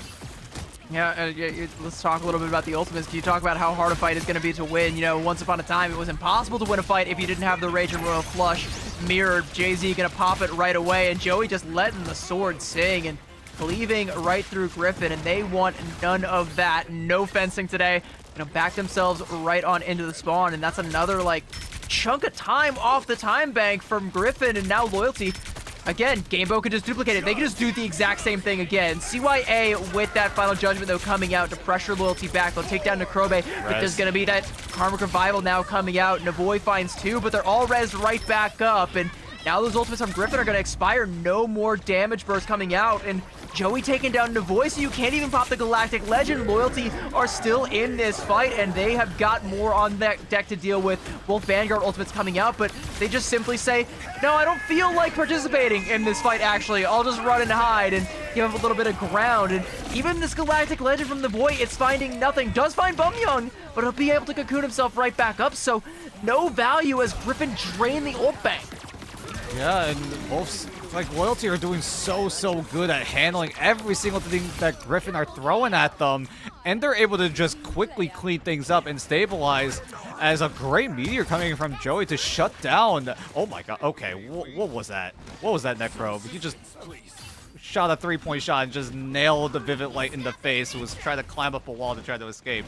That was a little crazy, but Loyalty, again, doing so good of a job at handling everything Griffin are doing, and whenever Griffin wanted to go for the advantage, there was just a defensive measure, whether it be a Karmic Revival, a Meteor M, or even a potential Loki copy coming into this next fight. A Loki copy and another Rage and Royal Flush. You only have 46 seconds left. You have to try and live to keep this overtime ticking, because if you get the cap at all, it's going to be OT. Jamez won't be there to tell about it. He'll be res back up, but Jay-Z already going to put the fear into him, and Loyalty keeping the pressure going. Bestie is going to fall. Gamebo, you can see, keeping the damage going, keeping the healing going as well, and keeping hold of that potential God of Mischief into another Rage and Royal Flush, or even a second Karmic Revival should you need it, because Bumhyung's got it as well. There's so many things that Griffin have to try and chunk their way through, and they just don't have a pickaxe to do it with. Jamez gonna fall again late into that fight. 12 seconds left. Someone from Griffin is gonna have to get a touch. Yugen trying to pressure Loyalty back, trying to just set a path to be able to touch at all, using that infinite ammo team up with the rocket to keep the pressure going. CYA for more damage as well, and Loyalty, they don't care. They will take all of this damage and then some. Even if the soul bond doesn't matter, because Bumhyung can just bring them all right back. Another huge Karmic Revival, bringing all four back into the fray with ults to spare. God of Mischief, Rage and Royal Flush. Kai's got one to mirror. It might be a slightly better Royal Flush, but the first KO that comes through might tell the tale. Bestie going in with that Strangling Prism, but doesn't find anything. It's Bumhyung taking down Jamez, taking the duel with that Star Overlord doesn't even care, able to repel him, keep the front line alive. Jamez res back up. Galactic Legend now coming out from the void, but Necrobe, the trees, they fight back. Oh, he got they it. take down from the sky, pumping down the void. Be able to take down one, but a Strangling Prison is going to be the final blow, and Griffin will not be able to get this card on through to point A. It's a full hold for Loyalty. Very strong full hold from Loyalty. We talk about it again, right? Every time Griffin looked for an opportunity, Loyalty was like, yeah, nah, you're not doing that. We're just going to win it out in the end. Like, whenever Griffin found that moment, like, Loyalty had that option. It was just a Karmic Revival. If Griffin weren't able to break through that defense coming in from Loyalty, it was just going to get infinitely more and more difficult because those ultimates would be online, whether it be a Raging Royal Flush, whether it be a Karmic Revival, whether it be a second Karmic Revival, or a second Raging Royal Flush. So it's just like Griffin were just cooked as soon as the round went late, and Loyalty being able to hold on for all eternity and get a full hold down means that they have a huge advantage coming in here. They have 4 minutes on the clock to just get around halfway to that first checkpoint. I think what Griffin really needed on that, Dan, was they needed like a Daredevil or a Black Cat to try and, you know, put the pressure out onto the to the Adam Warlock, and or at the very least like call out the position so that the rest of the team can collapse on it, because they were relying entirely on the CYA with the Final Judgment, like that combo to be enough burst damage. But it doesn't matter if you're just like, okay, whatever, take us all down, find a 4K, who cares? Doesn't matter. I'll just bring them all back because you didn't find the Adam Warlock. They either needed that or they needed that Wolverine that was banned out, because Yugen getting some of those kidnaps was crucial to what little success they found on Krakoa. It's just not manifesting here on Midtown just yet. I mean, that was like the best option, right? Being able to use the Pharaoh Leaf to try to isolate the key targets. But with that option gone on the side of Griffin, it just meant that it was just so much more difficult to try to break through the triple defense. But Loyalty coming in swinging. 3 duelists, 1 Vanguard, and 2 strategists. So effectively a 1-3-2, putting Ancest on the Storm to amplify the damage onto Gambo and Pamyong. So this front to back is looking very, very strong. And also Joey with the Max Sword as well, providing even more damage. And you're again trying to utilize that infinite ammo team up, and Anaxes takes a few too many bullets and is going to be back into spawn. Potentially going to swap off with the Storm. I don't know how long we're going to keep onto this triple duelist lineup here. Yugen with some shotgun shots for the lone Vanguard in Joey, and that means there's not much of a front line left for Loyalty. They're sticking to their guns, and there's a lot of guns still with, again, the triple duelist look here. I mean, Gambo's got a gun, Pumyum's got a gun, Necrobe has a gun, He's got a CYA, and I think that's the Joey's big thing. sword is basically a gun. Yeah, Necrobe inching closer and closer to the CYA. Pumyum's gonna pull the trigger before the CYA even becomes online, and he's gonna be able to get a double, but not until Yugen is able to find a trade onto Necrobe and then Ancest. So no CYA going to be available, is able to find a shotgun onto Pumyung. And Yugen with this Punisher is looking to hold off what Loyalty are doing, but Loyalty seems like they're just completely okay with this. They're able to keep the convoy moving closer and closer, and they find Yugen, who had access to the Final Judgment, so he's not going to be available for this fight. And there's a CYA, though, trying to keep that fight going for Griffin, but Loyalty, they just don't care. They're absorbing all the damage. They got a CYA of their own. A Royal Flush now coming out, skewer. but there's going to be a Meteor M, and like you say, a great skewer taking down Bestie. There's not going to be a, oh my goodness, there's not going to be a Strangling Prison. There's not going to be a Rocket Raccoon. There's not going to be a defense for Griffin. Loyalty just run right over. I mean, you said it, like, there was that triple KO that comes out from Yugen. It's a clutch play. Bro says, fine, I'll do it myself. And Loyalty says, okay, go ahead, do it yourself. Because if it's just you, it doesn't matter. We don't have to stop pressing the advantage. We can just keep this cart rolling, take it into one fight territory, and when that fight happens, we're ready. Yeah, and switches over to the Angela, was able to find some key skewers onto the Vanguards of Griffin, and with the front line gone, it just meant that the rest of this team composition ecosystem that Griffin were trying to utilize kind of just went out the window. Yugen did as much work as he could, 23,000 damage, 7 final hits, but it was just not enough. Every time Yugen went for something, Loyalty had an advantage. They had a way to, at the very least, stabilize from what Yugen was doing when he was trying to terrorize the entirety of his old roster as he goes for the triple, like you said. But the problem was Loyalty were still moving the Herbie mobile, and it got to a point where only a single fight was all it took for them to win it out here in Midtown. And Griffin, they needed the hero plays from Yugen to keep themselves in that, but they needed so much more than a hero. Like, I get my boy a chiropractor, all right? 12 and 5 with 7 final hits and 23k damage. Like, he's got almost double the damage of nearly anybody else on the side of Loyalty, but Loyalty just, they played their defense so well that it was an insurmountable mountain to climb for Griffin on the defensive side. Ironically enough, they just couldn't snuff out Bumhyung on this Adam Warlock. They just never locked him and Gamebo down at the same time, and whatever Griffin came out with, Loyalty were ready for it, and that is just like, it's just planning again, and it's the mark of a better team. If you're just ready for the situation at hand, if you've scouted it out, if you've done your homework, when the day finally comes, it'll be your day. I mean, Loyalty are, this is what we wanted to see out of Loyalty, right? We saw them start to perform better and better as we saw them play in Stage 1 in the group stage of Asia. And now coming into this mid-season qualifier, I'm glad we're seeing this version of Loyalty right now. They are looking hot right now. They're one more map away from getting themselves back into Ignite. And if they're able to make it here, this is going to be a fun team to watch, I feel like, when we go into Stage 2.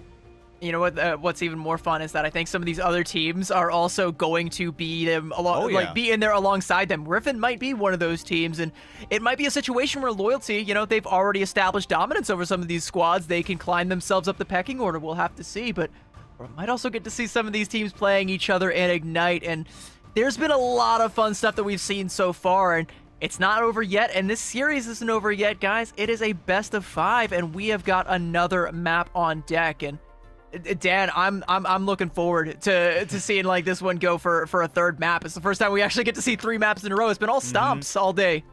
Oh, we'll see. I mean, Griffin are looking a little bit shell-shocked, it feels like, because every time...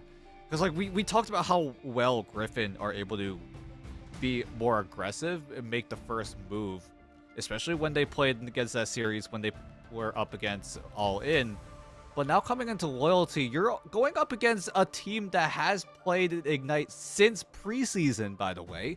And with all that experience that Loyalty have, it just feels like whenever Griffin went for that first move, Loyalty was like, "Yeah, we know how to deal with this. We've done this before. We were in this situation a few times. I've played these games before." Yeah, they played these games before, and they're just like, "Yeah, yeah, we learned from Ignite. We know how to shut you guys down."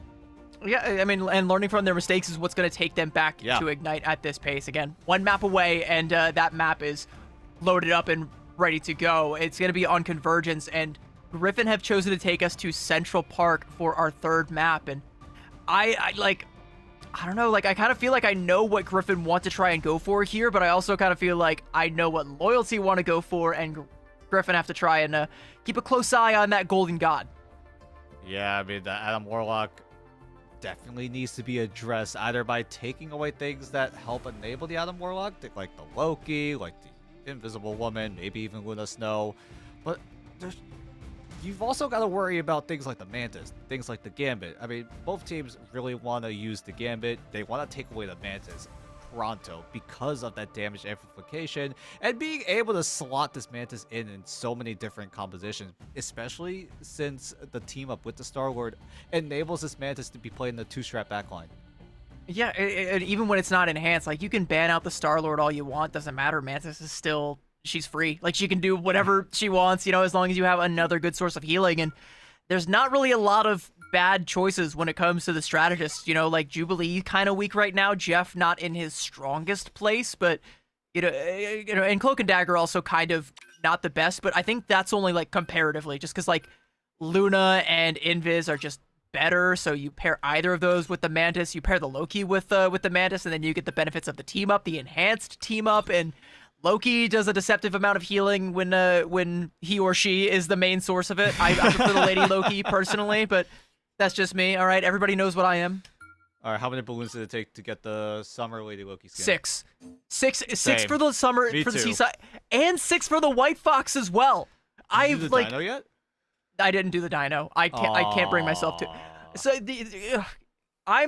okay. If you guys want to know why they keep releasing Invis and Luna and White Fox skins, I'm the reason why. All right, I bust my credit card out for them every single time. The Devil Dino one is cute, and I'm gonna try for it, but I'm not like frame 1 in there the same way I am I see that I am Coastal frame Kumio. 1 in it.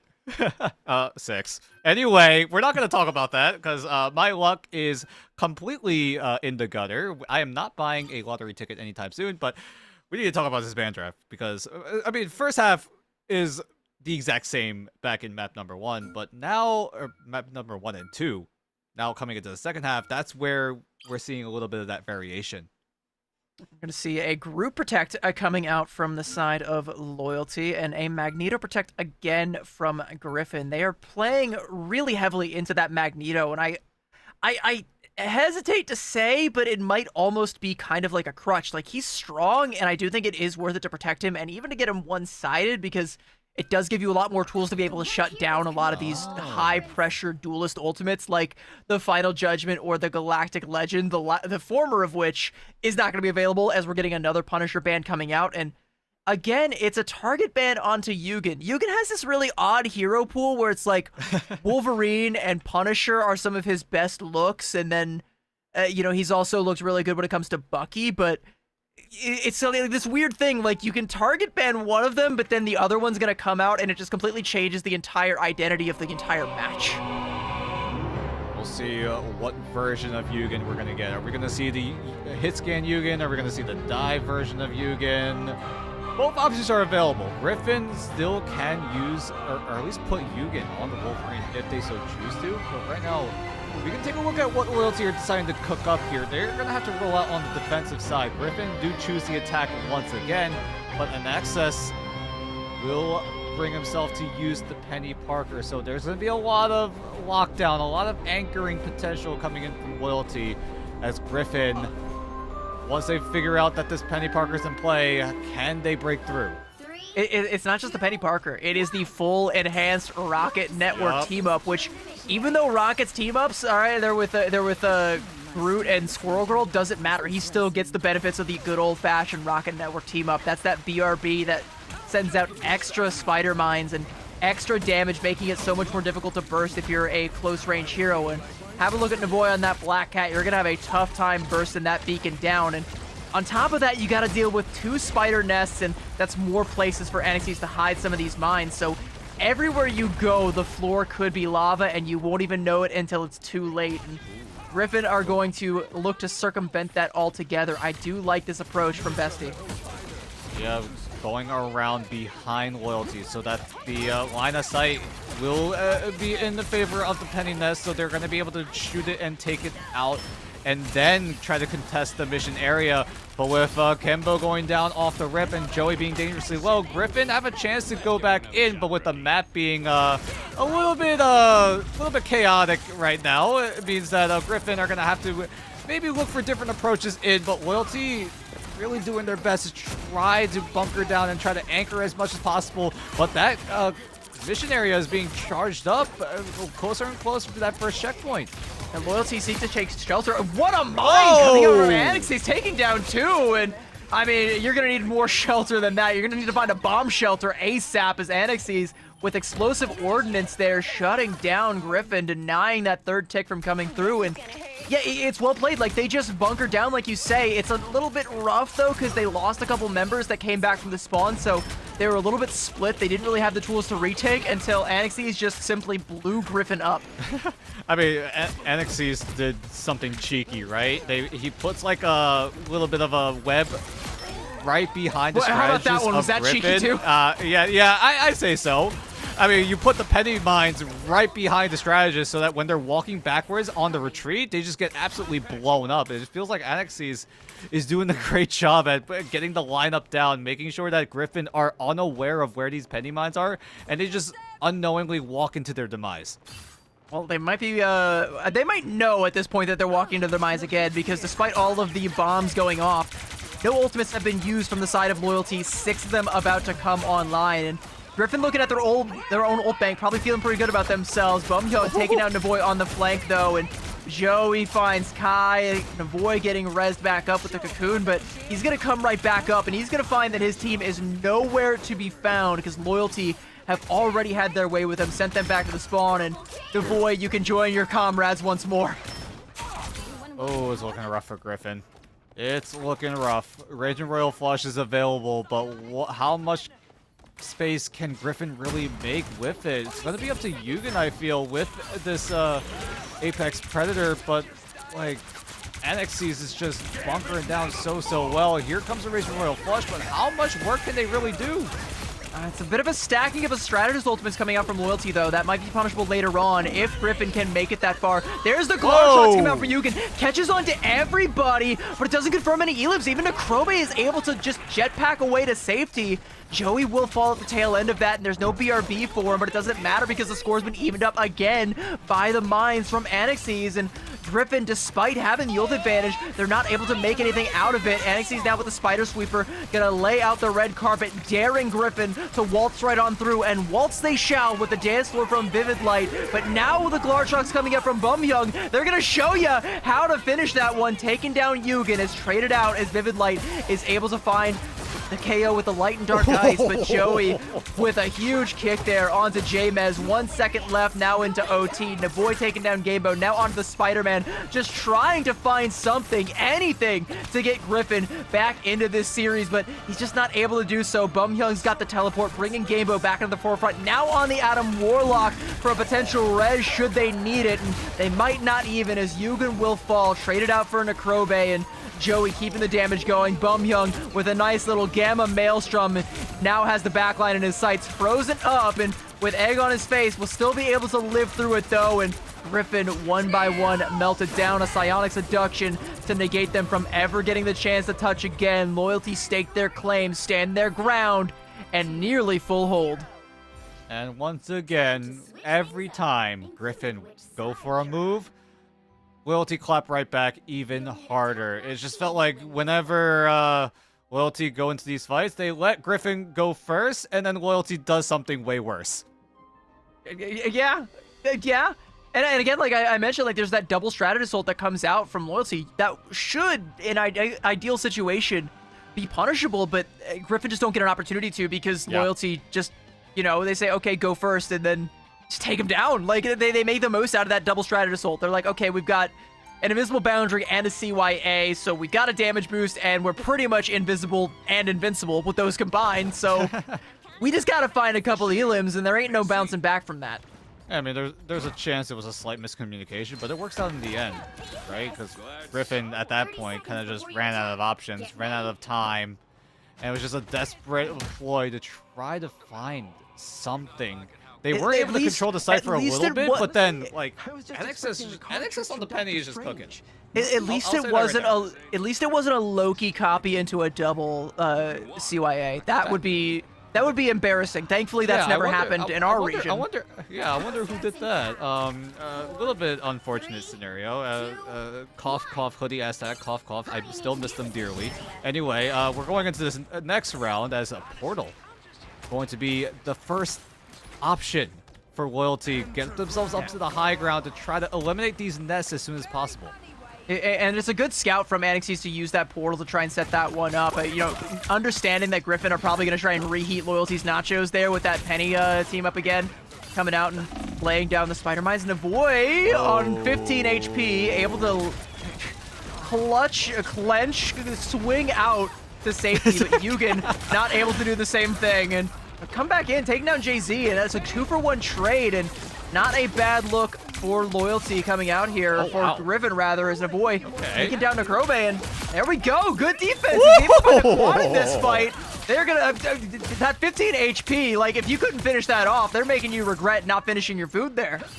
Well, at the very least, the fight ends quickly for Loyalty, so they're able to reset quick as you like it. Akrobe onto the Jubilee. We talked about how this Jubilee is kind of just one of those picks where it's like, yeah, it's fun to play, but like, there's other options that are just way better than this Jubilee. But Loyalty are looking to stick with it. try to get that ultimate as soon as possible so that they're able to rush down Griffin. Or Griffin doing a good job at bunkering down so far with this Penny Parker, as Joey's looking to try to find the elimination. Big one onto the Penny Parker of Bestie.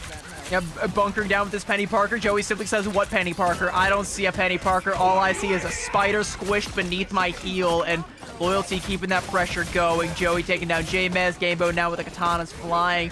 Not going to find an Elim, but is going to force 2 members of Griffin back. Navoy, it's cleaned up again by Joey. This White Queen is queen of the castle right now. Yugen able to come back, taking down Bum Young. Gamebo falls as well, so Griffin finding 2 quick key Elims and keeping themselves alive in this fight and denying the second tick from coming out from Loyalty. And now we get to go for this next 2 minutes. It feels like we should already be in OT at this stage, but no, Griffin still have to hold on for 2 more minutes.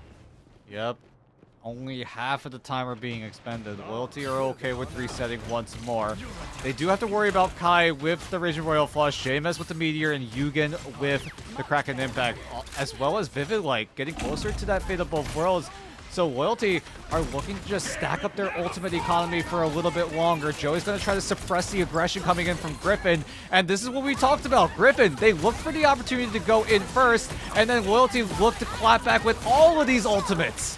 Again, they layer the strategist ultimates, though. I don't know if I enjoy that. You know, the firework finale coupled with that Fate of Both Worlds. J-Mez with that Meteor M just clamping right down on top of Jay-Z. As soon as the ultimates expire, Yugen seeks to go again, but getting taken down there by Bumyoung. But even still, Loyalty shouldn't be able to capitalize off this. They don't have strategists in the fights. They don't have Bumyoung either. But Anixis is able to take down Vivid Light. Gamebo taking down Kai, and suddenly the shoe is on the other foot. But the Eye of Agamotto is on deck. It is indeed a 3-man, and all 3 men will soon be on death's door. Anixis still alive, though, taking down Bestie, and Devoy seeking to let the devil out. But is he going to be able to find anything with it? Gamebo back in the fray, taking down Yugen, and Loyalty somehow able to snatch victory from the jaws of defeat. And with one last Eagle shot for Vivid Light, it's the shot that'll take Loyalty back into Ignite. Welcome back, Loyalty, to Ignite Stage 2 here in the Asia region. We talked about this team time and time again with how well they've been looking towards the tail end of Stage 1. Unfortunately, they were the last place team, but not until they were able to give us a great impression, a showing of tenacity, a showing of drastic improvement, and Loyalty are now back in Ignite, looking to get a bit of a vengeance run, it feels like, because of how not so nice it was back in preseason and a little bit of Stage 1. But as they looked better and better as time went on, Loyalty definitely going to be a team to watch out for when it comes to Stage 2 Asia.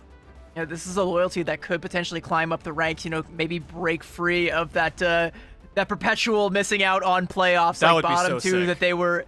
Well, yeah, because you got to think, like, right, like 4 of these teams are going to qualify for Ignite, and Griffin very well could be amongst them with how good they looked in that previous series. So this is a team that you've already proven that you can get a decisive 1-up over. Granted, you know, Griffin might need a little bit more time to cook, but there's something there, Dan. Like, there is a recipe for success for Griffin. If they iterate on that and keep going, I do think this could be another scary team to watch on another day. But unfortunately, this day belongs to Loyalty, and they will live to see another day in Ignite. And I can't wait to see who gets to join them, and I can't wait to see if they've been able to level up since Stage 1. And Griffin still have one more chance. They do get sent down to the lower bracket, but there's still a chance for Griffin to get a Ignite spot if they're able to win out in their next best of 5 series to promote themselves into Ignite. Keep in mind, there's still 3 more spots open for them. We know that Loyalty took one of those. Well, there are 4, but Loyalty took 1. So now there's 3 options available in terms of which teams will get never those do Ignite caster spots. math. Never do caster. Yeah, never do caster math. It's very hard. You would think 4-1 is easy, but when there's a camera and a microphone in front of you, suddenly it's not so easy, all right? You try it, wise guy. Yeah, there's 3 spots left, and we did see 3 other teams so far that are relatively strong that could end up taking those spots. We'll have to see by the end of the night who ends up taking those spots. I do believe Griffin does still have the chops to be amongst one of them, but even if they do make it, Loyalty has already staked their claim, and now even if Griffin make it, they get to be the ones to say, Yo, what's up with that when we see each other back at Ignite again? I mean, it's just great to see Loyalty looking this good as a roster right now. It just feels like it looked rough in the beginning of Ignite, but now as we watch them just go on this glow up of a run, it feels like. I mean, like, we talk about glow ups for like the top teams. Like, I know we talked about Reject being that big glow up team, but we gotta talk about Loyalty. In this long term, they're sticking around. They're getting knocked down, but they're never out. They're picking themselves up. They're just going right back in. And now they're back in Ignite. So that's step 1 down. Step 2 is staying in Ignite. But we'll see if they're able to do that. Well, you know, like you say, they got knocked out and they got right back into it. And we're going to get right back into more promo relegation action. After this break, we're going to cut to a break and we will be right back. Don't go anywhere, chat. We'll see you in just a bit.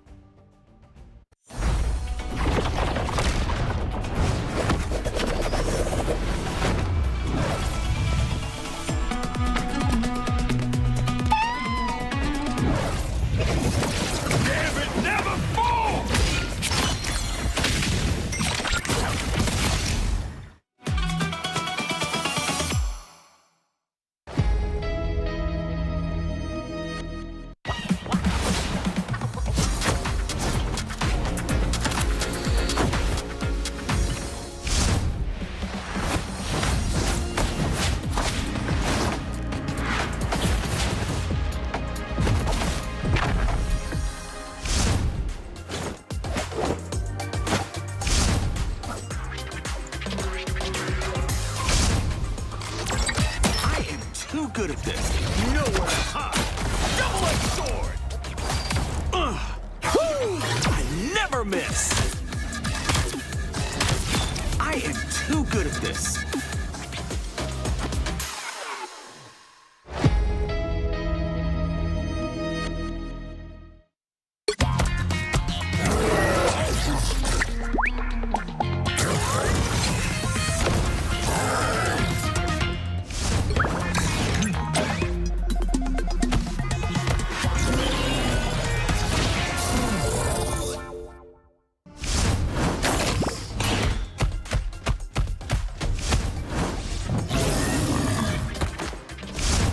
Prehistoric protection.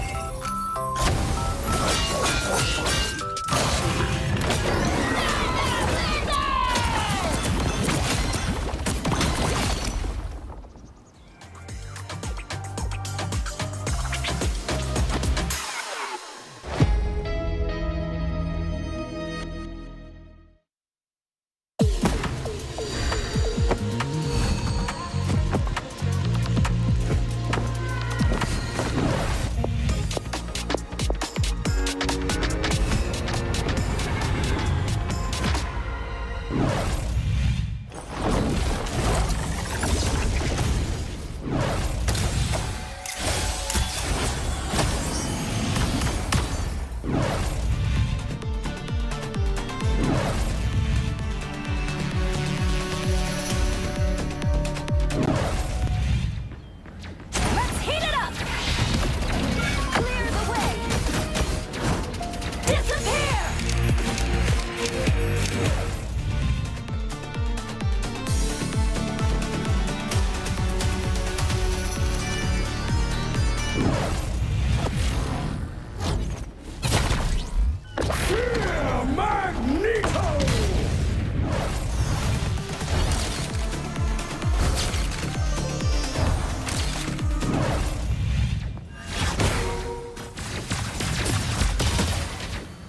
Born again!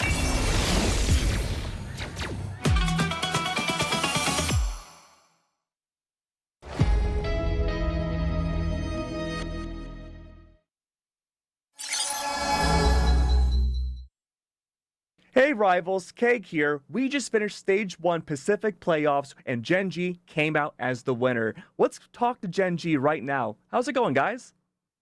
Hi, I'm Zim Story, a Vanguard player for Genji. Hi, I'm FMCL, a duelist for Genji, and we're feeling good. Into the mid-season finals. And if you didn't know who they were, if you forgot who they were after DreamHack Atlanta, they are Chopper Mag, they are Gen G, they are your Pacific champions, your kings of the Pacific. The best in this part of the world, this neck of the woods belongs to them, and they'll claim that cash prize and that first seed going into mid-season finals. You heard J-Mac in that previous interview. Reject, they're happy that they get to go to mid-season finals alongside Gen G. He's glad they get to go together, but they wanted that first seed, but Gen G said no, that belongs to us, and there is not a thing in the world you could do to take it from us. They took it, they seized the moment, and they are your champions. So, for my first question, talk to me about your journey from preseason to the end of stage 1. Having dropped very little maps overall, tell me what it's like to ensure such consistent victories. You know, I just think it's like consistent gameplay anyways. I think seeing that for being at China, there was like only like a week and a half, 2 week grace period that we had to actually practice the meta. So I think that was pretty important as well. I just think like getting it down really pat, like getting it above upper level teams like that we would verse in stage 1 or preseason, vice versa. It's just really important that we just stay consistent and we know how to play the game. Yeah, I think it's just like keeping up on the meta. Like sometimes there's meta shifts, you know, like Daredevil got nerfed, Black Cat got nerfed. Black Cat got nerfed very hard. Like last season, she was probably the best character in the game, but now she's like borderline unplayable. So just like making sure we keep up on scrims, see what other teams are playing, so we can like sometimes copy that or sometimes improve on it. So we're just always at the top level, just ready to always win. You guys have been a team that has shown very little weakness all throughout preseason and stage 1, but there was one area that we did notice maybe there was some faltering, and that was Heart of Heaven in the last 2 days. You lost it up against the Reject before, but then you ended up winning it today. Talk to me about Heart of Heaven and what was going on yesterday and what was different today. Look, I mean, we've never needed to practice that map because no teams except them, even in scrims before, would take us to that map. So I just think it was like we just had to like recognize how to play that map again and what to do. I personally think that map was still very close, even though that we lost and it was our worst map. But today, you know, we just played better than what we did on the map yesterday. We just played against them better. Like we just didn't let them do anything against us on defense or attack. So I think that was a very good improvement from yesterday's map. Yeah, I just think we don't really practice the map. Myself, I don't like that map at all. So we don't pick it really ever in scrims, and no other team really picks it. It's not the most liked map.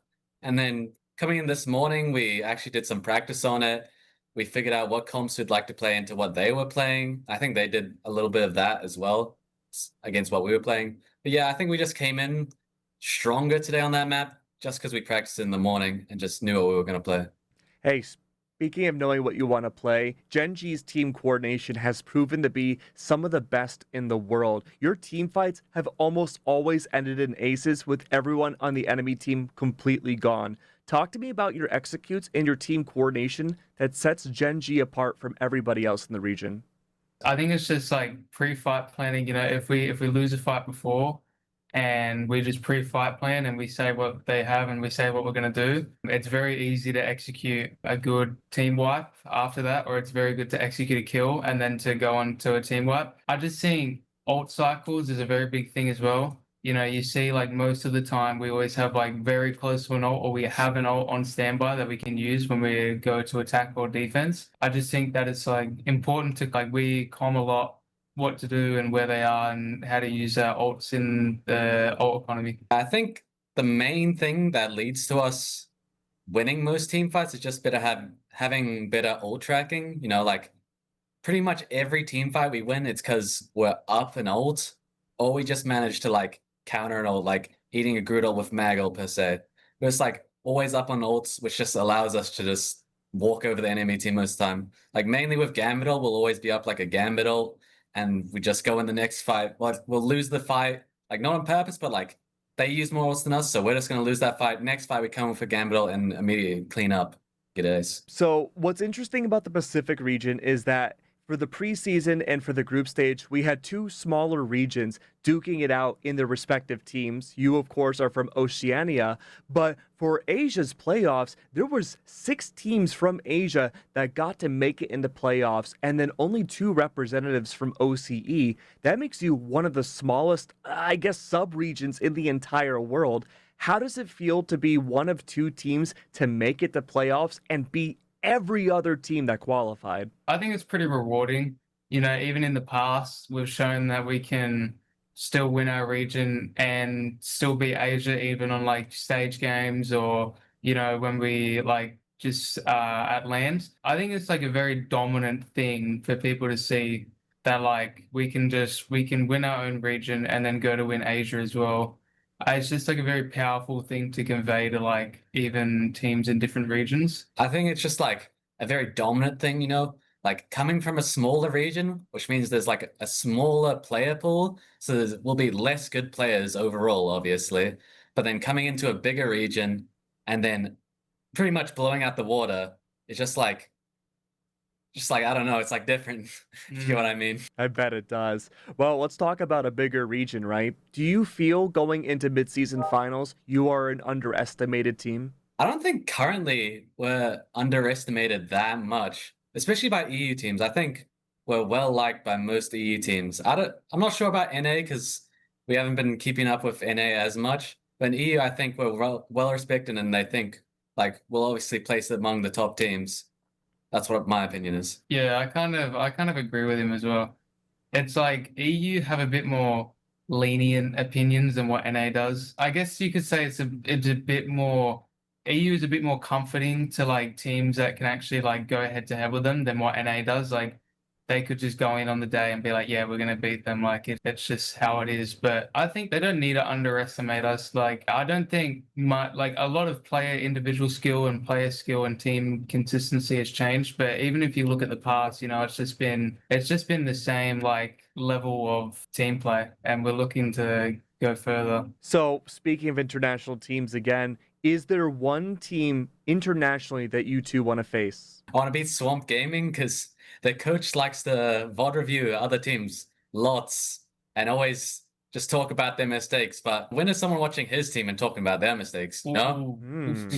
Ooh. It would have to be Swamp or maybe Na'Vi.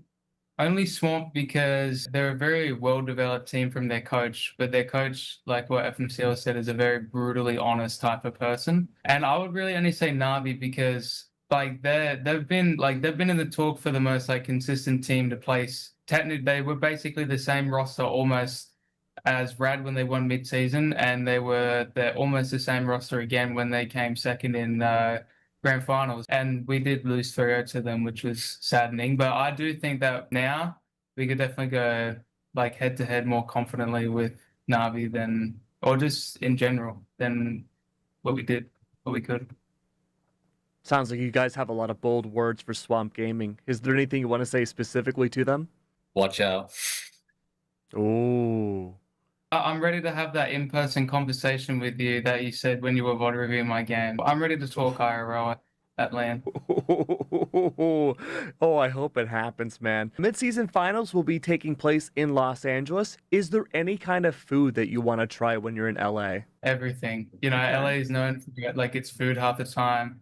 Just the amount of like food vendors that are on like every single street. I can tell that it may be a bit better than Atlanta from when we went. That was a bit more drier, but we're in LA, you know. I just want to try a lot of fried chicken. Sure. I like fried chicken a lot. Yeah. It's really good. Sweet. Well, that's all I had for you guys. Thank you so much, guys. I really appreciate it. Thank you. Thank you.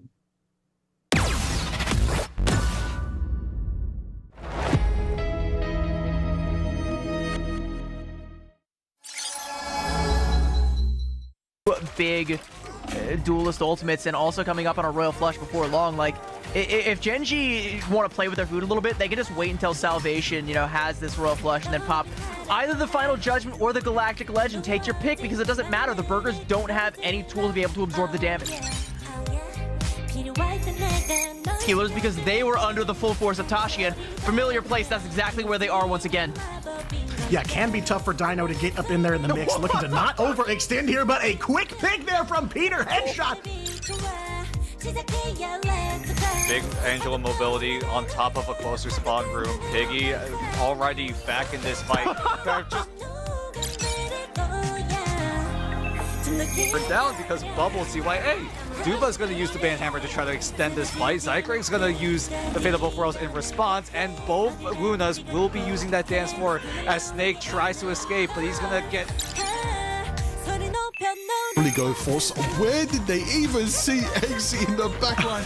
Absolute flash and slash and absolute. I would be crashing out from that one right now.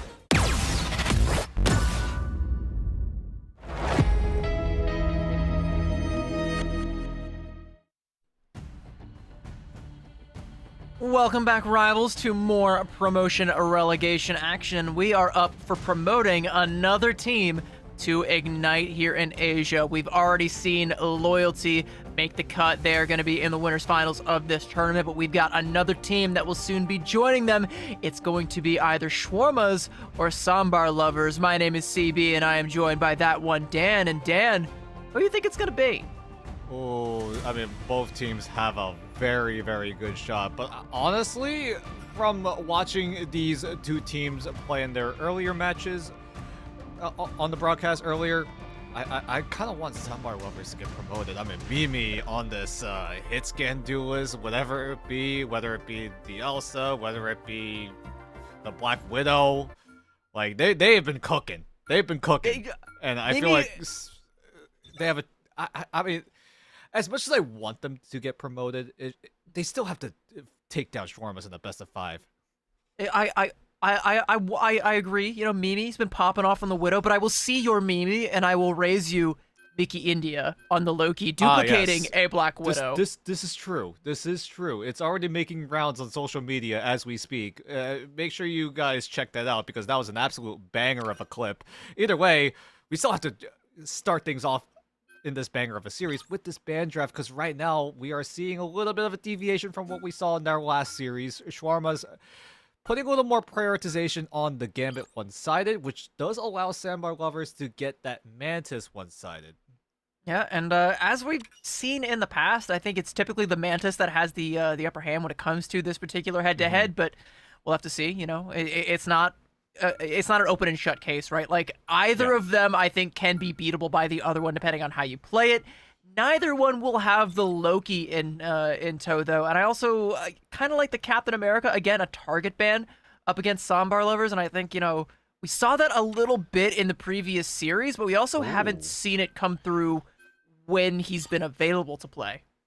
Interesting lock coming in from Sambar Lovers onto the Vanguard Deadpool that allows tempo in favor of Sambar Lovers. If the Shawarmas are not able to secure that in time, they do take away the Daredevil, and at the very least will be able to, at the very least, synergize with this Gambit with the Raging Royal Flush onto the Galactic Legend.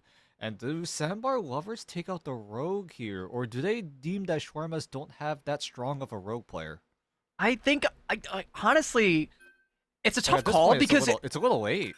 It is a little bit late. Instead, they're going to go for a one-sided ban. That's a better idea, I feel like. That's probably... You essentially guarantee early fight tempo in favor of Sambar Lovers. Taking this Vanguard Deadpool one-sided means that Shawarmas are not able to match the tempo that Sambar Lovers are about to throw at them. But here's the thing, so you're gambling on that Rogue that we talked about, and Axeleo's already hovering over that. And I think, you know, there's not a lot of Rogue players that really have hands on the Rogue. It's only at, like, the top levels that it becomes, like, a pick you got to worry about, because there's a couple of players that are pretty good at it. But, you know, having the enhanced, always-on team up with the Gambit, I think kind of, you know, shores up any weaknesses you might have on the hero. Kind of makes it idiot-proof. So, yeah, you know, while I do like the Vanpool ban, you do have to, like, trade one for the other. It's either that or the Rogue, and we'll see if they made the right call. We do load into Celestial Husk. I believe this is our first Celestial Husk of the night. I feel like we've seen a lot of Krakoa, it feels. I don't know if that's the RNG we're gearing towards. So be it, but right now, both teams... Oh, are we seeing both sides do a kidnap play? Oh, this is gonna be interesting. Oh, this is gonna be Ooh. fun. Are Oh, we we better gonna have get, like, fun. Gonna be a Spider-Man pointing meme. All right, this is about to be incredible. All right, Toji POV, and he is gonna Oh, look they know. and see. They know. Yeah, They know. yeah, They they know know. exactly what's happening. Oh my god. How are what's going Can't on? kidnap us if we come right to you. Portal right on top of them, and Nikki with the mines dropping down right on top of Yobo and Lu, and you can peer into every reality, but you missed one, and you didn't see that one coming. I mean, none of us saw that coming, and both of these teams are just like, hey, wait, why are they doing what we're doing? But they're just gonna both ditch the kidnap play. They were able to find one elimination, but it's still gonna be a fairly even neutral fight.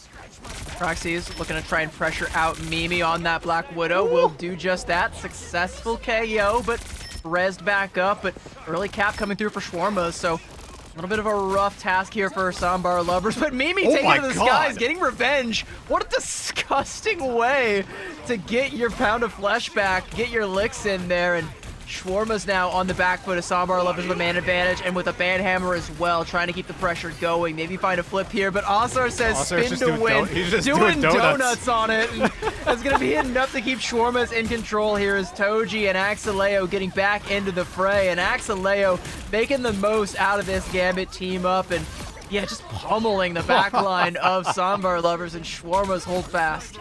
And that's the power of Mr. and Mrs. X. The enhanced team up between the Gambit and the Rogue allows Axolio to have permanent access to AoE damage, AoE heals for the rest of his allies.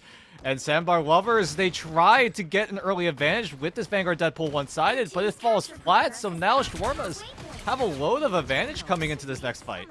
And it turns out the power of love does triumph over all. In fact, it even triumphs over the meta pick. Is sure, you can have your Black Widows, you can have your Mantises, doesn't amount to a whole hill of beans. Oh my god. Cancel from Mimi, though, shutting down and taking down proxies as well. No Royal Flush, no Star-Lord, no Shawarmas as Sambar lovers just take over the point and find the flip with ease, and Mimi with a third in that fight. Good lord, what a disgusting play. This isn't the first time Mimi has done that. In the past series that we saw Mimi shut down 2 ultimates, one Kraken Impact and another Eternal Bond. And so far, Mimi's doing the exact same thing. He has picked up from where he left off by shutting down this Razor Royal Flush from Shawarmas, and that allows Sambar to just cruise on into this point flip. They don't have to worry about using ultimates on their end. If you want to pop your ult, if you ever feel like you're safe, just remember Mimi is out there and he's probably got you down on the other side of a scope. Heartbreaker coming out from Axeleo as Shawarma's trying to break their way through it, but Hyunbo and Lu able to isolate a Rocket Raccoon. Hybrid forced to pop the CYA to stabilize it. Now Mimi fancies himself another duel with proxies and still feeling the burn of that first early loss. Is now taken 2 for 1 now, and I get Shawarma's again on the back foot. Hybrid taking down another headshot coming out from Mimi. It just gets more disgusting by the minute, and Shawarma's looking to try and bounce their way back, though, as Mimi will be pummeled by the haymakers there. Hyunbo and Lu trading out Axeleo as Sambar lovers were able to find the flip midway through that fight, and the KO starting to tilt in their favor. But not until Proxies uses the Galactic Legend. He finds a quick double out of nowhere as Shawarmas still are able to retain control and are able to flip it over in their favor. So a clutch ultimate coming in from Proxies is able to clap right back. I'm loving this duel between Mimi and Proxies. Both duelists are doing so much work for their respective teams, and right now Shawarmas are looking to get that upper hand coming into Final Fight territory. But the problem is Sambar have 2 ultimates at bay. There's going to be that CYA coming through. Mimi trying to make the most out of that damage. Dusk with the Ice Arts is going to be able to find proxies. No duel this time. This is actually going to be the strategist role-playing as a duelist. Axeleo getting taken down as well, and no res for that one. Royal Flush going to be met with the Assassin's Focus. Mimi again going to be looking for a headshot. Dusk trying to keep that front line toughed up here. Banhammer coming up from Hyunbo and Lu, and Sambar lovers trying to utilize every utility that they have. Mimi able to take down Hybrid, taking down Proxies, another double KO. This guy is gross. I don't know where he's been hiding this whole time, but we might be seeing more of him at this rate. I mean, like Mimi foregoing other hit scan options, things like the Elsa, maybe even Star-Lord, maybe even the Winter Soldier, goes onto the Black Widow and is showing how strong he is on this character. as Shawarmas, they're going to go for a portal play to try to go for a recontest. Maybe this is the way that they try to fight back in, but with a lack of ultimates available on Shawarmas, this is going to be an uphill battle, but at the very least are able to find Thunder, so no BRB will be in play.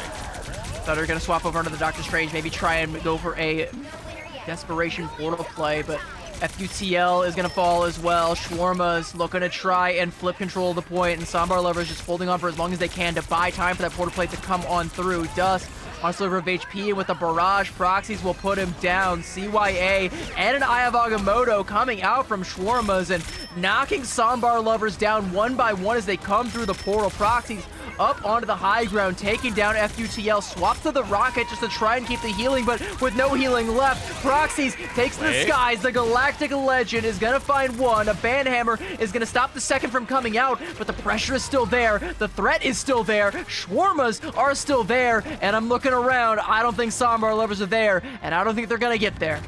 Portal closed at an unlucky time. Sambar Lovers just ran out of gas to try to keep the stall going even further. Shawarmas were able to get their ultimates just in time. We're able to get that second rotation so that they're able to wipe out the rest of Sambar Lovers that are trying their best to keep this round alive, but Shawarmas are able to pull it into their own end of the map. So that's going to be a one-round advantage coming in for Shawarmas, but both teams are just going at it, blow for blow, mano y mano. Mimi and Proxies just doing as much work as possible, but it just feels like Shawarma's got the upper hand there with the supporting cast. Like, Mimi is like pulling off some crazy, disgusting, heroic plays, things that I never thought I would see before, but hey, Black Widow is meta. We get to see it now, and we get to see a specialist at play with it, but Shawarmas, I think, are just kind of executing on the team fights a little bit better. Like, Proxies is getting the better of some of these duels, just enough to try and keep it on an even playing field, and Shawarmas, as a collective, are able to make up the deficit and just barely edge out Sambar Lovers on that first point, but that is only the first one. We have got so much more to go, and for point number 2, gonna be Shawarmas making a couple of adjustments here as they're back on the Magneto, back on the Thing, and trying to keep this beefy front line, but that is very kidnappable as FUTL taking Toji for a ride. The healing will be there, the Magma will be there, and the retaliation will be there, and so is the Heartbreakers. Axeleo taking down 2, and he's got the third in his sights. Proxy, a greedy little thing that he is, will take it away from him and find potentially a double of his own. Yep, finishes off FUTL, and there it is. And Sambar Lovers dispatched Shawarma's easy first cap. Yep, no ultimates available on Sambar Lovers means that Shawarmas just have to provide the pressure in order to find eliminations, or at the very least zone away Sambar Lovers, and Shawarmas will win out that first fight, get the first cap.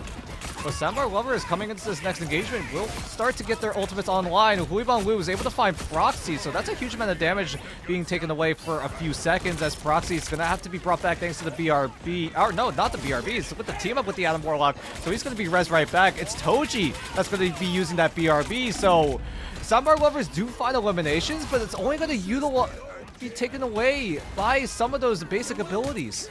A lot of these new team-ups, it was a rich get richer situation. Star-Lord was already oppressive, but now you got to deal with him twice because he's just got a free Adam Warlock cocoon wrapped into a BRB. Like, whatever, like, he's just got an extra life every single time, and that plus the actual BRB means that everything that Sambar Lovers got, Shawarmas just took it away passively, like no effort, now 50% and ticking, and Sambar Lovers, sure, they've got ultimates, but Shawarmas have already proven, like, they don't care. Like, they are happy to lose a couple members in this fight as long as they can bring them right back. Mickey India, not going to need to be brought back. There's a CYA to keep him alive, even through that Beast of the Abyss that comes out. Mimi, Assassin's Focus. Again, we've seen heroics coming out, and Shawarmas have seen it as well. They don't want to peek their heads out and risk losing them. Meteor M coming out, but Mimi, now as the angle takes down Mickey India. Okay. Good shot coming through. BRB. A cheeky little angle, but the BRB is there, and the Haymakers are doing their job. Proxies with the Galactic Legend finds a triple off the back of it, make it a quad, of course. Why not? 85% and counting, and Shawarmas not taking their foot off the gas.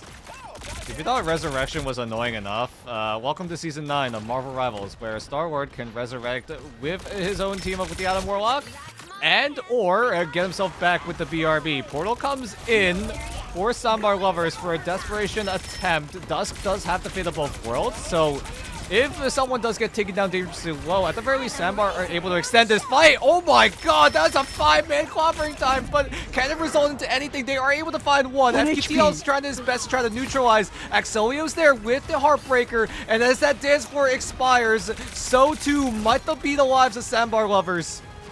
Proxies lives on 1 HP, comes back into the fray. Mimi is able to take him down this time, but Mimi doesn't really have the space to be able to get out onto the point and contest. It doesn't matter. He's gonna have to find so many more KOs, and they're just not gonna come. No opportunities are gonna come, and Shawarmas will take it 2-0. And Sambar lovers, I mean, again, how do you deal with it when you have all of these reses coming through? Sure, Mimi can find all of these hero picks, but it doesn't matter when they're instantly negated by the team ups and by the BRBs. Just, it seems like infinite reses. If it's not the right pick, if it's not proxies on the Star-Lord, then it just doesn't matter. Yeah, it just felt like every time Sandbar lovers had an opportunity, Shawarmas kind of was just like, yeah, about that.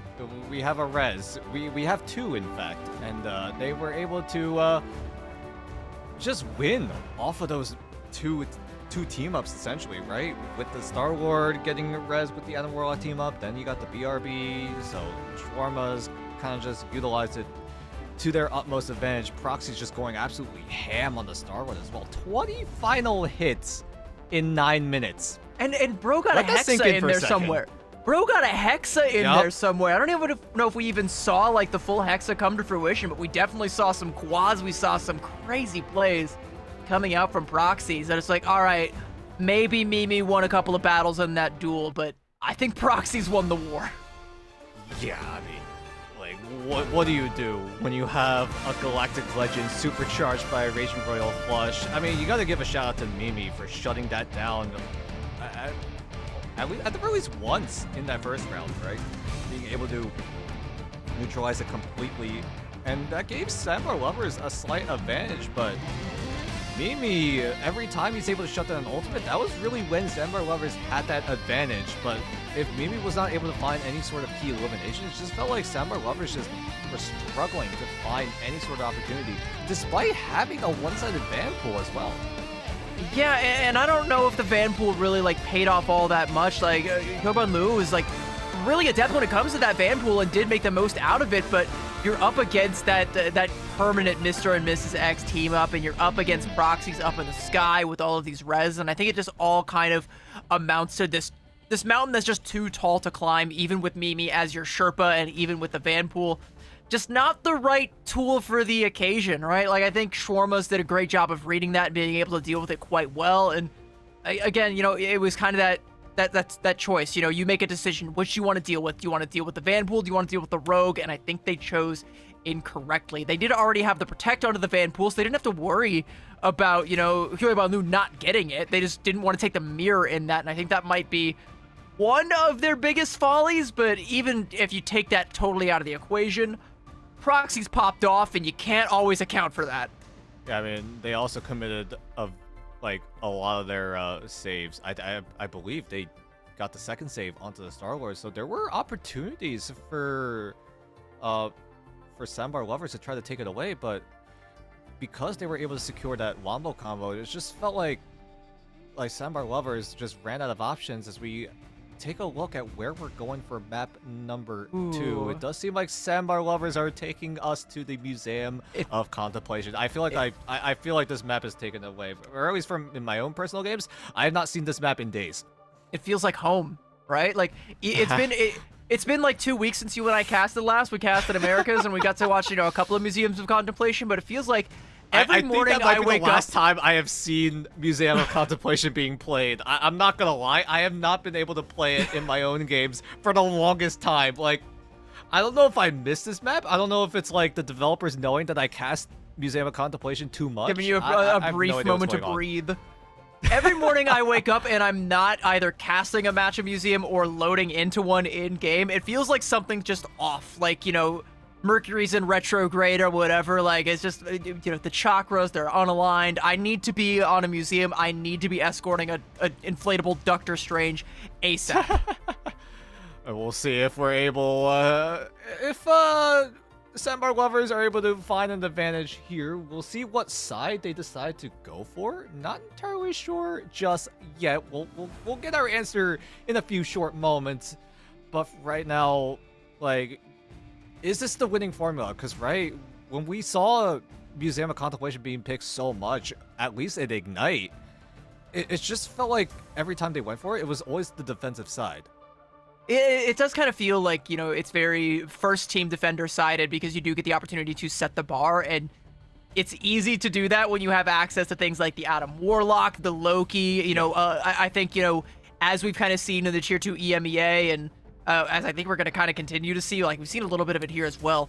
Triple is very much so back on the menu when it comes to convoy maps, and even though, you know, Museum tends to be a little bit more open-ended in what you can play, it definitely lends itself quite well to that triple, but it also does occasionally lend itself quite well to a Captain America and Huiban Liu finally going to go for the protect on that. No longer will I be target banned. All right, and now Sandbar Lovers, they have chosen the defensive side, but both teams doing very similar things, right? Shawarma is going to prioritize the Mantis, Sandbar Lover is going to prioritize the Gambit, but Shawarmas are able to give Huiban Liu the Captain America. They will commit that first save onto it, as Sandbar Lovers are able to secure that one-sided Gambit. So Mantis still on the table for the Shawarmas, unless Sandbar Lovers do find a way to take it away right now. Well, they're going to take the Star-Lord away, which I do think is another good shout. You know, even though it seems like this map is a narrow hallway, the ceiling's quite high, Star-Lord can still fly all the way to the ceiling, and it'll be hard-pressed to try and find a way to bring him back down. So, as usual, back half of the ban phase is going to paint the true picture, and it is going to be one that is not going to be painted with a Groot, I can tell you that much. And I think for an attacking team, to secure that one-sided for the defense, that might be a steal for Shawarmas. I mean, Sandbar Lovers could utilize that Groot to try to isolate the front line of the Shawarmas. And the Shawarmas are doing a great job at shutting down options to try to enable this Gambit save coming in from Sandbar Lovers, right? Taking away the Star-Lord, taking away the Loki, but still not deciding to go for the Rogue. I mean, you really don't have to deal with the Rogue. You've already taken away these options like the Star-Lord, like the Loki, so you don't have to deal with those wombo combos being enabled by this Gambit, as the Shawarmas will utilize their final save onto the Daredevil, which means Shawarma's game plan is clear. They want to dive, and we'll see if they're able to execute on it. I like the protect onto the Daredevil while 3 members of their team are hovering over it. They're like, one of us is gonna play this hero. It's like a ritual. It's like a ritual, right? It's like, please let the Daredevil through. Please let the Daredevil through, and they got it. They're all in like a prayer circle, like trying to summon a Daredevil onto their team comp. Like, it's like a whole seance at that point.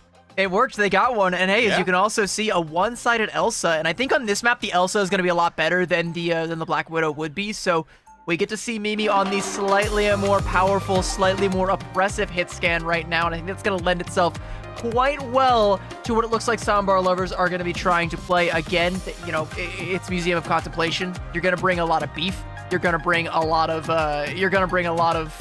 health, a lot of vanguards, and a lot of healing to try and keep them alive. You're going to probably bring an Adam Warlock. You're probably going to bring some other things to the table. It's going to be it's going to be a lot.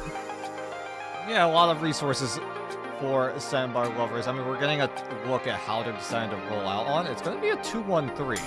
So 2 Vanguards, 1 Duelist, that Duelist being Aucer on the Winter Soldier, and then 3 Strategists with proxies on the Adam Warlock. Yeah, they don't have access to the Loki, but this Karmic Revival could still come in clutch if Sandbar Lovers are able to hold off Shawarmas for an extended period of time.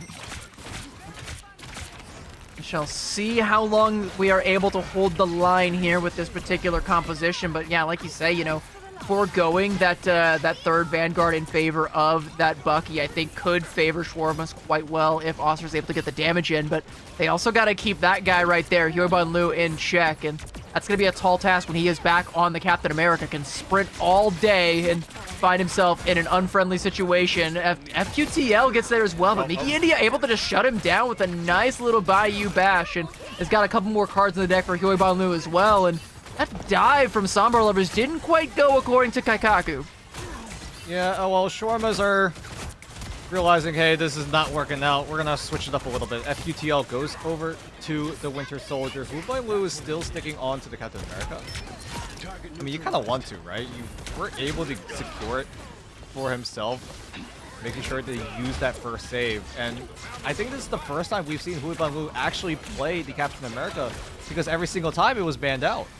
Yeah, it's gonna have to show like why you went for the protect on this one, though. If it was a target ban the whole time, like, we're still not seeing quite why it was banned or protected, but we have seen a clinic being put on by Mimi on the Black Widow.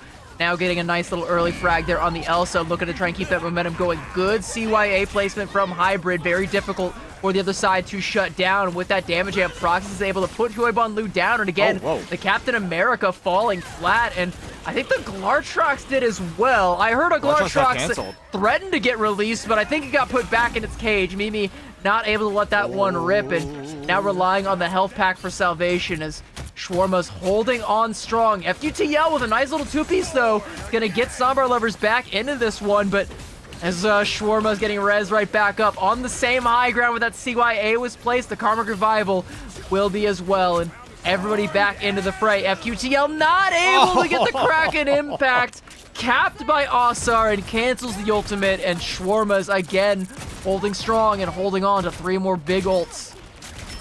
See how long it takes for them to hold off this aggression as Shawarma's looking to get the hold down. There's the Strangling Prison. Meteor M to try to dunk on him, but a good Emma shield to try to shelter Thunder, but he still goes down to the damage over time of the Strangling Prison. So Sambar Lovers still struggling to find an opportunity in. Mickey India is still threatening that Raging Royal Flush. Lu is going to try to entry with the Freedom Charge. But how much space can Sambar Lovers get until Mickey India claps right back? I mean, Mickey India just like lets them come in and then pops the ultimate, and all the damage coming through, though.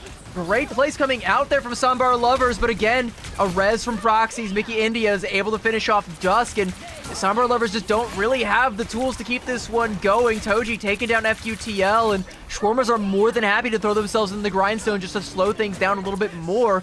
Lu wants to try and go in and take down Asar and deny a recontest that could come out, but Axeleo is already over onto the Doctor Strange, so even though Sambar Lovers win this fight, Shawarmas will be back for another one, and as you hear that portal coming through, here they come, and there's a CYA as well. Proxy's getting taken down, but has a self-cocoon. A BRB, actually, no, the BRB getting canceled. He's going to be down. Psionic Seduction from Lil Uzi, not able to lock anybody down. Invisible Boundary trying to lock the point down. FQTL on this Bucky, letting the Rotten shots fly, taking down Toji, and it might be enough to keep this cart inching on forward, as very few members from Shawarmas have the manpower to be able to go and install it out. Less than 3 meters left to go, and as one by one, Shawarmas fall.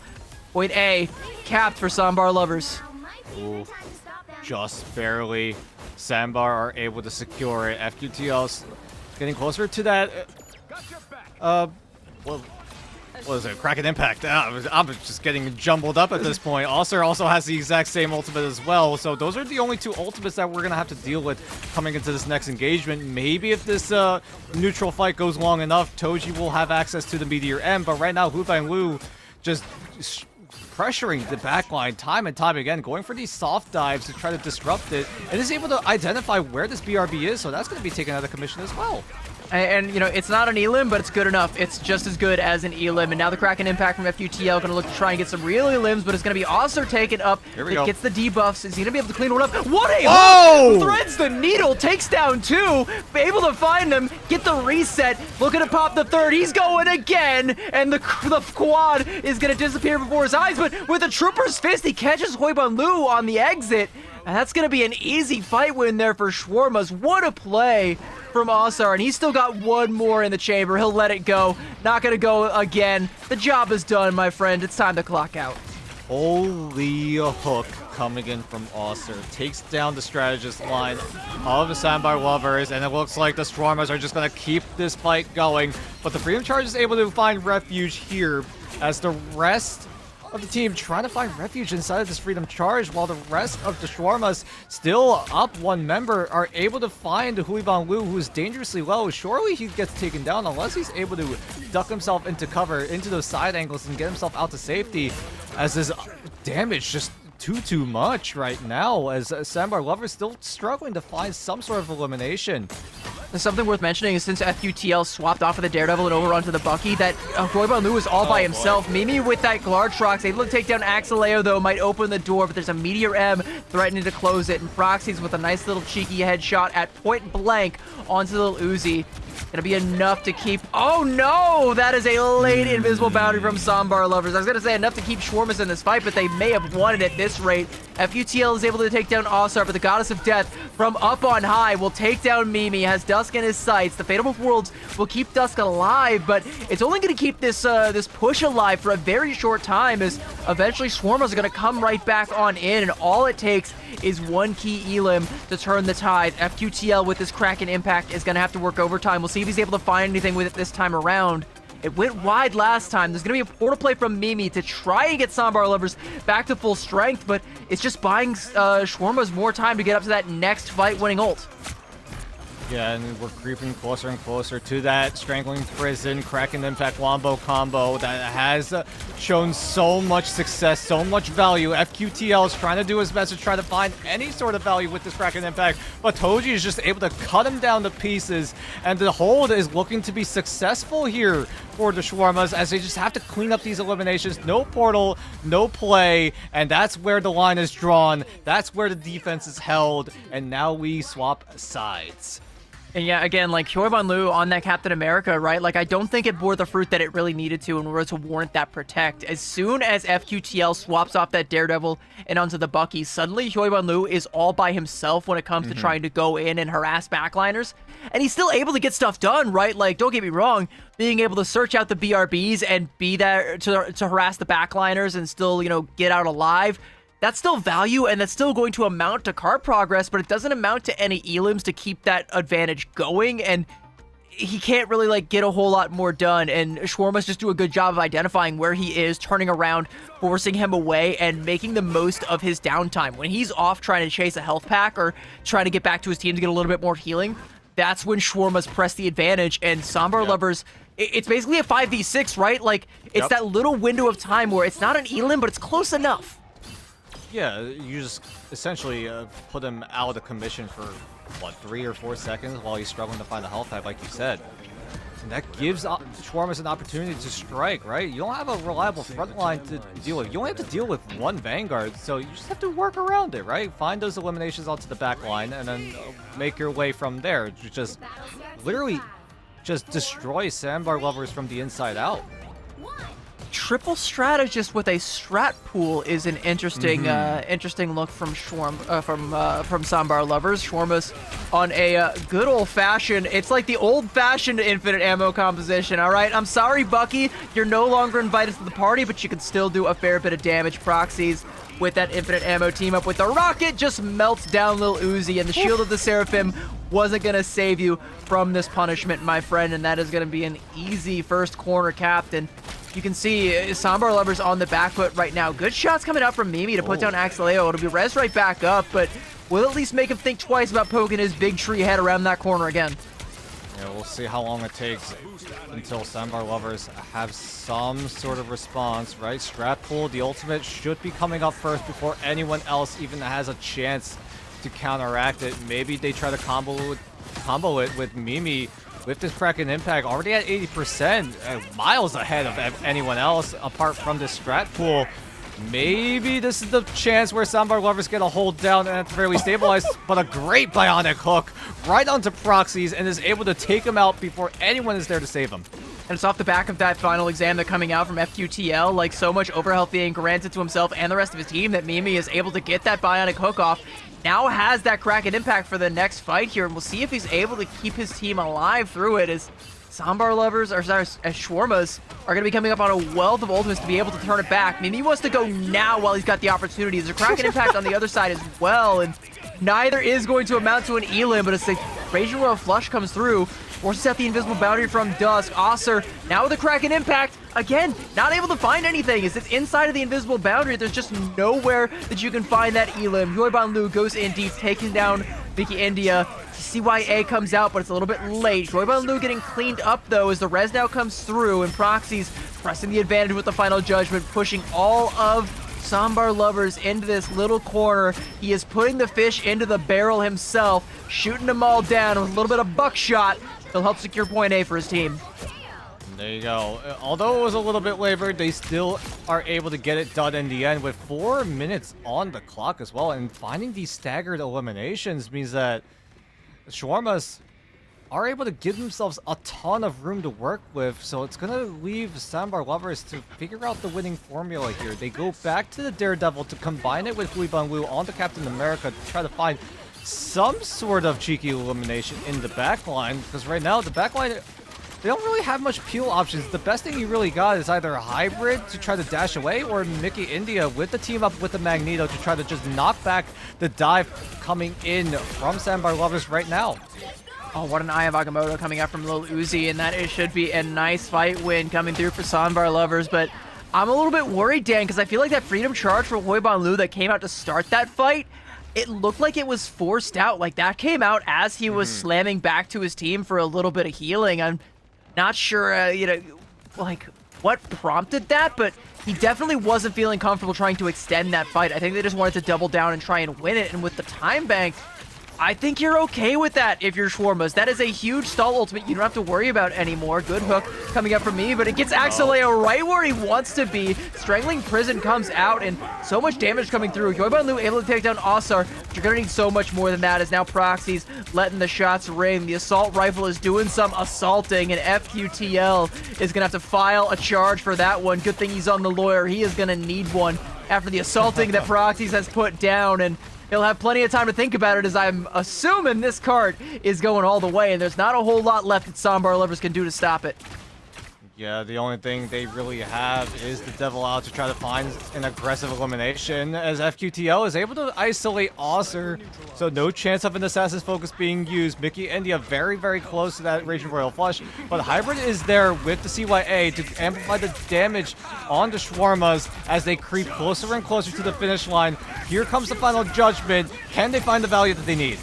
Raging Row Flush just doubling down on the damage, and Assassin's Focus from Osser now that he's It's on an done. angle and doesn't even need to find a shot because the rest of his team found all the shots and then some. And that is a shot that's going to give them a 2-0 lead in this series, as Sambar Lovers are on the brink of a lower bracket visit. You can see their visions of Ignite fading before their very eyes. They can still make it, but this is an opportunity that is passing them by. I mean, there were just so many resources available on the side of the Shawarmas. It really just felt like Sambar Lovers. They never had that response there in that final fight. They ran out of gas. Shawarmas still had a lot of resources at bay, and a quick little ult up was all it took for them to get to that finish line and get the win here on the museum. As we head into map number 3, it's guaranteed going to be convergence, and now it's a question of where will we end up as we take a look at the final stat lines. I mean, Proxies, again, going absolutely ham with 15 final hits and 23,000 damage.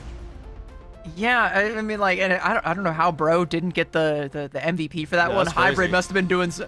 must have been making some magic on that Rocket Raccoon in order to steal that one away, but Proxies was far and away running away with this series despite Mimi's best efforts, and I think a lot of it does also come off the back of those Adam Warlock plays on Shawarma's defensive side. Like, they just made the most out of that composition, didn't get the best reses, but still were able to stall out for just as long as they needed to, and had plenty of time to stall out point B. And when it came to the attacking side, like, Proxies just never let his foot off the gas, and Sambar Lovers just got ran over. There's no real other way to say it.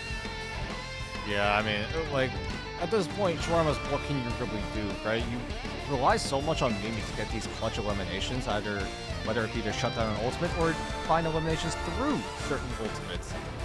And, like, it's just looking really tough for Mimi to try to break through, because it feels like the Shawarmas are definitely trying to rely on something magical to happen when Sambar Lovers are going for any sort of aggressive moves, whether it be with the CYA or the Raging Royal Flush. And Shawarma's just never found opportunities to go for those miracle plays, those clutch plays, and it's kind of biting the back here. Yeah, it's I think Mimi is learning in real time that no one man can do it all by himself. It does take a village, and it's going up against a village that is it seems like they're coming together. A very effective and well-fed village. You know what they're having for dinner? They're having shawarma. I did take a look, right? Some people in chat are saying, hey, I want to be a fan of the shawarmas because they're making me want to have a shawarma right now. And so far, shawarmas, one more map is all it takes for them to make it into Ignite, and we get to see more shawarmas.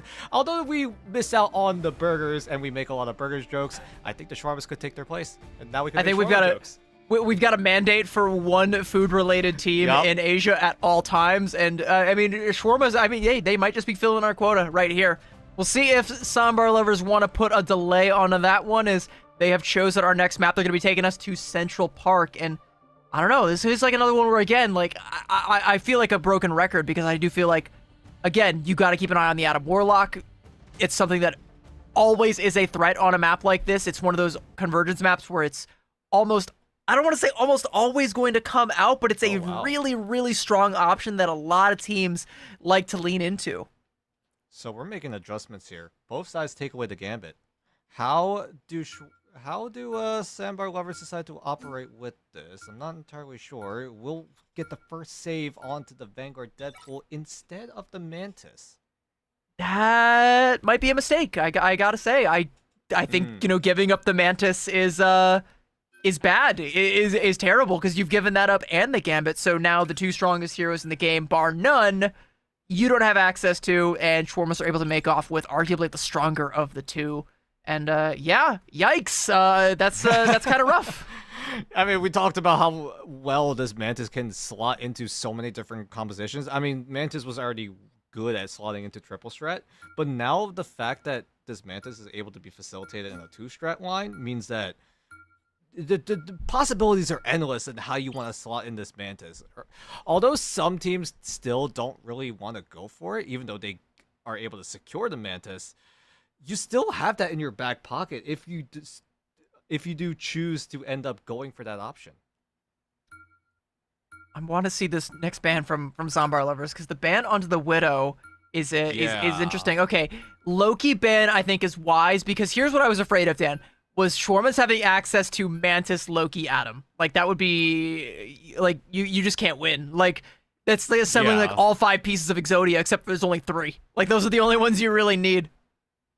Yeah, at this point, why not? Throw in an Ultron as well. Make it 4 strats. Come on, do a reject, right? Do a 1-1-4. It'd be silly, but you know. Have you seen Piggy on Jeff? He carries.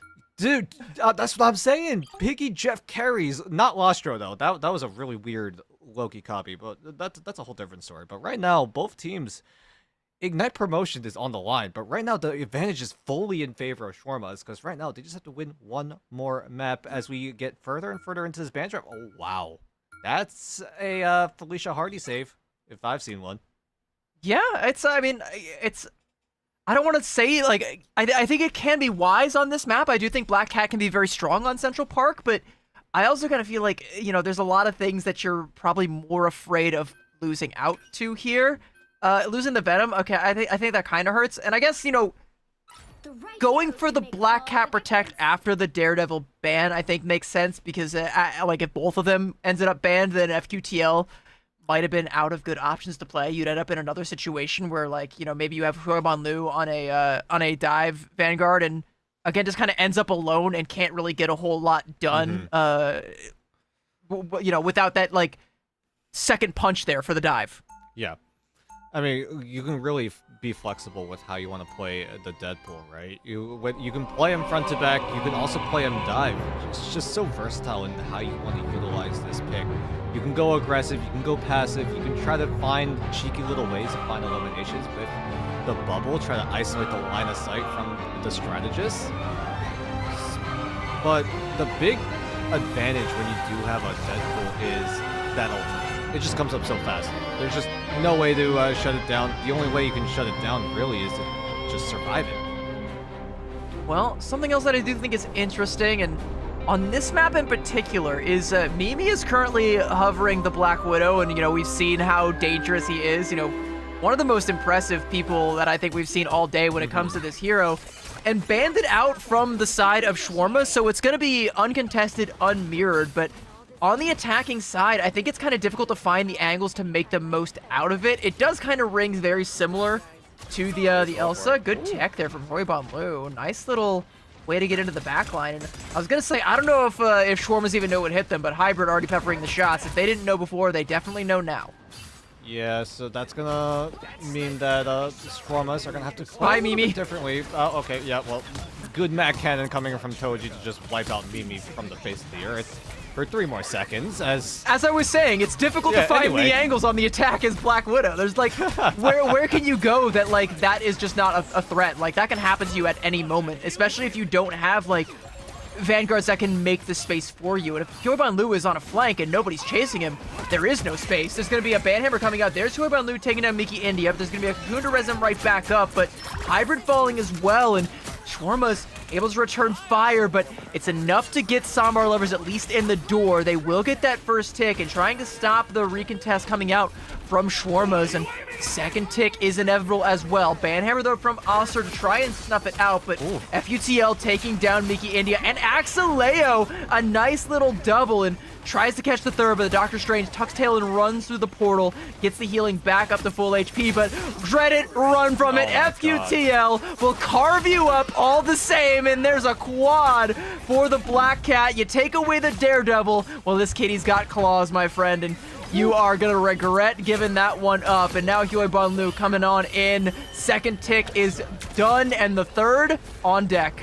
And that's the conversion over to Sambar Lovers. Dusk even having that Soul Resurgence just in case. So no matter how it went down, it just felt like Shawarmas were just not able to claw themselves back into that fight. Proxies maybe could have been there with the Soul Resurgence, but then you have Thunder on the side of Sambar Lovers to just extend that fight even further, and that would have been the point where Shawarmas would have ran out of gas, but we haven't gotten to that point yet. We're about to get there in this next engagement. BRB is going to be placed. Proxy's going to kick things off with the Soul Resurgence. Dusk is there in response. Just barely gets it off as well. Almost got canceled out of it because of the sleep coming in from Proxies, but is able to get it down in the end. Huiban Liu could easily extend with the Captain America Ultimate. Toji is there with the Meteor M to try to soak up any extra damage, but is not able to find any sort of elimination with the slam down, as both teams just throwing everything down. Good 3-man stun coming in, but there is just so many different safety measures coming in from Sambar Lovers.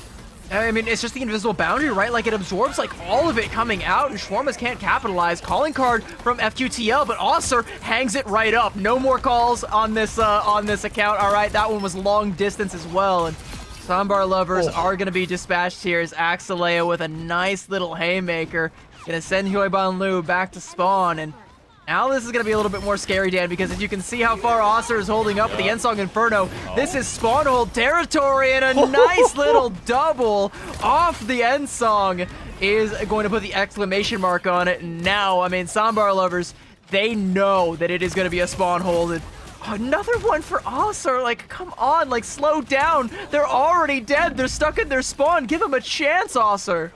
I mean, like, Sambar Lovers are struggling to break out of the spawn, right? The best thing they really have in this fight for a good while is the Assassin's Focus, but all Shawarmas really need to do is put immense amounts of pressure onto Mimi, but thankfully Mimi is able to safely get the Assassin's Focus down, so that's going to influence a lot of these lanes that Shawarmas have to work with, but it just seems like they don't give a crap.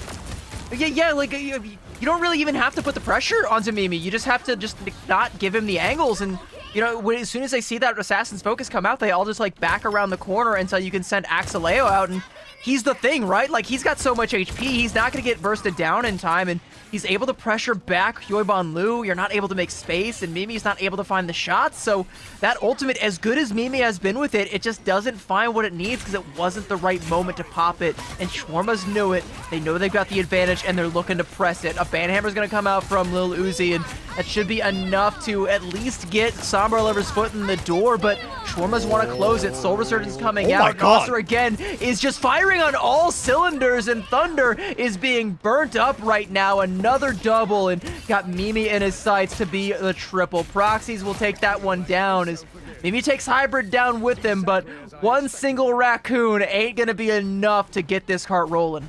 Okay, dinking down Dusk in the middle of the Soul Resurgence and getting that elimination was absolutely disgusting from Oster. How do you accurately land those shots to just wipe him out and cut the Soul Resurgence short? And now the options are starting to run dry here for Soundbar Lovers. They're going to need to find something out of pretty much nothing for the next 10 seconds at the very least, because they're going to try to get those ultimates up and ready to go.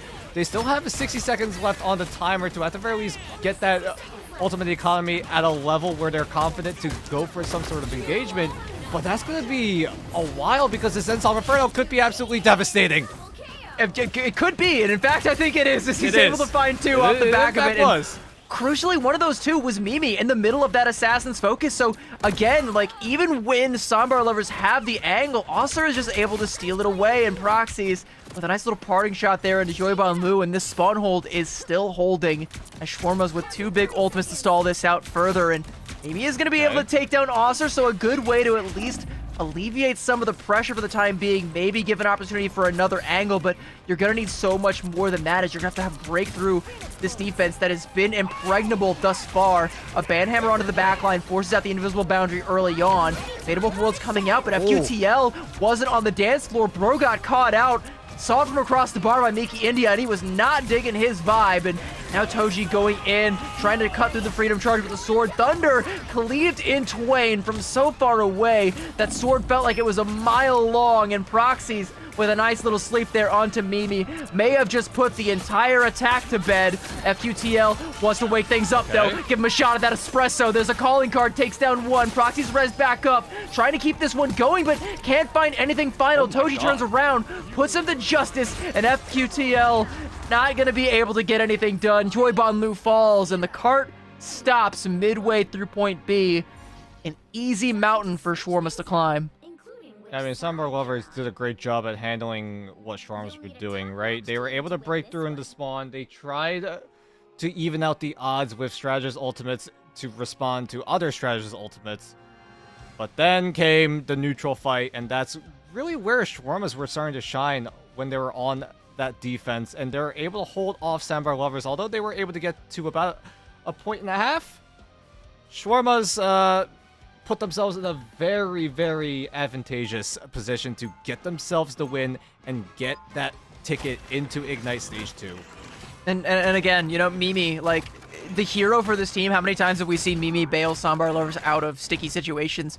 It's just too sticky on Central Park, right? Like, you just don't have any angles by default. You have to fight for every single one of them, and I don't know, like, if that's the play, if you're trying to set your Widow up for success, I don't know that the Captain America is really the best choice. Because, again, like, Shawarmas, they can just decide not to engage, right? Like, they can just simply ignore the Captain America, and as long as the backline doesn't fall, they're fine, right? And Mimi is never going to get the shots, and, you know, Shawarmas, even though it's not the most ideal of fights to have to worry about that cap in the backline, if that's not the biggest threat, then they are fine dealing with whatever else is on their plate. They eat it all up, and now they just got to finish one last meal, and they have punched their ticket to Ignite. We'll see if Soundbar Lovers have anything left in the tank to say about it. This defense is going to have to be perfect if they want to stop what's coming their way.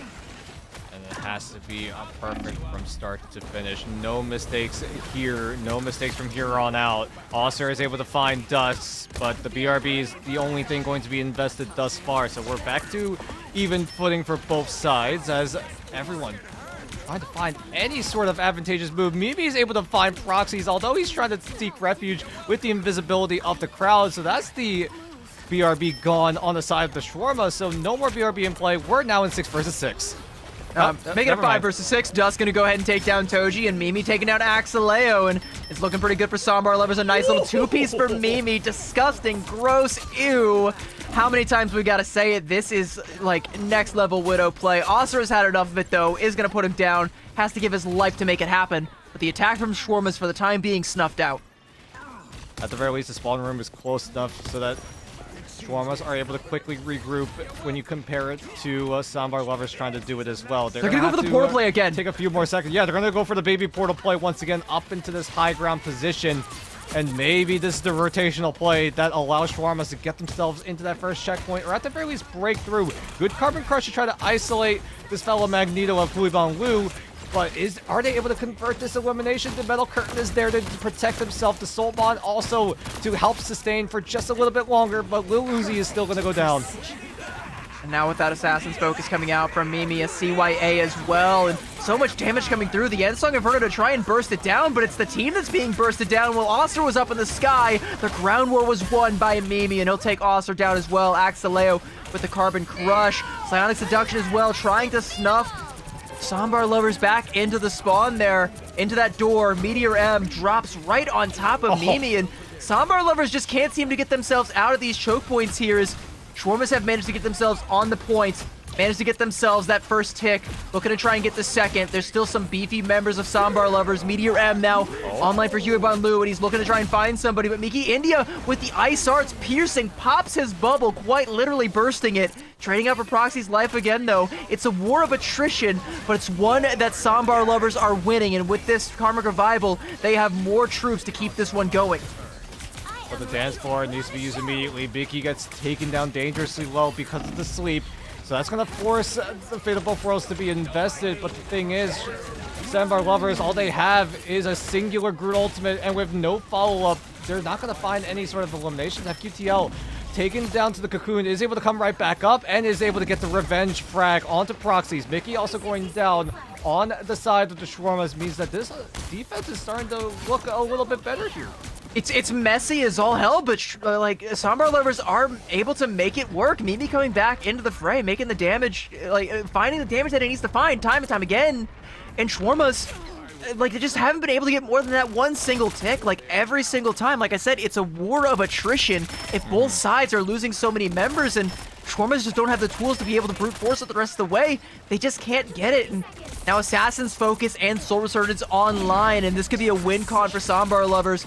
We're going to see that Assassin's Focus coming out early on, and you can already see Shawarmas, they're respecting it now. They're not peeking out. In fact, they're going to wait for this ultimate to expire, but Miki gets sniped.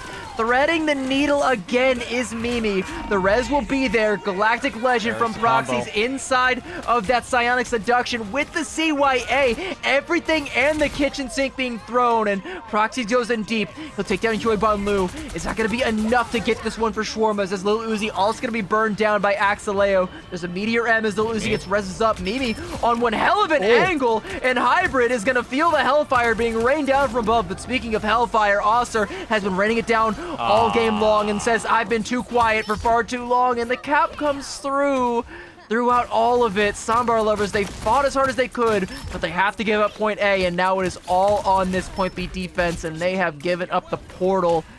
It's not a great look, Dan.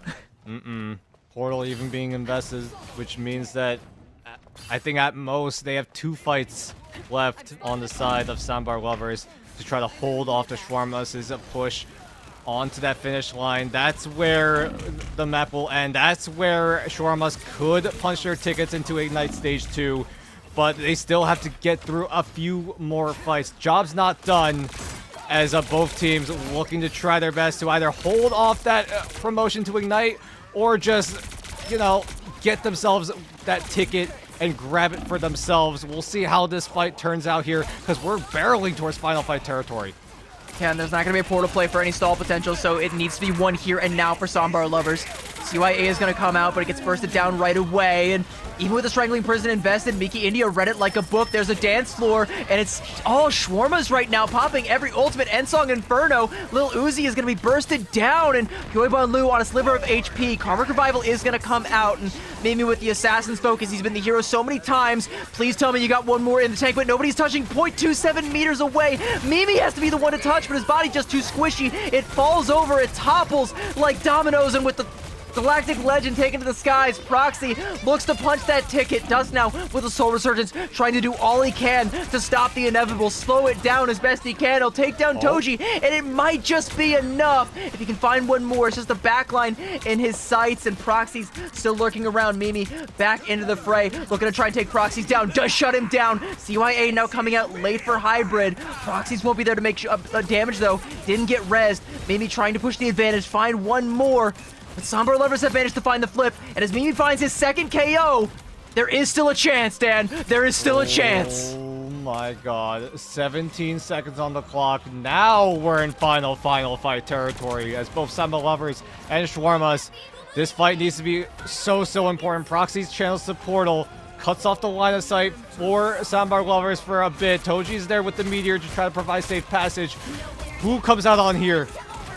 Meteor M, I don't know if it landed where it needed to, but Axeleo comes through and takes down Dusk. It'll be res back up, but these backliners are so far away from where the fight is happening, and Lil Uzi needed the healing, but it just wasn't there. Mimi able to take down Hybrid, though. Cut the healing off on the other side. Looks to try and burst down Osser, but he just can't seem to find the shot. There's so many targets in his way. He just can't get it done, and now Dusk is there with the healing, keeping Mimi alive, shutting down Axeleo, and it might be possible, Dan. It's looking good, but Mickey India taking down Yoiban Lu. Mimi again, Assassin's Focus. Needs to be the hero one last time, but it's just not enough. Toji taking down Dusk, Osser shutting Mimi down, and Shawarmas keep the pressure going. Lil Uzi tries to throw in the Strangling Prison, but no prison can contain Shawarmas. Welcome to Ignite, Shawarmas. Good to see ya. Welcome.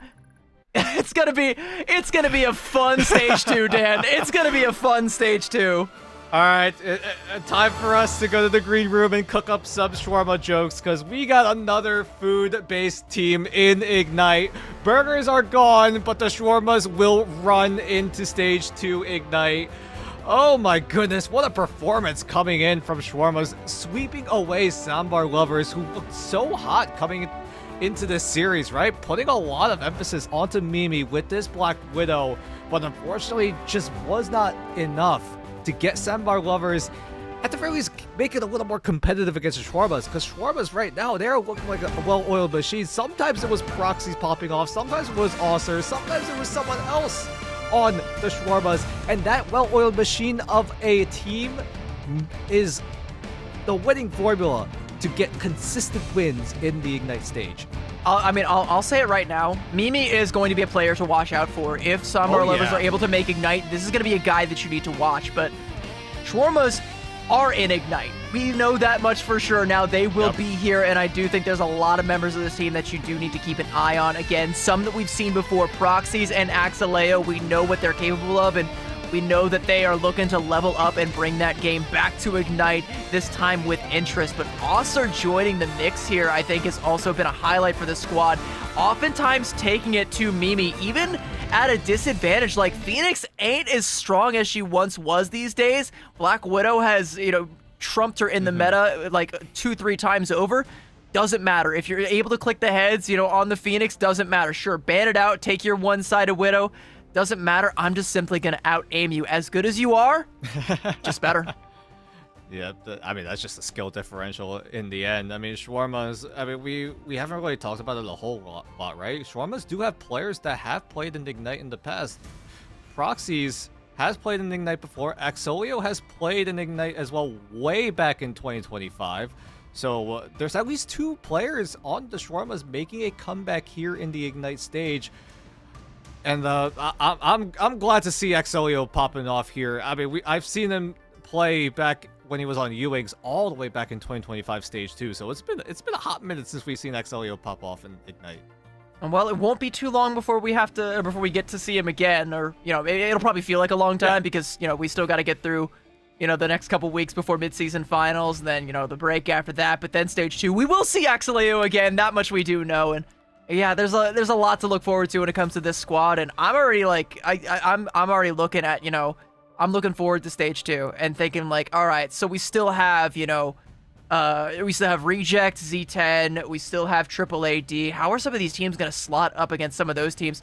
How are these teams going to slot up against XOXO? I know you're already salivating at the thought. I said XO and your ears perked up. I'm saying it right now. XOXO will make it to LAN. They will make it to LAN this year. And I'm going to die by this statement. I'm going to keep it dear to my heart. Oh, well, okay, Dan, I'm gonna tell you, I hate to break it to you, I'm gonna tell you all the reasons why that's not going to happen. It's gonna take me approximately 15 minutes to explain it all, so we're gonna cut to a quick break and we will be right back after a nice little break. Don't go anywhere, chat. We'll be right back, and I'll have Dan set straight by then.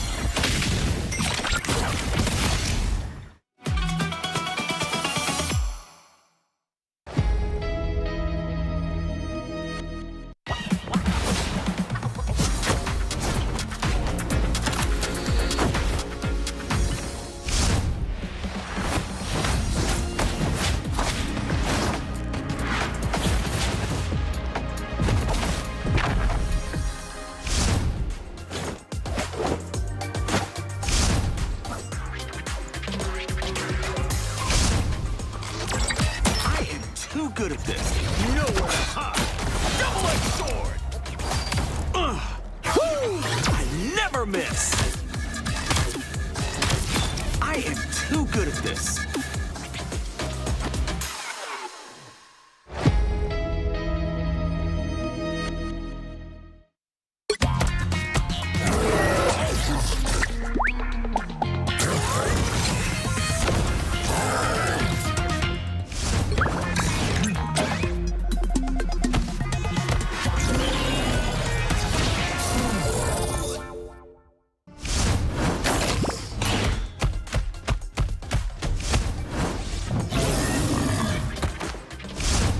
Prehistoric protection.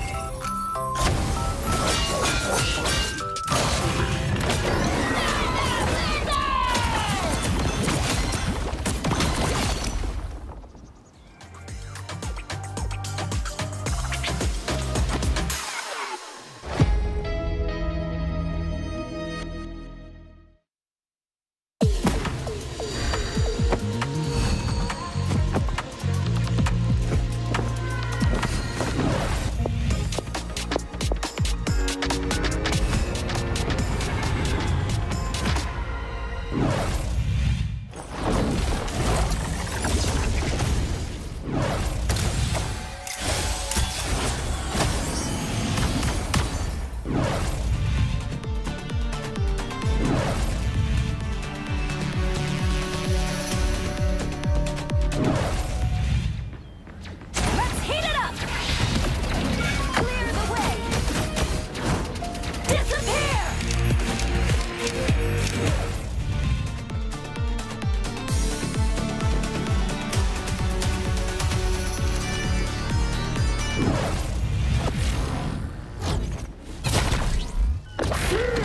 Magneto!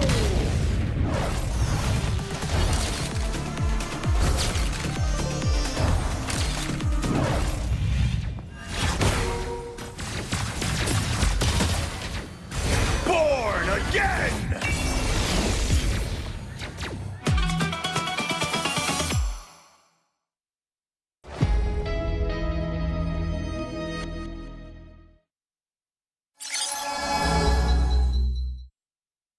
Hey rivals, Keg here. We just finished Stage 1 Pacific Playoffs and Genji came out as the winner. Let's talk to Genji right now. How's it going, guys?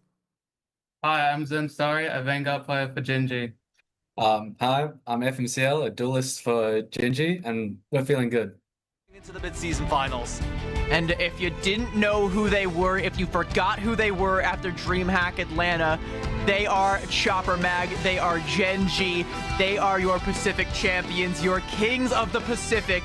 The best in this part of the world, this neck of the woods belongs to them, and they'll claim that cash prize and that first seed going into mid-season finals. You heard J-Mac in that previous interview. Reject, they're happy that they get to go to mid-season finals alongside Genji. He's glad they get to go together, but they wanted that first seed, but Genji said no, that belongs to us, and there is not a thing in the world you could do to take it from us.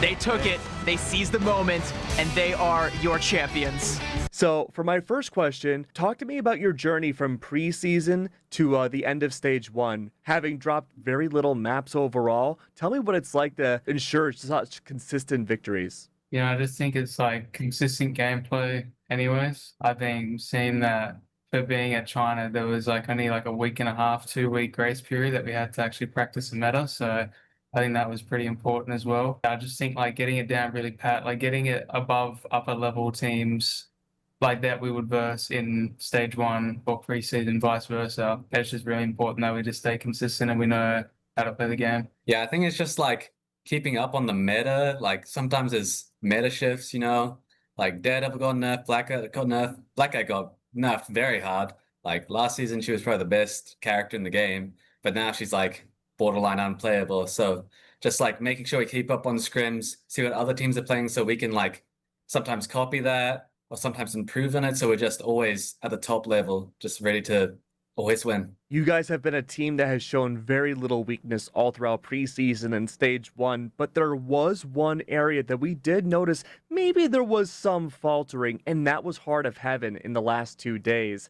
You lost it up against the Reject before, but then you ended up winning it today. Talk to me about Heart of Heaven and what was going on yesterday and what was different today. Look, I mean, we've never needed to practice that map because no teams except them, even in scrims before, would take us to that map. So I just think it was like we just had to like recognize how to play that map again and what to do.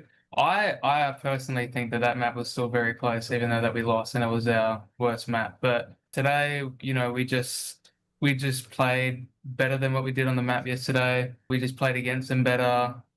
Like we just didn't let them do anything against us on defense or attack. So I think that was a very good improvement from yesterday's map. Yeah, I just think we don't really practice the map. Myself, I don't like that map at all. So we don't pick it really ever in scrims, and no other team really picks it. It's not the most liked map. And then coming in this morning, we actually did some practice on it. We figured out what comps we'd like to play into what they were playing. I think they did a little bit of that as well against what we were playing. But yeah, I think we just came in stronger today on that map just because we practiced in the morning and just knew what we were going to play. Hey, speaking of knowing what you want to play, Gen G's team coordination has proven to be some of the best in the world. Your team fights have almost always ended in aces with everyone on the enemy team completely gone. Talk to me about your executes and your team coordination that sets Gen G apart from everybody else in the region. I think it's just like pre-fight planning. If we lose a fight before, and we just pre-fight plan and we say what they have and we say what we're going to do, it's very easy to execute a good team wipe after that, or it's very good to execute a kill and then to go on to a team wipe. I just think ult cycles is a very big thing as well. You see like most of the time we always have like very close to an ult, or we have an ult on standby that we can use when we go to attack or defense. I just think that it's like important to like we comm a lot what to do and where they are and how to use our ults in the ult economy. I think the main thing that leads to us winning most team fights is just having better ult tracking. Like pretty much every team fight we win, it's because we're up an ult, or we just manage to like counter an ult, like eating a good ult with mag ult per se. But it's like always up on ults, which just allows us to just walk over the enemy team most of the time. Like mainly with Gambit ult, we'll always be up like a Gambit ult, and we just go in the next fight. Like we'll lose the fight, like not on purpose, but like they use more ults than us, so we're just gonna lose that fight. Next fight we come with a Gambit ult and immediately clean up, get ace. So what's interesting about the Pacific region is that for the preseason and for the group stage, we had two smaller regions duking it out in their respective teams. You, of course, are from Oceania, but for Asia's playoffs, there was 6 teams from Asia that got to make it into playoffs, and then only 2 representatives from OCE. That makes you one of the smallest, I guess, sub-regions in the entire world. How does it feel to be one of 2 teams to make it to playoffs and beat every other team that qualified? I think it's pretty rewarding.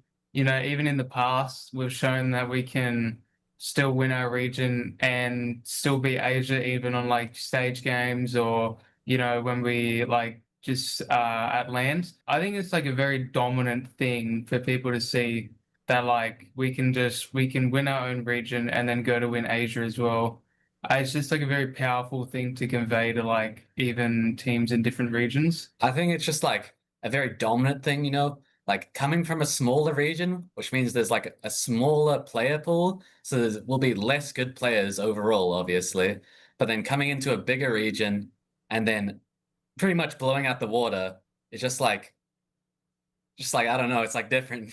You know what I mean? I bet it does. Well, let's talk about a bigger region, right? Do you feel going into midseason finals, you are an underestimated team? I don't think currently we're underestimated that much, especially by EU teams. I think we're well liked by most EU teams. I'm not sure about NA because we haven't been keeping up with NA as much. But in EU, I think we're well respected, and I think like we'll obviously place it among the top teams.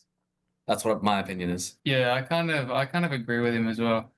It's like EU have a bit more lenient opinions than what NA does. I guess you could say it's a bit more, EU is a bit more comforting to like teams that can actually like go head to head with them than what NA does. Like they could just go in on the day and be like, yeah, we're going to beat them. Like, it's just how it is. But I think they don't need to underestimate us. Like, I don't think like a lot of player individual skill and player skill and team consistency has changed. But even if you look at the past, you know, it's just been the same like level of team play, and we're looking to go further. So, speaking of international teams again, is there one team internationally that you two want to face? I want to beat Swamp Gaming because their coach likes to VOD review other teams lots and always just talk about their mistakes. But when is someone watching his team and talking about their mistakes? No? Ooh. It would have to be Swamp or maybe Navi. Only Swamp because they're a very well-developed team from their coach, but their coach, like what FMCL said, is a very brutally honest type of person. And I would really only say Navi because like they've been in the talk for the most like consistent team to place. Technically, they were basically the same roster almost as Rad when they won mid-season, and they're almost the same roster again when they came second in grand finals, and we did lose 3-0 to them, which was saddening. But I do think that now we could definitely go like head to head more confidently with Navi than, or just in general, than what we could. Sounds like you guys have a lot of bold words for Swamp Gaming. Is there anything you want to say specifically to them? Watch out. Oh. I'm ready to have that in-person conversation with you that you said when you were VOD reviewing my game. I'm ready to talk IRL at LAN. Oh, I hope it happens, man. Mid-season finals will be taking place in Los Angeles. Is there any kind of food that you want to try when you're in LA? Everything. You know, Okay. LA is known for like its food half the time. Just the amount of like food vendors that are on like every single street. I can tell that it may be a bit better than Atlanta from when we went. That was a bit more drier, but we're in LA, you know. I just want to try a lot of fried chicken. I True. like fried chicken a lot. Yeah. It's really good. Sweet. Well, that's all I had for you guys. Thank you so much, guys. I really appreciate it. Thank you. There you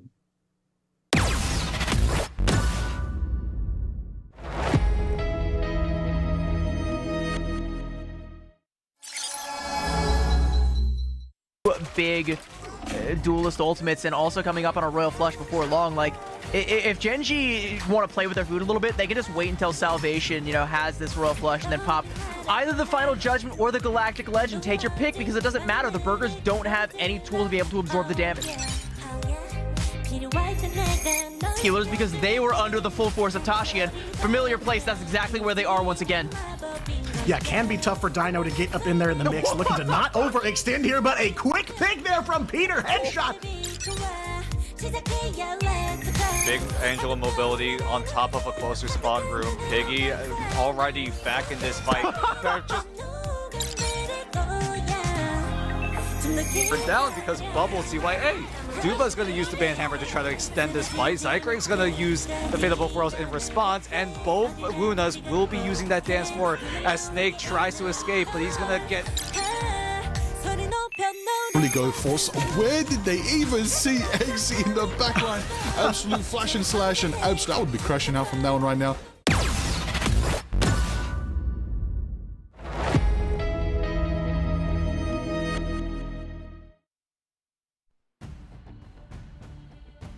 Welcome back, Rivals, to more promotion relegation action. The stage for Marvel Rivals Stage 2 is being laid out before us, and we know at least 2 of the 4 teams who will be joining us, and there's still 2 more slots left to go. But Dan, it is last chance saloon from here on out. It's all lower bracket. It is win and you are in, lose and you're out. Yep. This is your final chance to punch your ticket into Ignite Stage 2. It's either going to be Griffin or All In. Funny enough how both of these teams rhyme with each other, so I'm sure they both end with the word in, which is going to be really ironic for the team that loses. Is it going to be Griffin or Griff out? Or All In or All Out? Griff out? I'm Griffin out? We need to stop cooking. Anyway, we got a band draft to deal with, as All In are going to put a little more emphasis on this gambit. Will get themselves one-sided, but Griffin, on the other hand, early ban onto the Hela to take away Lexia's comfort pick.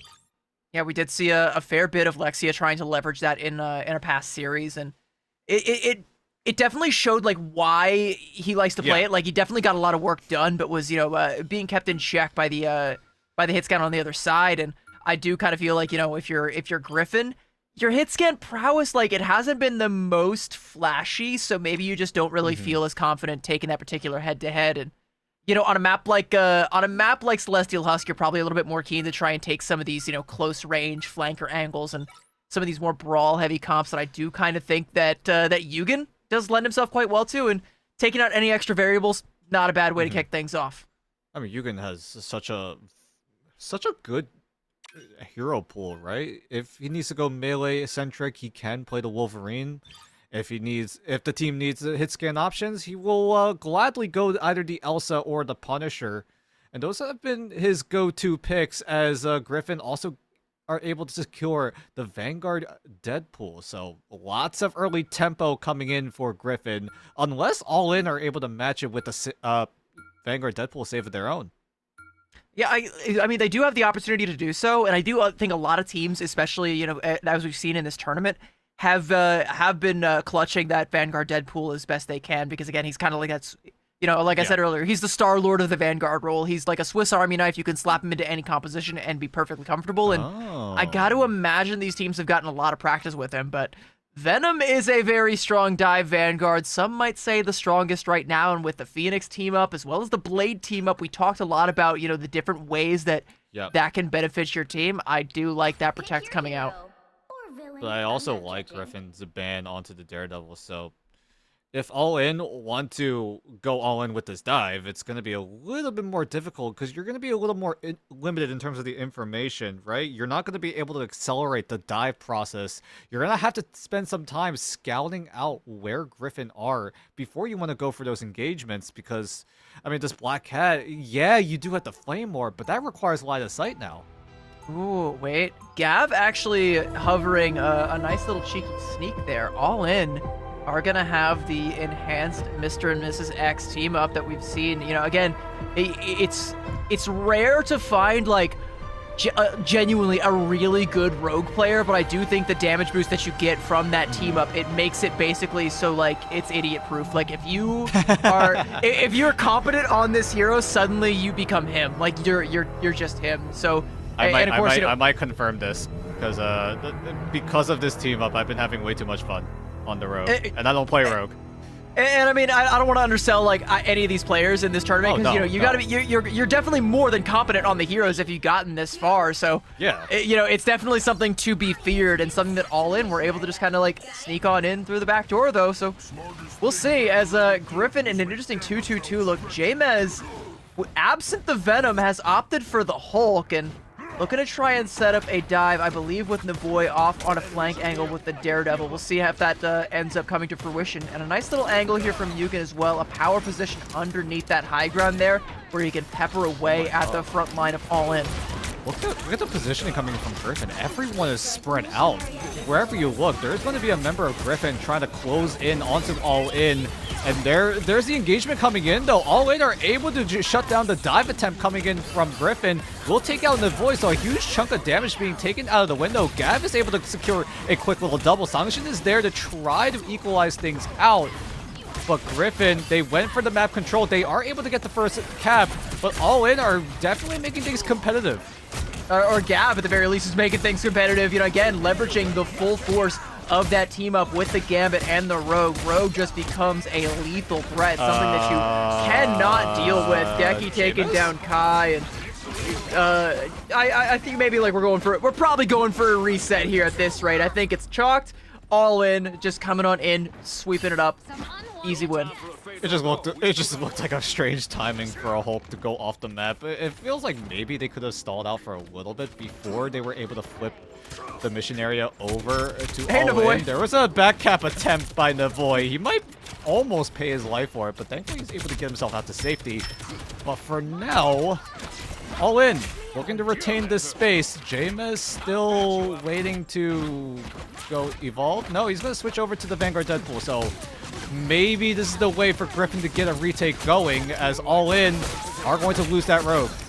Yeah, that's the And biggest threat. maybe Now more. taken down. Sanction, though, is going to fall, though, courtesy of this Black Cat here, and letting all of the damage fly, forcing out the regen domain from Kai early on. So Griffin still able to, even without this Mantis, make their presence felt. Yugen looking to try and win this duel with a Black Cat. Is not content to do Oh it my manually. God. Going to do it with the Kraken Impact. And Meteor M from Bestie looking to try and find someone to drop it on. Taking my down God, the Deki. 360. Deki dropped the Metallic Curtain at just the wrong moment. And Yugen with the Kraken Impact is now found a triple and a Oh quad. my. And he wanted the Pensa, but there ain't nobody left. But Gav trying to make something happen, but all he's gonna do is stall for a token couple more seconds as Griffin are inevitable and they'll find the flip.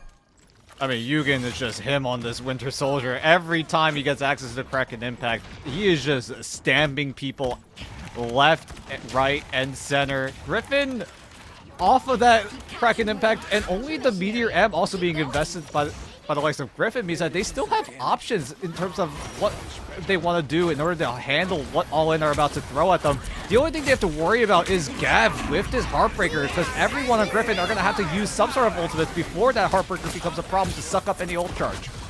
Well, all of the ults coming out from All In, the CYA and the Final Judgment, they are able to take down Kai at the end of it, but likely going to be traded out for Yugen, and yeah, like All In just able to make the most out of this ultimate advantage. To avoid letting the devil out, though, taking down Lexia, looking to try and find more, does take down the Rocket as well, and it is now 3 men down, and All In will find the flip, but Griffin, I think, still have a man advantage in this fight. They might be able to turn this one again in their favor as Sanction taking down Gav, and they'll flip it right back, only giving up the lead for a scant few seconds.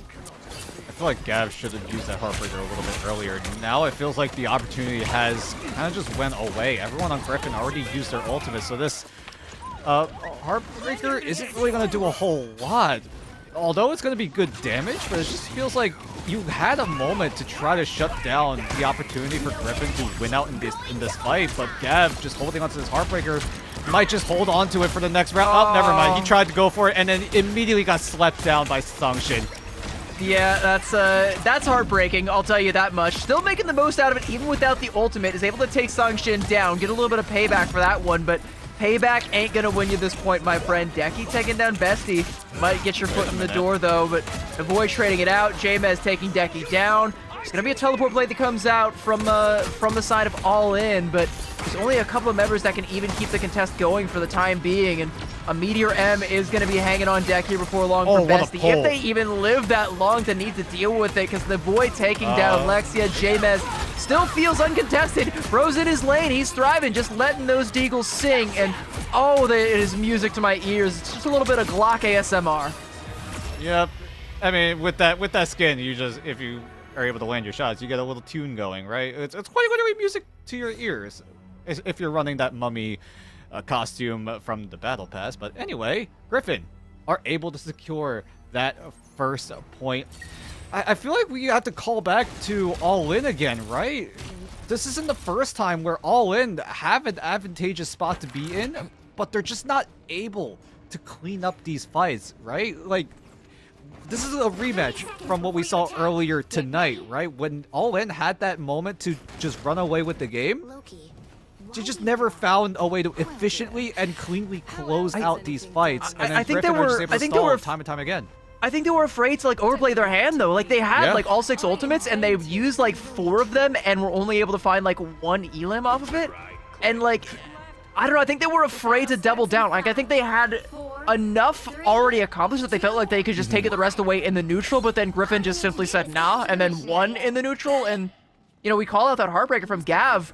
We were looking at it, you know, mod check, it never comes out, and when he finally gets the chance to pop it, it's too little too late, and even then it gets slept. And yeah, like you say, like they're just not able to close these things out. And again, I think it is just they felt like they were worried about overcommitting.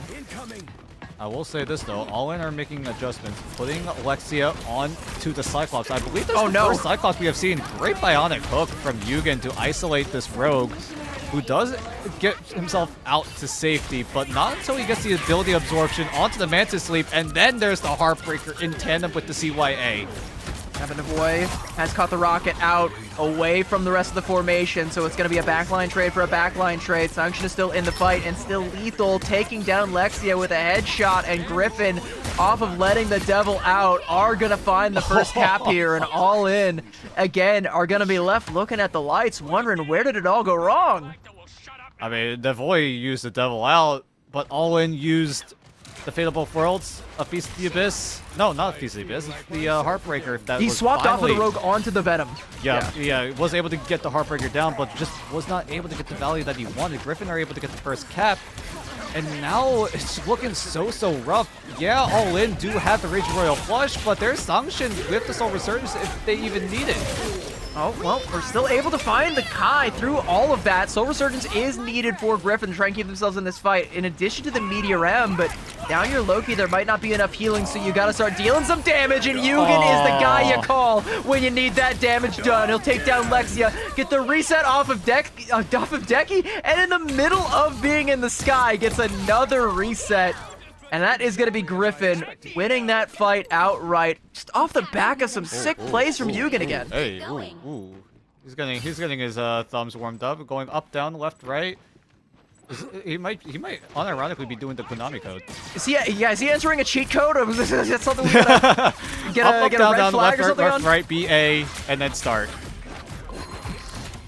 I hope there's someone that understands this level of ball. Yeah, it's the guy. Yeah, I hope everybody in chat knows this. If not, you guys need to get some culture. And if you're all in, you got to get yourself in the door, and you got to start using some of these ultimates again. Ruby Rage is on deck. Meteor M from just Decky. We'll see if he's able to find anything with it, but J-Maz just carves Lexi up before the Ruby Rage could ever come out. The Rage is going to be quelled, and Griffin at 85% look to win this fight outright, and if they win this one, they cancel out the calling card. If they win this fight, they'll win this map. There's not a whole lot left that All In can do. Decky swapping over onto the Doctor Strange to try and get a portal play, but there's not going to be a whole lot of people left to go through that portal. If it comes out at all, 98-99, it does come out, and there's a back half potential coming out, but Lexia falls before he can even get back to the portal, and Yugen says, all right, I guess I'll take this portal. I'll be having that. Get himself back into the fight, taking the fight straight to the spawn door. Gav is going to fall, and this is all academic at this point. Griffin will be taking this first point. Fate of Both Worlds, though, from the side of All In, looking to prolong the inevitable. If they can find a couple of KOs, they can maybe get themselves another opportunity here. They've managed to take down Bestie, and Lexia getting back in there with the Ruby Rage has managed to find two. And suddenly, Yugen has to come up with the hero play again. Yugen. He's found one. A nice little Trooper's Fist that displaced Decky, and he's going to find the second. It goes back and forth, but Griffin seemingly still holding on. Yugen on a sliver of HP, and Gav will clean him up, and now there's a portal play from Griffin! Oh my god, Griffin are able to hold off from the heroics of Yugen, is able to just stamp out some members of All In, so it makes it a little bit more difficult for All In to clean out in this fight. Sangshin is there with the Soul Resurgence. He's gonna wait until all 6 members are alive and well, but all of All In are out of this site. Griffin, by the skin of their teeth and off the heroics of Yugen, are able to take over Celestial Husk. I mean, All In, like, they gave it their all, but I think they were afraid to really give it their all. Like you said, afraid to, or like we both kind of said, afraid to overcommit on some of these fights and end up not committing enough. And in those little margins, heroes like Navoy and like Yugen are able to pop off with some big plays that keep Griffin in the driver's seat. And it's going to get them in the driver's seat in this series. They go up 1-0, and despite falling to loyalty earlier on, you win 2 more maps and you're in just the same. Doesn't matter if you're first, second, third, or fourth. As long as you're in the top 4, you're there. Yep, and All In need to go back to the drawing board as soon as possible, because right now, I mean, you summed it up perfectly. All In are scared. They're afraid to make the first move. There were a few times that they made the first move, and every time they went for it, it just fell flat. And I don't know if that's causing an influence in terms of how All In are playing these matches, but like when they realize that they're making first moves and it's not working out, they just get scared to go for it one more time, when in the end that really could have been the correct play. I mean, you gotta go back to Gav on the Rogue, right? He had the Heartbreaker ready, and Griffin had so many ultimates at the ready. If Gav just pressed his Q button a little bit sooner, there was a world where All In could have just ran over that fight, and Griffin could have just struggled to get a retake going. You even saw it in the replay, like almost all of that damage was just absorbed by the Soul Resurgence from Sangshin. Like I said, you know, if Gavin goes in and like pops the Heartbreaker early, denies that ult from ever coming out, then it's enough for All In to win that fight. But again, I think you're afraid to pop 3-4 ultimates all at once when you might not have that 5th and 6th, and maybe even, being able to build back up to another one before the next fight comes around. You got a lot of legwork to do if you want to try and win out one of these domination maps, especially when you're behind the 8 ball, you're behind in that capture percentage. Like, I understand the fear and I understand the hesitation, but there's an opportunity to make Ignite in front of you. You cannot hesitate. You need to take every opportunity in front of you. Yeah, you gotta go for some risk, right? I mean, every play has some risk involved. Some have more risk than others.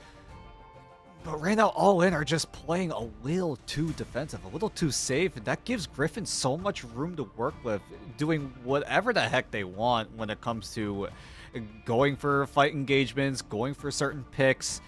And you saw how Griffin were playing around the map as well, right? They were spreading themselves out, covering all of these angles so that when All In do want to go for something different, there's going to be someone on Griffin being there and just notifying the rest of his team like, hey, All In are doing this, let's just do this approach and then try to shut down what All In are trying to do.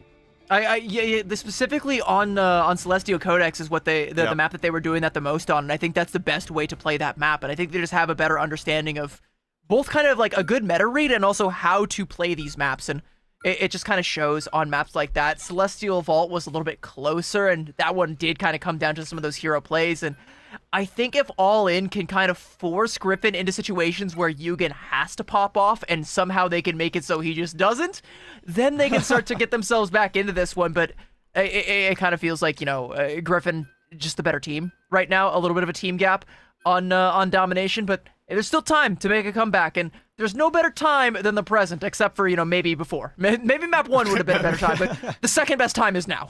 I mean, you can't use a time stone to undo what just happened, unfortunately, but All In are going to take us to Spider Island, and we'll start on the attacking side, as so far the ban draft has been identical to what we saw back in map number 1, albeit it's not like Rogue being the second ban and then the third ban being things like maybe either the Loki or the Star-Lord. Although All In do use their second ban onto the Star-Lord, no one's really focusing on the Rogue just yet, because Griffin know that they gave away this no, it's actually All In giving away this Gambit one-sided means that the Galactic Legend needs to be shut down. Yeah, so like I think, if you're Griffin, like, you already stared down the face of that team up and you're not afraid of it. So like, you don't care. Like, you don't really feel like you need to ban the Rogue, even as oppressive as it felt like it was right away. It's like, okay, I've looked under the bed. There's no monster under there. All right, I can deal with whatever. I can deal with whatever coats or shoes or whatever I'm keeping under there. I'm not worried anymore. Black Cat ban gonna come out from the side of All In, and again, I think just trying to shut down Navoy, but Navoy looked just as lethal on the Daredevil, if not more so than he would have been on the Black Cat. I mean, if you have access to the Daredevil, it just means that you have a way to accelerate the die process. You don't have to wait and scout out the entirety of the opposing team. You can just go right on in, because of the passive coming in from Daredevil. You can see where everyone is at all times within a 40-meter radius, and that is arguably, actually, no, not even arguably, that is the most broken thing about Daredevil's kit right now. Yeah, and I think, will continue to be for quite some time. Interesting Wolverine ban at the end there. Interesting. I mean, that means that Griffin want to run triple. They don't have to deal with the Wolverine trying to shred down the Vanguards. That's the biggest assumption coming in if Griffin really want to make sure that this triple gets the full hold down. And so far, they're already angling towards it. Sangshin and Kai hovering over the Mantis and the Loki. And then there's Bestie and Jamez with the Groot and the Mag. Unless we go towards a 2-2-2 style of play coming in from Griffin, we'll see how they decide to operate this composition. They still have access to the Adam Warlock if they so choose to go that route. But so far, they are leaning more towards a traditional 2-2-2.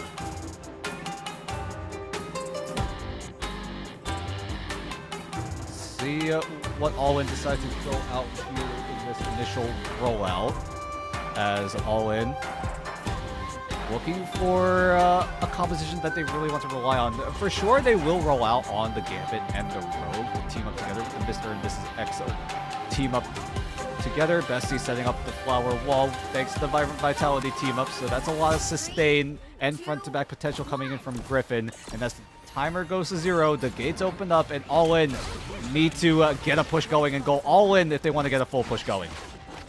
Yeah, I mean, the White Fox, I think, is an interesting look. Another hero that's not the most meta right now. I mean, sure, you are getting the enhanced team up with the, with the Black Cat there, but I don't know if it's going to be enough, as I do kind of like the composition that Griffin is coming out here with, the 2-2-2, getting the full Vibrant Vitality team up. It's going to be a tough nut to crack. Oh, wow, Helena Moore, too.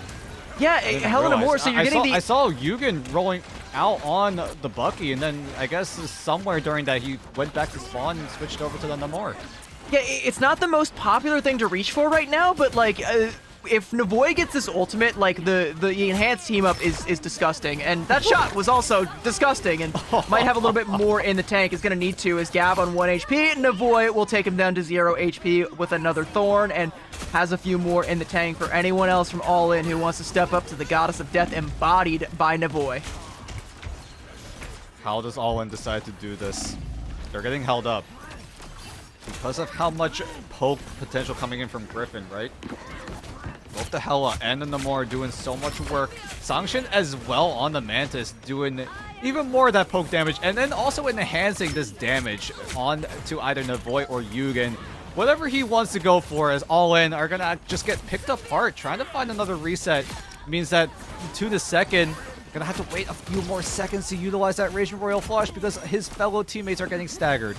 It is surgical from Griffin now, and Navoy, I like every single time, right? Like just finding one easy as pie, just taking down, just taking a couple shots with the Thorns, and hitting all the shots that he needs to hit right now, and All In, like.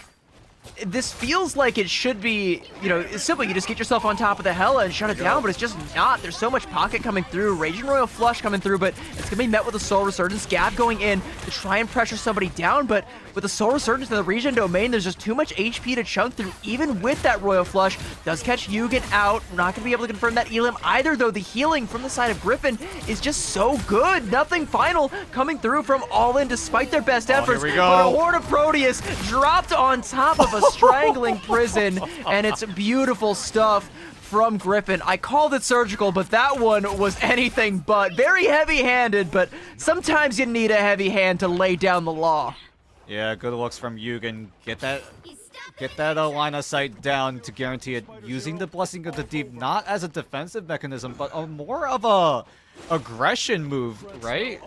Going up high, make sure you're able to get a pinpoint accurate Horn of Proteus right onto the Strangling Prison, and that allows Griffin to hold off for one more fight. All In are just struggling to combo off of each other. It just feels like All In are using one ultimate, Griffin are able to respond perfectly, and now here comes Deki with the Meteor, dunks down Sangshin, and this hold is still going to be sustained for a little bit. Kai is able to just barely get the Loki copy down before Sangshin goes down, so Griffin are able to hold off for one more fight.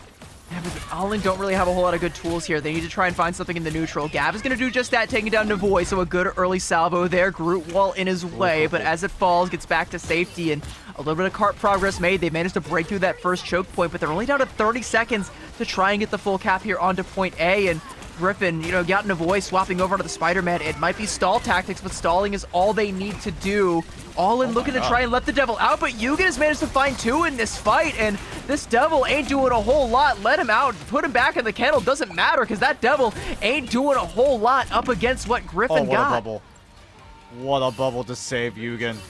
Now we head into Final Fight territory. Is there even a Final Fight territory? There's no, we're in no fight territory, Dan. Yugen even sounds the horn to signal that they just full held All In, and now Griffin, all you have to do is move that robot 88 meters, and you get yourself a match point to get a ticket to Ignite Stage 2. Bro's literally over here tooting his own horn, and after a defense like that, how could you not? Yeah. I mean, you run a composition that we don't see very, very often, the Hela Namor, and Yugen is just frying with just simple left clicks, and then sometimes you get value with the Horn of Proteus, but Yugen is just way too damn accurate with these left clicks. Sometimes the classics are classics for a reason, all right? Yeah. Like Johnny Cash, you know, the Beatles, like all the classics. You know, I was trying to think of like other artists, but like my brain is fried after like 6-7 hours of nonstop promo relegation action. Sometimes the classics are the classics, you know? Helen Moore can be in that conversation as well. It's a classic team up, and it's been beefed up in this new patch, and it's not something that we thought we would see today, but hey, it works out. It's enough to get Griffin the full cap here. And now Spider Islands, like, it should be a cakewalk for them to get all the way there and complete the capture here. We'll see if All In have a little bit better of a defense than they do in offense. Yeah, I put the handcuffs back on there, Decky. I think, you know... it does feel like that. They're just shackled. Shackled in their own heads, it feels like, because whenever they went for aggressive moves, there was someone shutting it down on the side of Griffin. And speaking of Griffin, what a shot coming in from Yugen. On to the Hawkeye, is utilizing the Psylocke team up, so it's a little bit more of a shotgun arrow. Okay, well, finally we've managed to take down one member of Griffin. We're going to be able to take down Navoy with a nice little Bayou bash there, but we've already given up so much ground. Like, look how far back All In are playing. They've already given up that first corner. They've already given up the choke, and it just gets so much easier for Griffin to be able to get this cap going. They only really need to win one fight now, and, you know, if they do it before the portal play comes out, like, that's it. That's done. That's the map. So Griffin have already set themselves up for success just by putting the fear into All In. Gab going in with that ability absorption, but you're going to have to absorb a couple of these arrows. Yugen got one for you and a few more in the quiver. Decky next in his sights, and he doesn't even got the ult, but he doesn't miss. Yeah, he's just landing everything right now. Lexia's trying his best to try to control the high ground as the Cyclops is able to dig down the Void. So at the very least, no dive pressure for the time being, as All In, this is their golden moment to try to stabilize for a little bit, and this is already final fight territory. That convoy is already 3 meters away from ending this map. Yeah, and 3 meters away from disaster. Alexia does bail them out with a couple of key KOs, and yeah, I've got a late one onto Sanctions. A little bit of stagger coming out. Griffin need to collect themselves, and All In looking for any more staggers they can find, and Lexia catches the voice slipping, and that's good stuff for All In. You know, they're going to be able to get this time bank down underneath 2 minutes, but they still got to hold for 2 minutes, which means, you know, again, they're going to have to be very careful with these ultimates. Again, well, it could be, but they might be afraid of that. Like, it might be another situation where they're afraid to ult dump. They're going to go in with a Rage and Royal Flush early on, but met with a Soul Resurgence as a Ruby Rage to try and burst through it. And All In, again, they've got more tools, but they just won't pop them. And now Yugen going to go ahead and pop the ult, and now this time again, he doesn't miss. Decky going to flatten him with a Meteor M, put an end to that one before it really starts to kick off. And Black Cat able to take down Kai there as well, and this might be another fight win for All In, and maybe holding on to that Royal Flush was a good thing. Yeah, and Tuna Second is able to, at the very least, hold on to it for another day. Portal's going to be invested by Gav so that the rest of All In are 6 members strong. Griffin going to go back to the drawing board. Yugen goes off the Hawkeye after using the Hunter Sight. Now goes over to the Bucky that we all know and love, Bestie. Already prepping that Strangling Prison. Although there is no combo with the Bucky ultimate, there is still Kai with the Loki copy to allow Griffin to rush on in. Regen Domain forced out, and Black Cat off on an angle here, has the calling card, looks to try and burst down Sangshin, does a great job of doing it. The rest of the targets you will find, though, are housed nicely in a Regen Domain. J-Mez taking down Just Decky, and Navoy taking down Lexia, and Griffin are turning this fight, and as much value as that Black Cat frag got, it ain't gonna be enough to stop Griffin from getting the full cap here, as they are 1 man away. Eye of Agamotto coming out, stuns onto 1, but Bestie, that is a stunning performance with a 2-piece off the Groot to close it out, and Griffin, before they were 2 maps away, now they are 1. Ignite calls, and it seems like they are ready to pick up.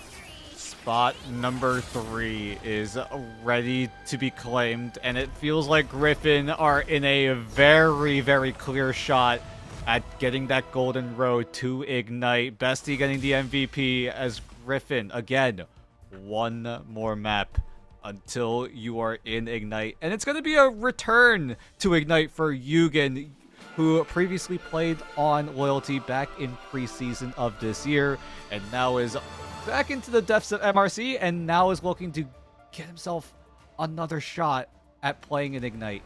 No shade to Bestie, but why is Bestie the MVP when you got J-Man 16-0? No casualties. Went deathless the whole time. You had Yugen and Navoy popping off. 9 final hits from Yugen, 7 from Navoy, making the most of that Hell and More team up. I'm not saying, Bestie wasn't contributing. Bro was definitely putting in the legwork, was definitely a key part of this team's success on that map, but I feel like there's a lot of different members that one could have gone to as well. This team, like, they're coming together again. They're gelling. We didn't see it in the last series with this squad, but again, they've got that sauce, and maybe they're playing with their food a little bit this time around. Reading the ancient text, bringing back some of the classics with the Hell and More. But hey, if it works, it works. Sometimes the old-fashioned way is the best way. Yeah, I mean, Griffin did a little bit of those fun little picks, right? Putting Yugen on the Hawkeye for a little bit. I can guarantee you All In was not having any fun with it. Yeah, I mean that Hunter site definitely just shredded down Gav on the Rogue. That was a little bit disgusting, but like you can see how strong the Mantis is as well, right? Griffin are prioritizing the one-sided Mantis more than All In, because All In still think that the Gambit is still the correct play, but if you took a glance at the team-ups side of that scoreboard, right? Mantis is enabling an empowered Loki, an empowered Groot team-up. So Griffin just have so much front-to-back potential because of the sheer amount of sustain that they have. And All In feels like they're not really too aware of it. They're like, yeah, we can give the Mantis away. I feel like we can deal with these team-ups a little bit, but Griffin, it just felt like every time, they just refuse to go down because of the sheer amount of sustain playing this front-to-back style. I'm afraid they cannot deal with these team-ups, Dan, and I'm also afraid that they are leaning a little bit too heavily into that particular one with the Rogue and the Gambit. It's strong. Like I said, it does kind of make it idiot-proof, but it does feel also like it's just not working for All In. Like, Gav is trying really hard to make something happen and has managed to find some key picks on certain occasions, but also ended up with the most casualties in the lobby on that matchup. Eight times taking trips back to the spawn for him. And the key thing about that Rogue and making the most of that team up is you got to keep her alive and in the fight. And if your team's split off and you can't actually support her aggression, then it doesn't really matter. So Griffin have put themselves in a situation where they don't have to be afraid of that Rogue, which means they don't have to ban that Rogue, which means whether or not All In play it from here on out, they could just totally not put Gav on that at all. It's just another free ban, though. I mean, the biggest adjustment that I think I can really see for All In is to prioritize the Mantis, but if the pattern keeps on going, All In are still gonna try to get their hands on the one-sided Gambit, and they do exactly that. Griffin, now, for sure, 99.9% will be able to secure this Mantis one-sided yet again, and maybe get more team-ups empowered because of this Mantis save. Do All In try to take away things like the Loki and the Groot, maybe? Well, so here's the thing, right? It's Central Park, and I kind of feel like Yugen's already hovering over the Atom. You might need to ban out the Atom, because that might be the best way to shut down the potential triple strat with the spawn, or with a double Karmic Revival composition that a lot of teams like to play on maps like Central Park, and instead, they're going to go ahead and ban out the Groot. They've got one ban left. It could be onto either the Loki or the Atom, but unless Griffin save it. Again, it's going to have to be one or the other. Yeah, I mean, Griffin for sure would want to go for the Loki. It's just enabled the front to back. Although you don't have access to the Groot anymore, it's still very, very strong of a backline, and they're going to pounce on it. They did think about it a little bit, but they're still going to be able to facilitate this Mantis Loki backline, whereas All In, where do you go from here? You're gonna have to think about Yugen at the very least. Maybe you take away the Adam Warlock, maybe you take away one of those duelists that Yugen has been cooking on, but no, it's gonna be the Black Cat to deny Navoy from that pick. Yeah, I don't know. I don't know, Dan. They're gonna go for a protect onto the Wolverine as well, which I don't know. Like, I'm not quite sure what they're cooking over at All In, because, like, I can kind of understand the Black Cat ban, like, under the best of circumstances, but I also kind of feel like, we can see it, and we've seen it before, is that Griffin want to try and go over this Adam Warlock composition.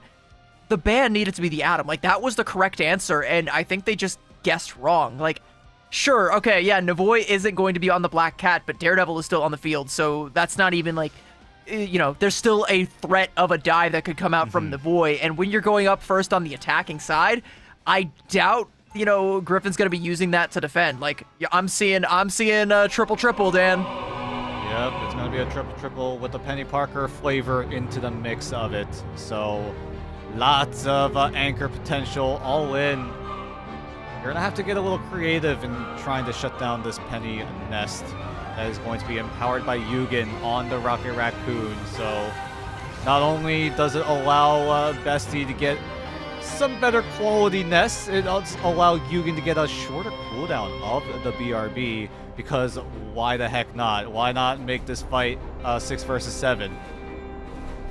Don't say that. Don't. Am I wrong though?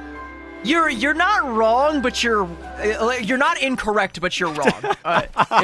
Is what I'll say. You're wrong for turning all that whole bit, all that analysis into a 6-7 joke. I'm not ashamed of you. I'm proud of you, actually. I'm proud of you. Anyway, Griffin, mercifully, actually not going to come out with the Adam Warlock, like you say, coming out with the Rogue, with the Rocket, as opposed to. So you're still going to get some reses, but again, yeah, you can duplicate it with that Loki, and then, you know, you also got Bestie on the Penny. Bestie and his Nesties. It's going to make it all the more difficult to try and get through this choke point. But it's going to be up to Gav if he's able to get the Banhammer in time to accelerate this tempo for All In. That's been the biggest criticism coming in for All In. It's just felt like they were never setting the pace. They were not the ones setting that tempo. And so far, All In, look at them to do just that. The Black Cat tries to get value to get some eliminations, but then Yugen is just like, yeah, I'll just give you a little back massage and hopefully you go down.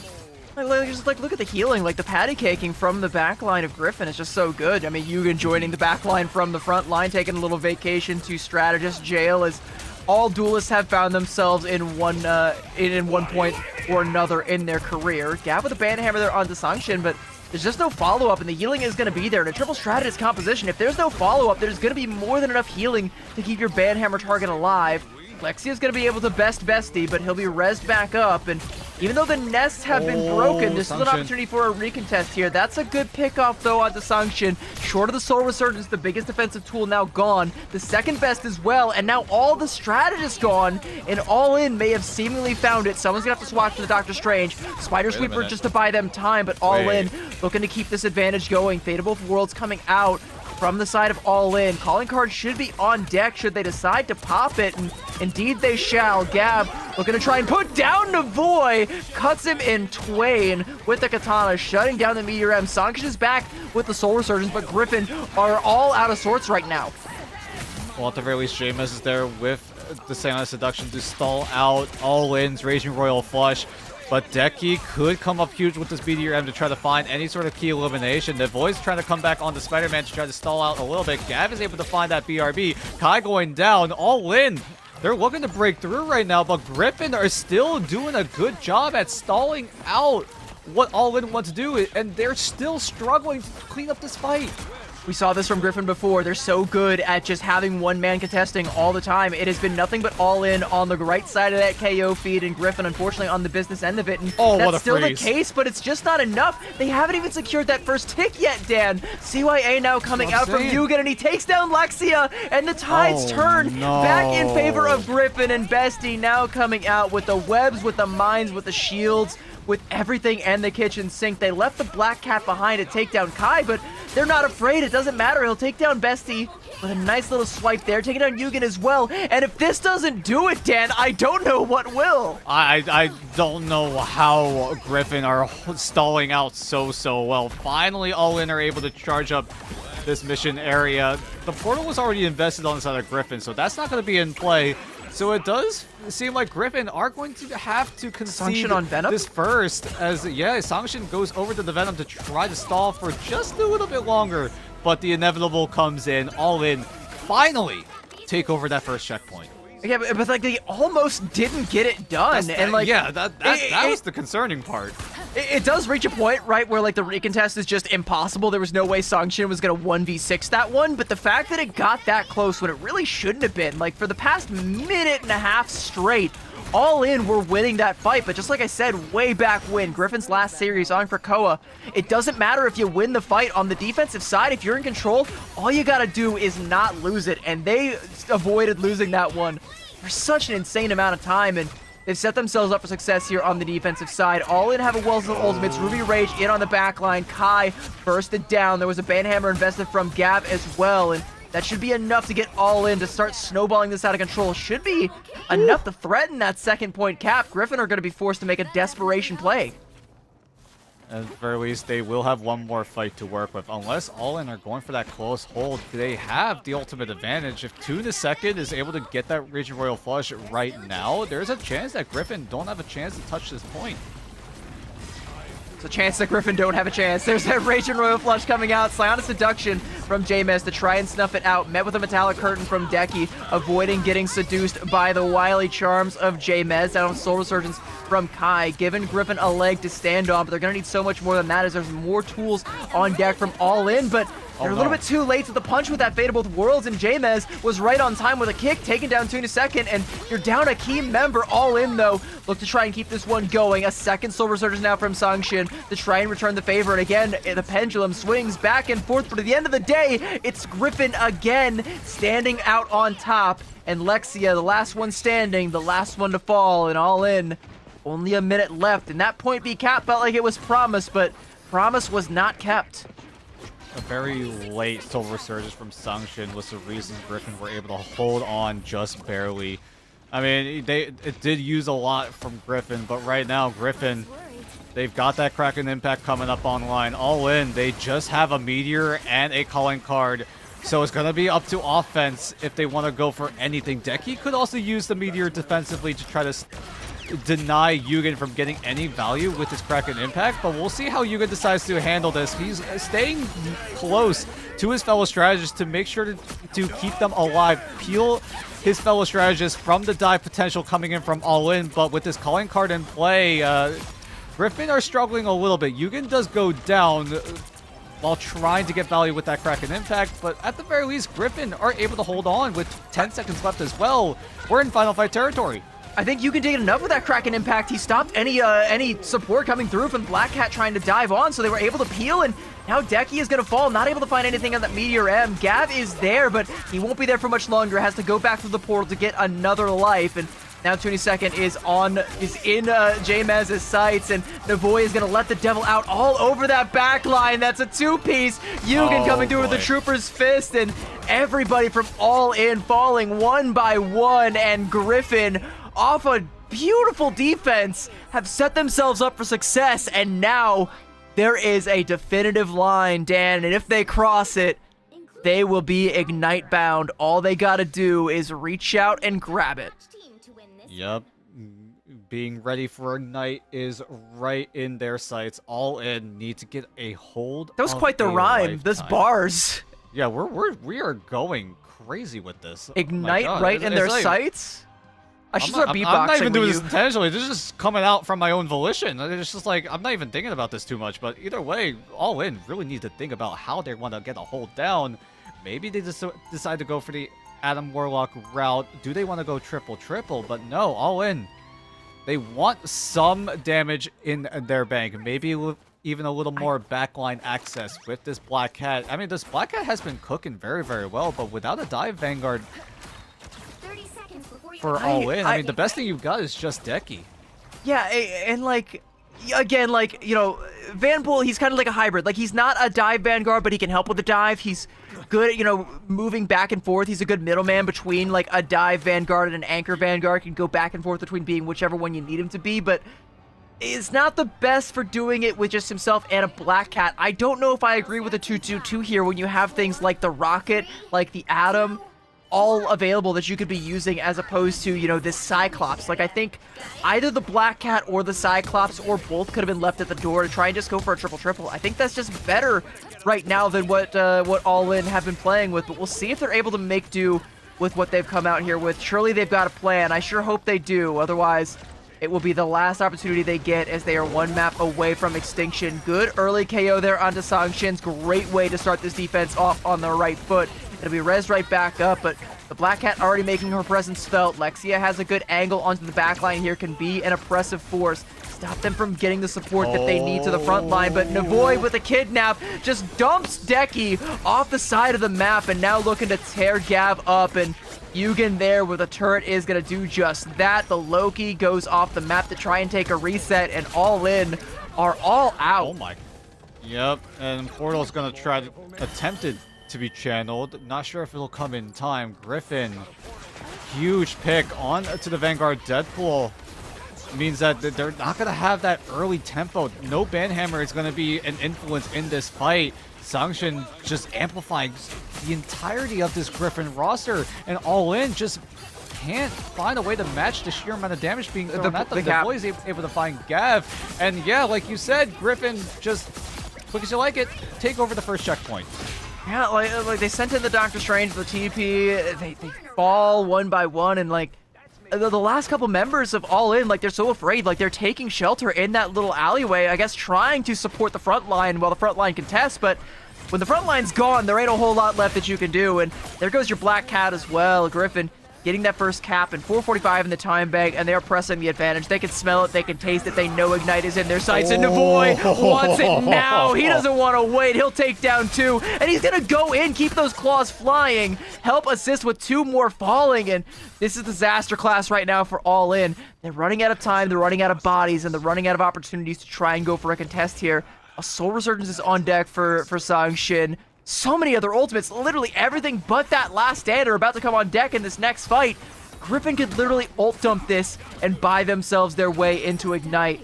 We're gonna have one more opportunity now for All In to try and find something, find anything. Raging Royal Flush is gonna come out, but Yugen just bursting down Deki. The CYA with the final judgment could be the last thing that All In ever see in this tournament. Psionic Seduction coming out and a second Royal Flush, but you can get all the Royal Flushes that you wanted. It's not enough. The house always wins, and Griffin have managed to find their way into Ignite. All In, thanks for coming. Yugen and Navoy, welcome back to Ignite. For the rest of the Griffin roster, welcome. You are ready to play at Ignite Stage 2.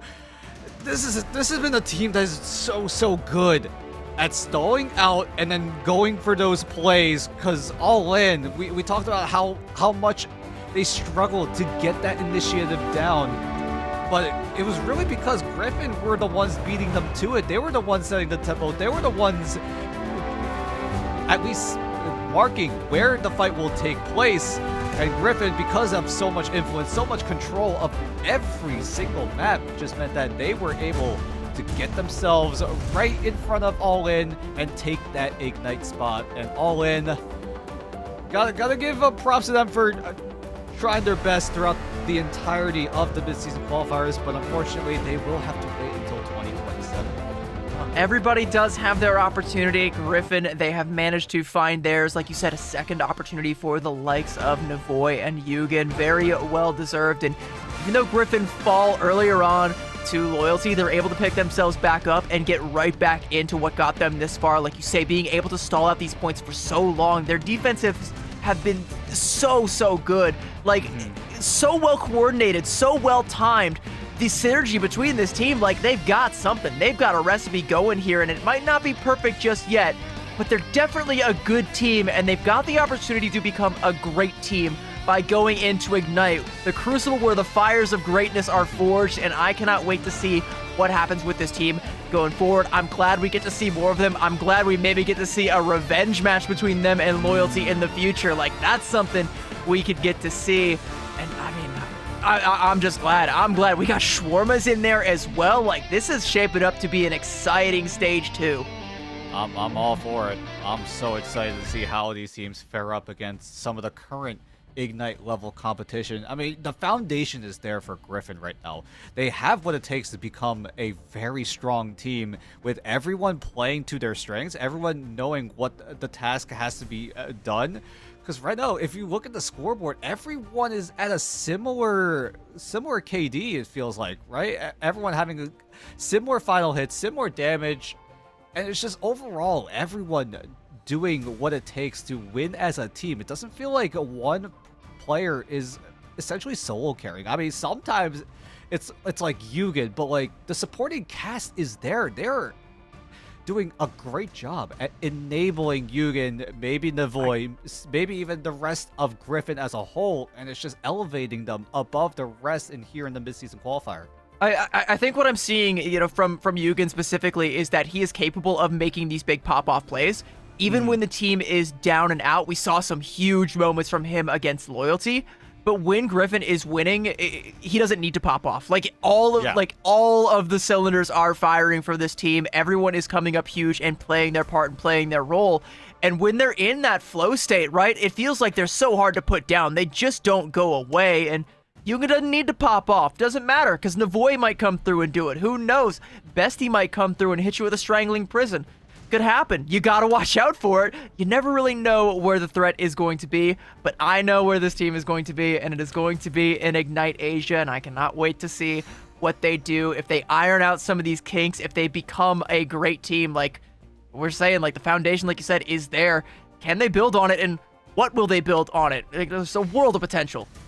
Yeah, I mean, it feels like also a redemption arc for Yugen right now, right? He didn't have a good showing when he was on Loyalty back in preseason, but now coming in here, he's looking to get that redemption going now with the Griffin roster, so he gets to get a chance to go up against his former team numerous times, hopefully, throughout Stage 2. I mean, they will face each other at least once if the group stage is very similar to what we saw in Stage 1, where it was just one big group and everyone plays each other once, like a single round robin. But we do have to take a look at all of the matches that we saw today. Although they were all sweeps, some of them were definitely really, really exciting and very, very nail-biting matchups. Yeah, unfortunately, call us Krispy Kreme the way we're dropping donuts right now, but I mean, some of them, like you say, did feel a lot closer than a 2-0 or a 3-0 might lead you to suggest, and we saw some crazy plays coming out from a lot of these teams, and I don't know, like, it's just, it's exciting, right? And one match that we didn't actually get to cover is that last one right there, Sambar Lovers versus Bahar Kalande. I think that might be, is that Bahar Kalande running that one back? Is that what happened there? Is that real, chat? Did we get, because we saw Sambar Lovers with a 2-0, or at least we thought it was Sambar Lovers. It could have been either team, who knows? We had some chicanery happening with that game, but interesting stuff. All right. But that does mean, because Bahar Kaland was able to 3-0 Sambar Lovers, Bahar Kaland take the last spot in Ignite. They are the final team to make it into Ignite Stage 2, and you can see it right there in the total bracket. The four teams are there. Loyalty will take one spot, Shawarmas will take another, and then we round things out with Griffin and Bahar Kaland. I think that's a full sweep. Every single matchup has been a sweep. That's it. That's a little crazy.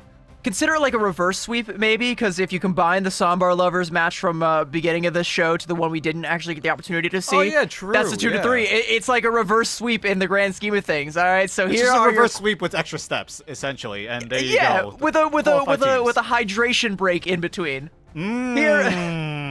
Here are your qualified teams. Loyalty, the first one across the finish line. Shawarmas not too far behind. Griffin able to make the cut, and Bahar Kaland completing the reverse sweep against Sambar Lovers, and they will find themselves in amongst the elites, in amongst those igniting the battle in Ignite Asia Stage 2, and I cannot wait to see what happens when these four squads mix it up with the best of the best in the region. It's going to be a tall task for them. Zero Tenacity, Reject, EXO, Triple AD, they are no slouches. They are some elite teams, but these ones might just be the next to bat, and I'm looking forward to seeing what they got when they are truly tested against the best in the biz. I mean, we saw every single team play throughout tonight here on this broadcast. Every single team has, like, their own way of playing the game. It doesn't feel like, for the most part, it's like they stick to this meta a little bit. There's like one or two things that like differentiate both of these teams, or not both, all four of these teams, right? They do have that meta foundation down, but there's like these one or two little picks where it's like, yeah, this is what it feels like. I know what team this is, And it's just fun to watch, right? Season 9.0 allowing so many different team ups to be enabled means that there's just a world of possibilities in terms of what kind of composition you want to go for, what team ups you want to facilitate to try to enhance those team ups, and how are these teams going to make these band drafts, right, to their own identity. Yeah, they're like I pretty much took the words right out of my mouth. Like you can forge your own identity, play your own style, like nothing is set in stone in this brave new world that we have found ourselves in. Meta, I never met her. All right, we know a couple things that are strong. Black Widow, she's strong. Elsa, she's strong. But outside of that, there is no rule that you need to follow. It's truly wild out there, and you can embrace the wild styles hitting the streets. Unleash Gambit's haunting Dead Man's Hand, Hawkeye's sharp beds to his best, and Devil Dinosaur's unforgettably cute Jeff the Dinosaur costumes. Doing a little bit of cosplay here. I'm not convinced that that's not just Jeff the Shark over there. Looks a little fishy to me, literally, but that's okay. It'll look pretty good on you in-game, and you can drop into the action and cop it right now.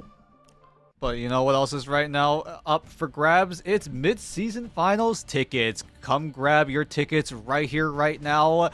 Mid-season finals lasting from July 29th all the way until August 1st over in Los Angeles, California. And you can buy your tickets right now. And if you do buy those tickets, you do get a sweet little reward as a thank you gift for participating in one of our 2 international events that is also in person here in Marvel Rivals Ignite 2026. You get 3 little pins, 3 little ways to commemorate your attendance in what could be one of the most exciting international tournaments here in Ignite history.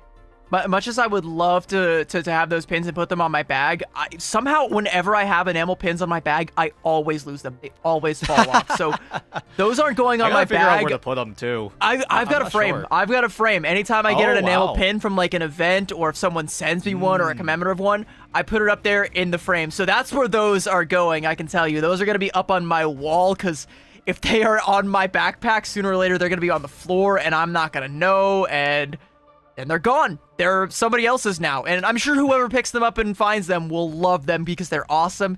Especially that Luna Snow one. I like the color scheme on that one. That one caught my eye, and I'm looking forward to that one. I'm a fan of the Jeff one. That one is so cute. But that's going to be it for us for today. But we're not done with promo relegation. We may be done here in the Pacific Asia region, but we still got EMEA and the Americas up on deck. And I believe in about an hour from now, it's going to be EMEA going in their promo relegation. So we'll see which 4 teams from that end will qualify into Ignite.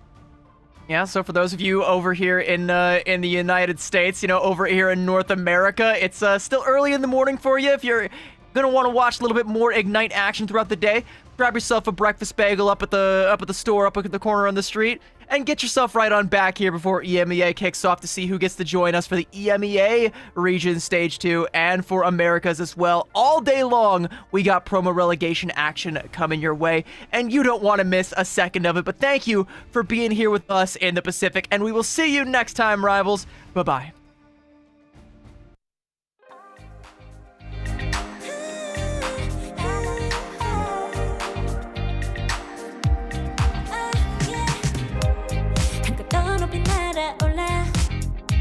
누워진 밤하늘을 가로질러 Oh yeah, oh yeah 필요할 때 내가 널 지켜줄게 간절히 바라면 이루어지는 마법인 거야 운명의 소리 들려 여기서 저기서 날 찾으면 달빛이 날 비춰와 시작해야 let's go 어둡고 흘러는 우주 따뜻한 눈으로 감싸는 순간 신비롭게 녹아내릴 거야 좀 더 기다려 I'll be there 쓰러지지 마 끝까지 일어나야 해 어딜 가든지 극복해 힘은 너에게 있는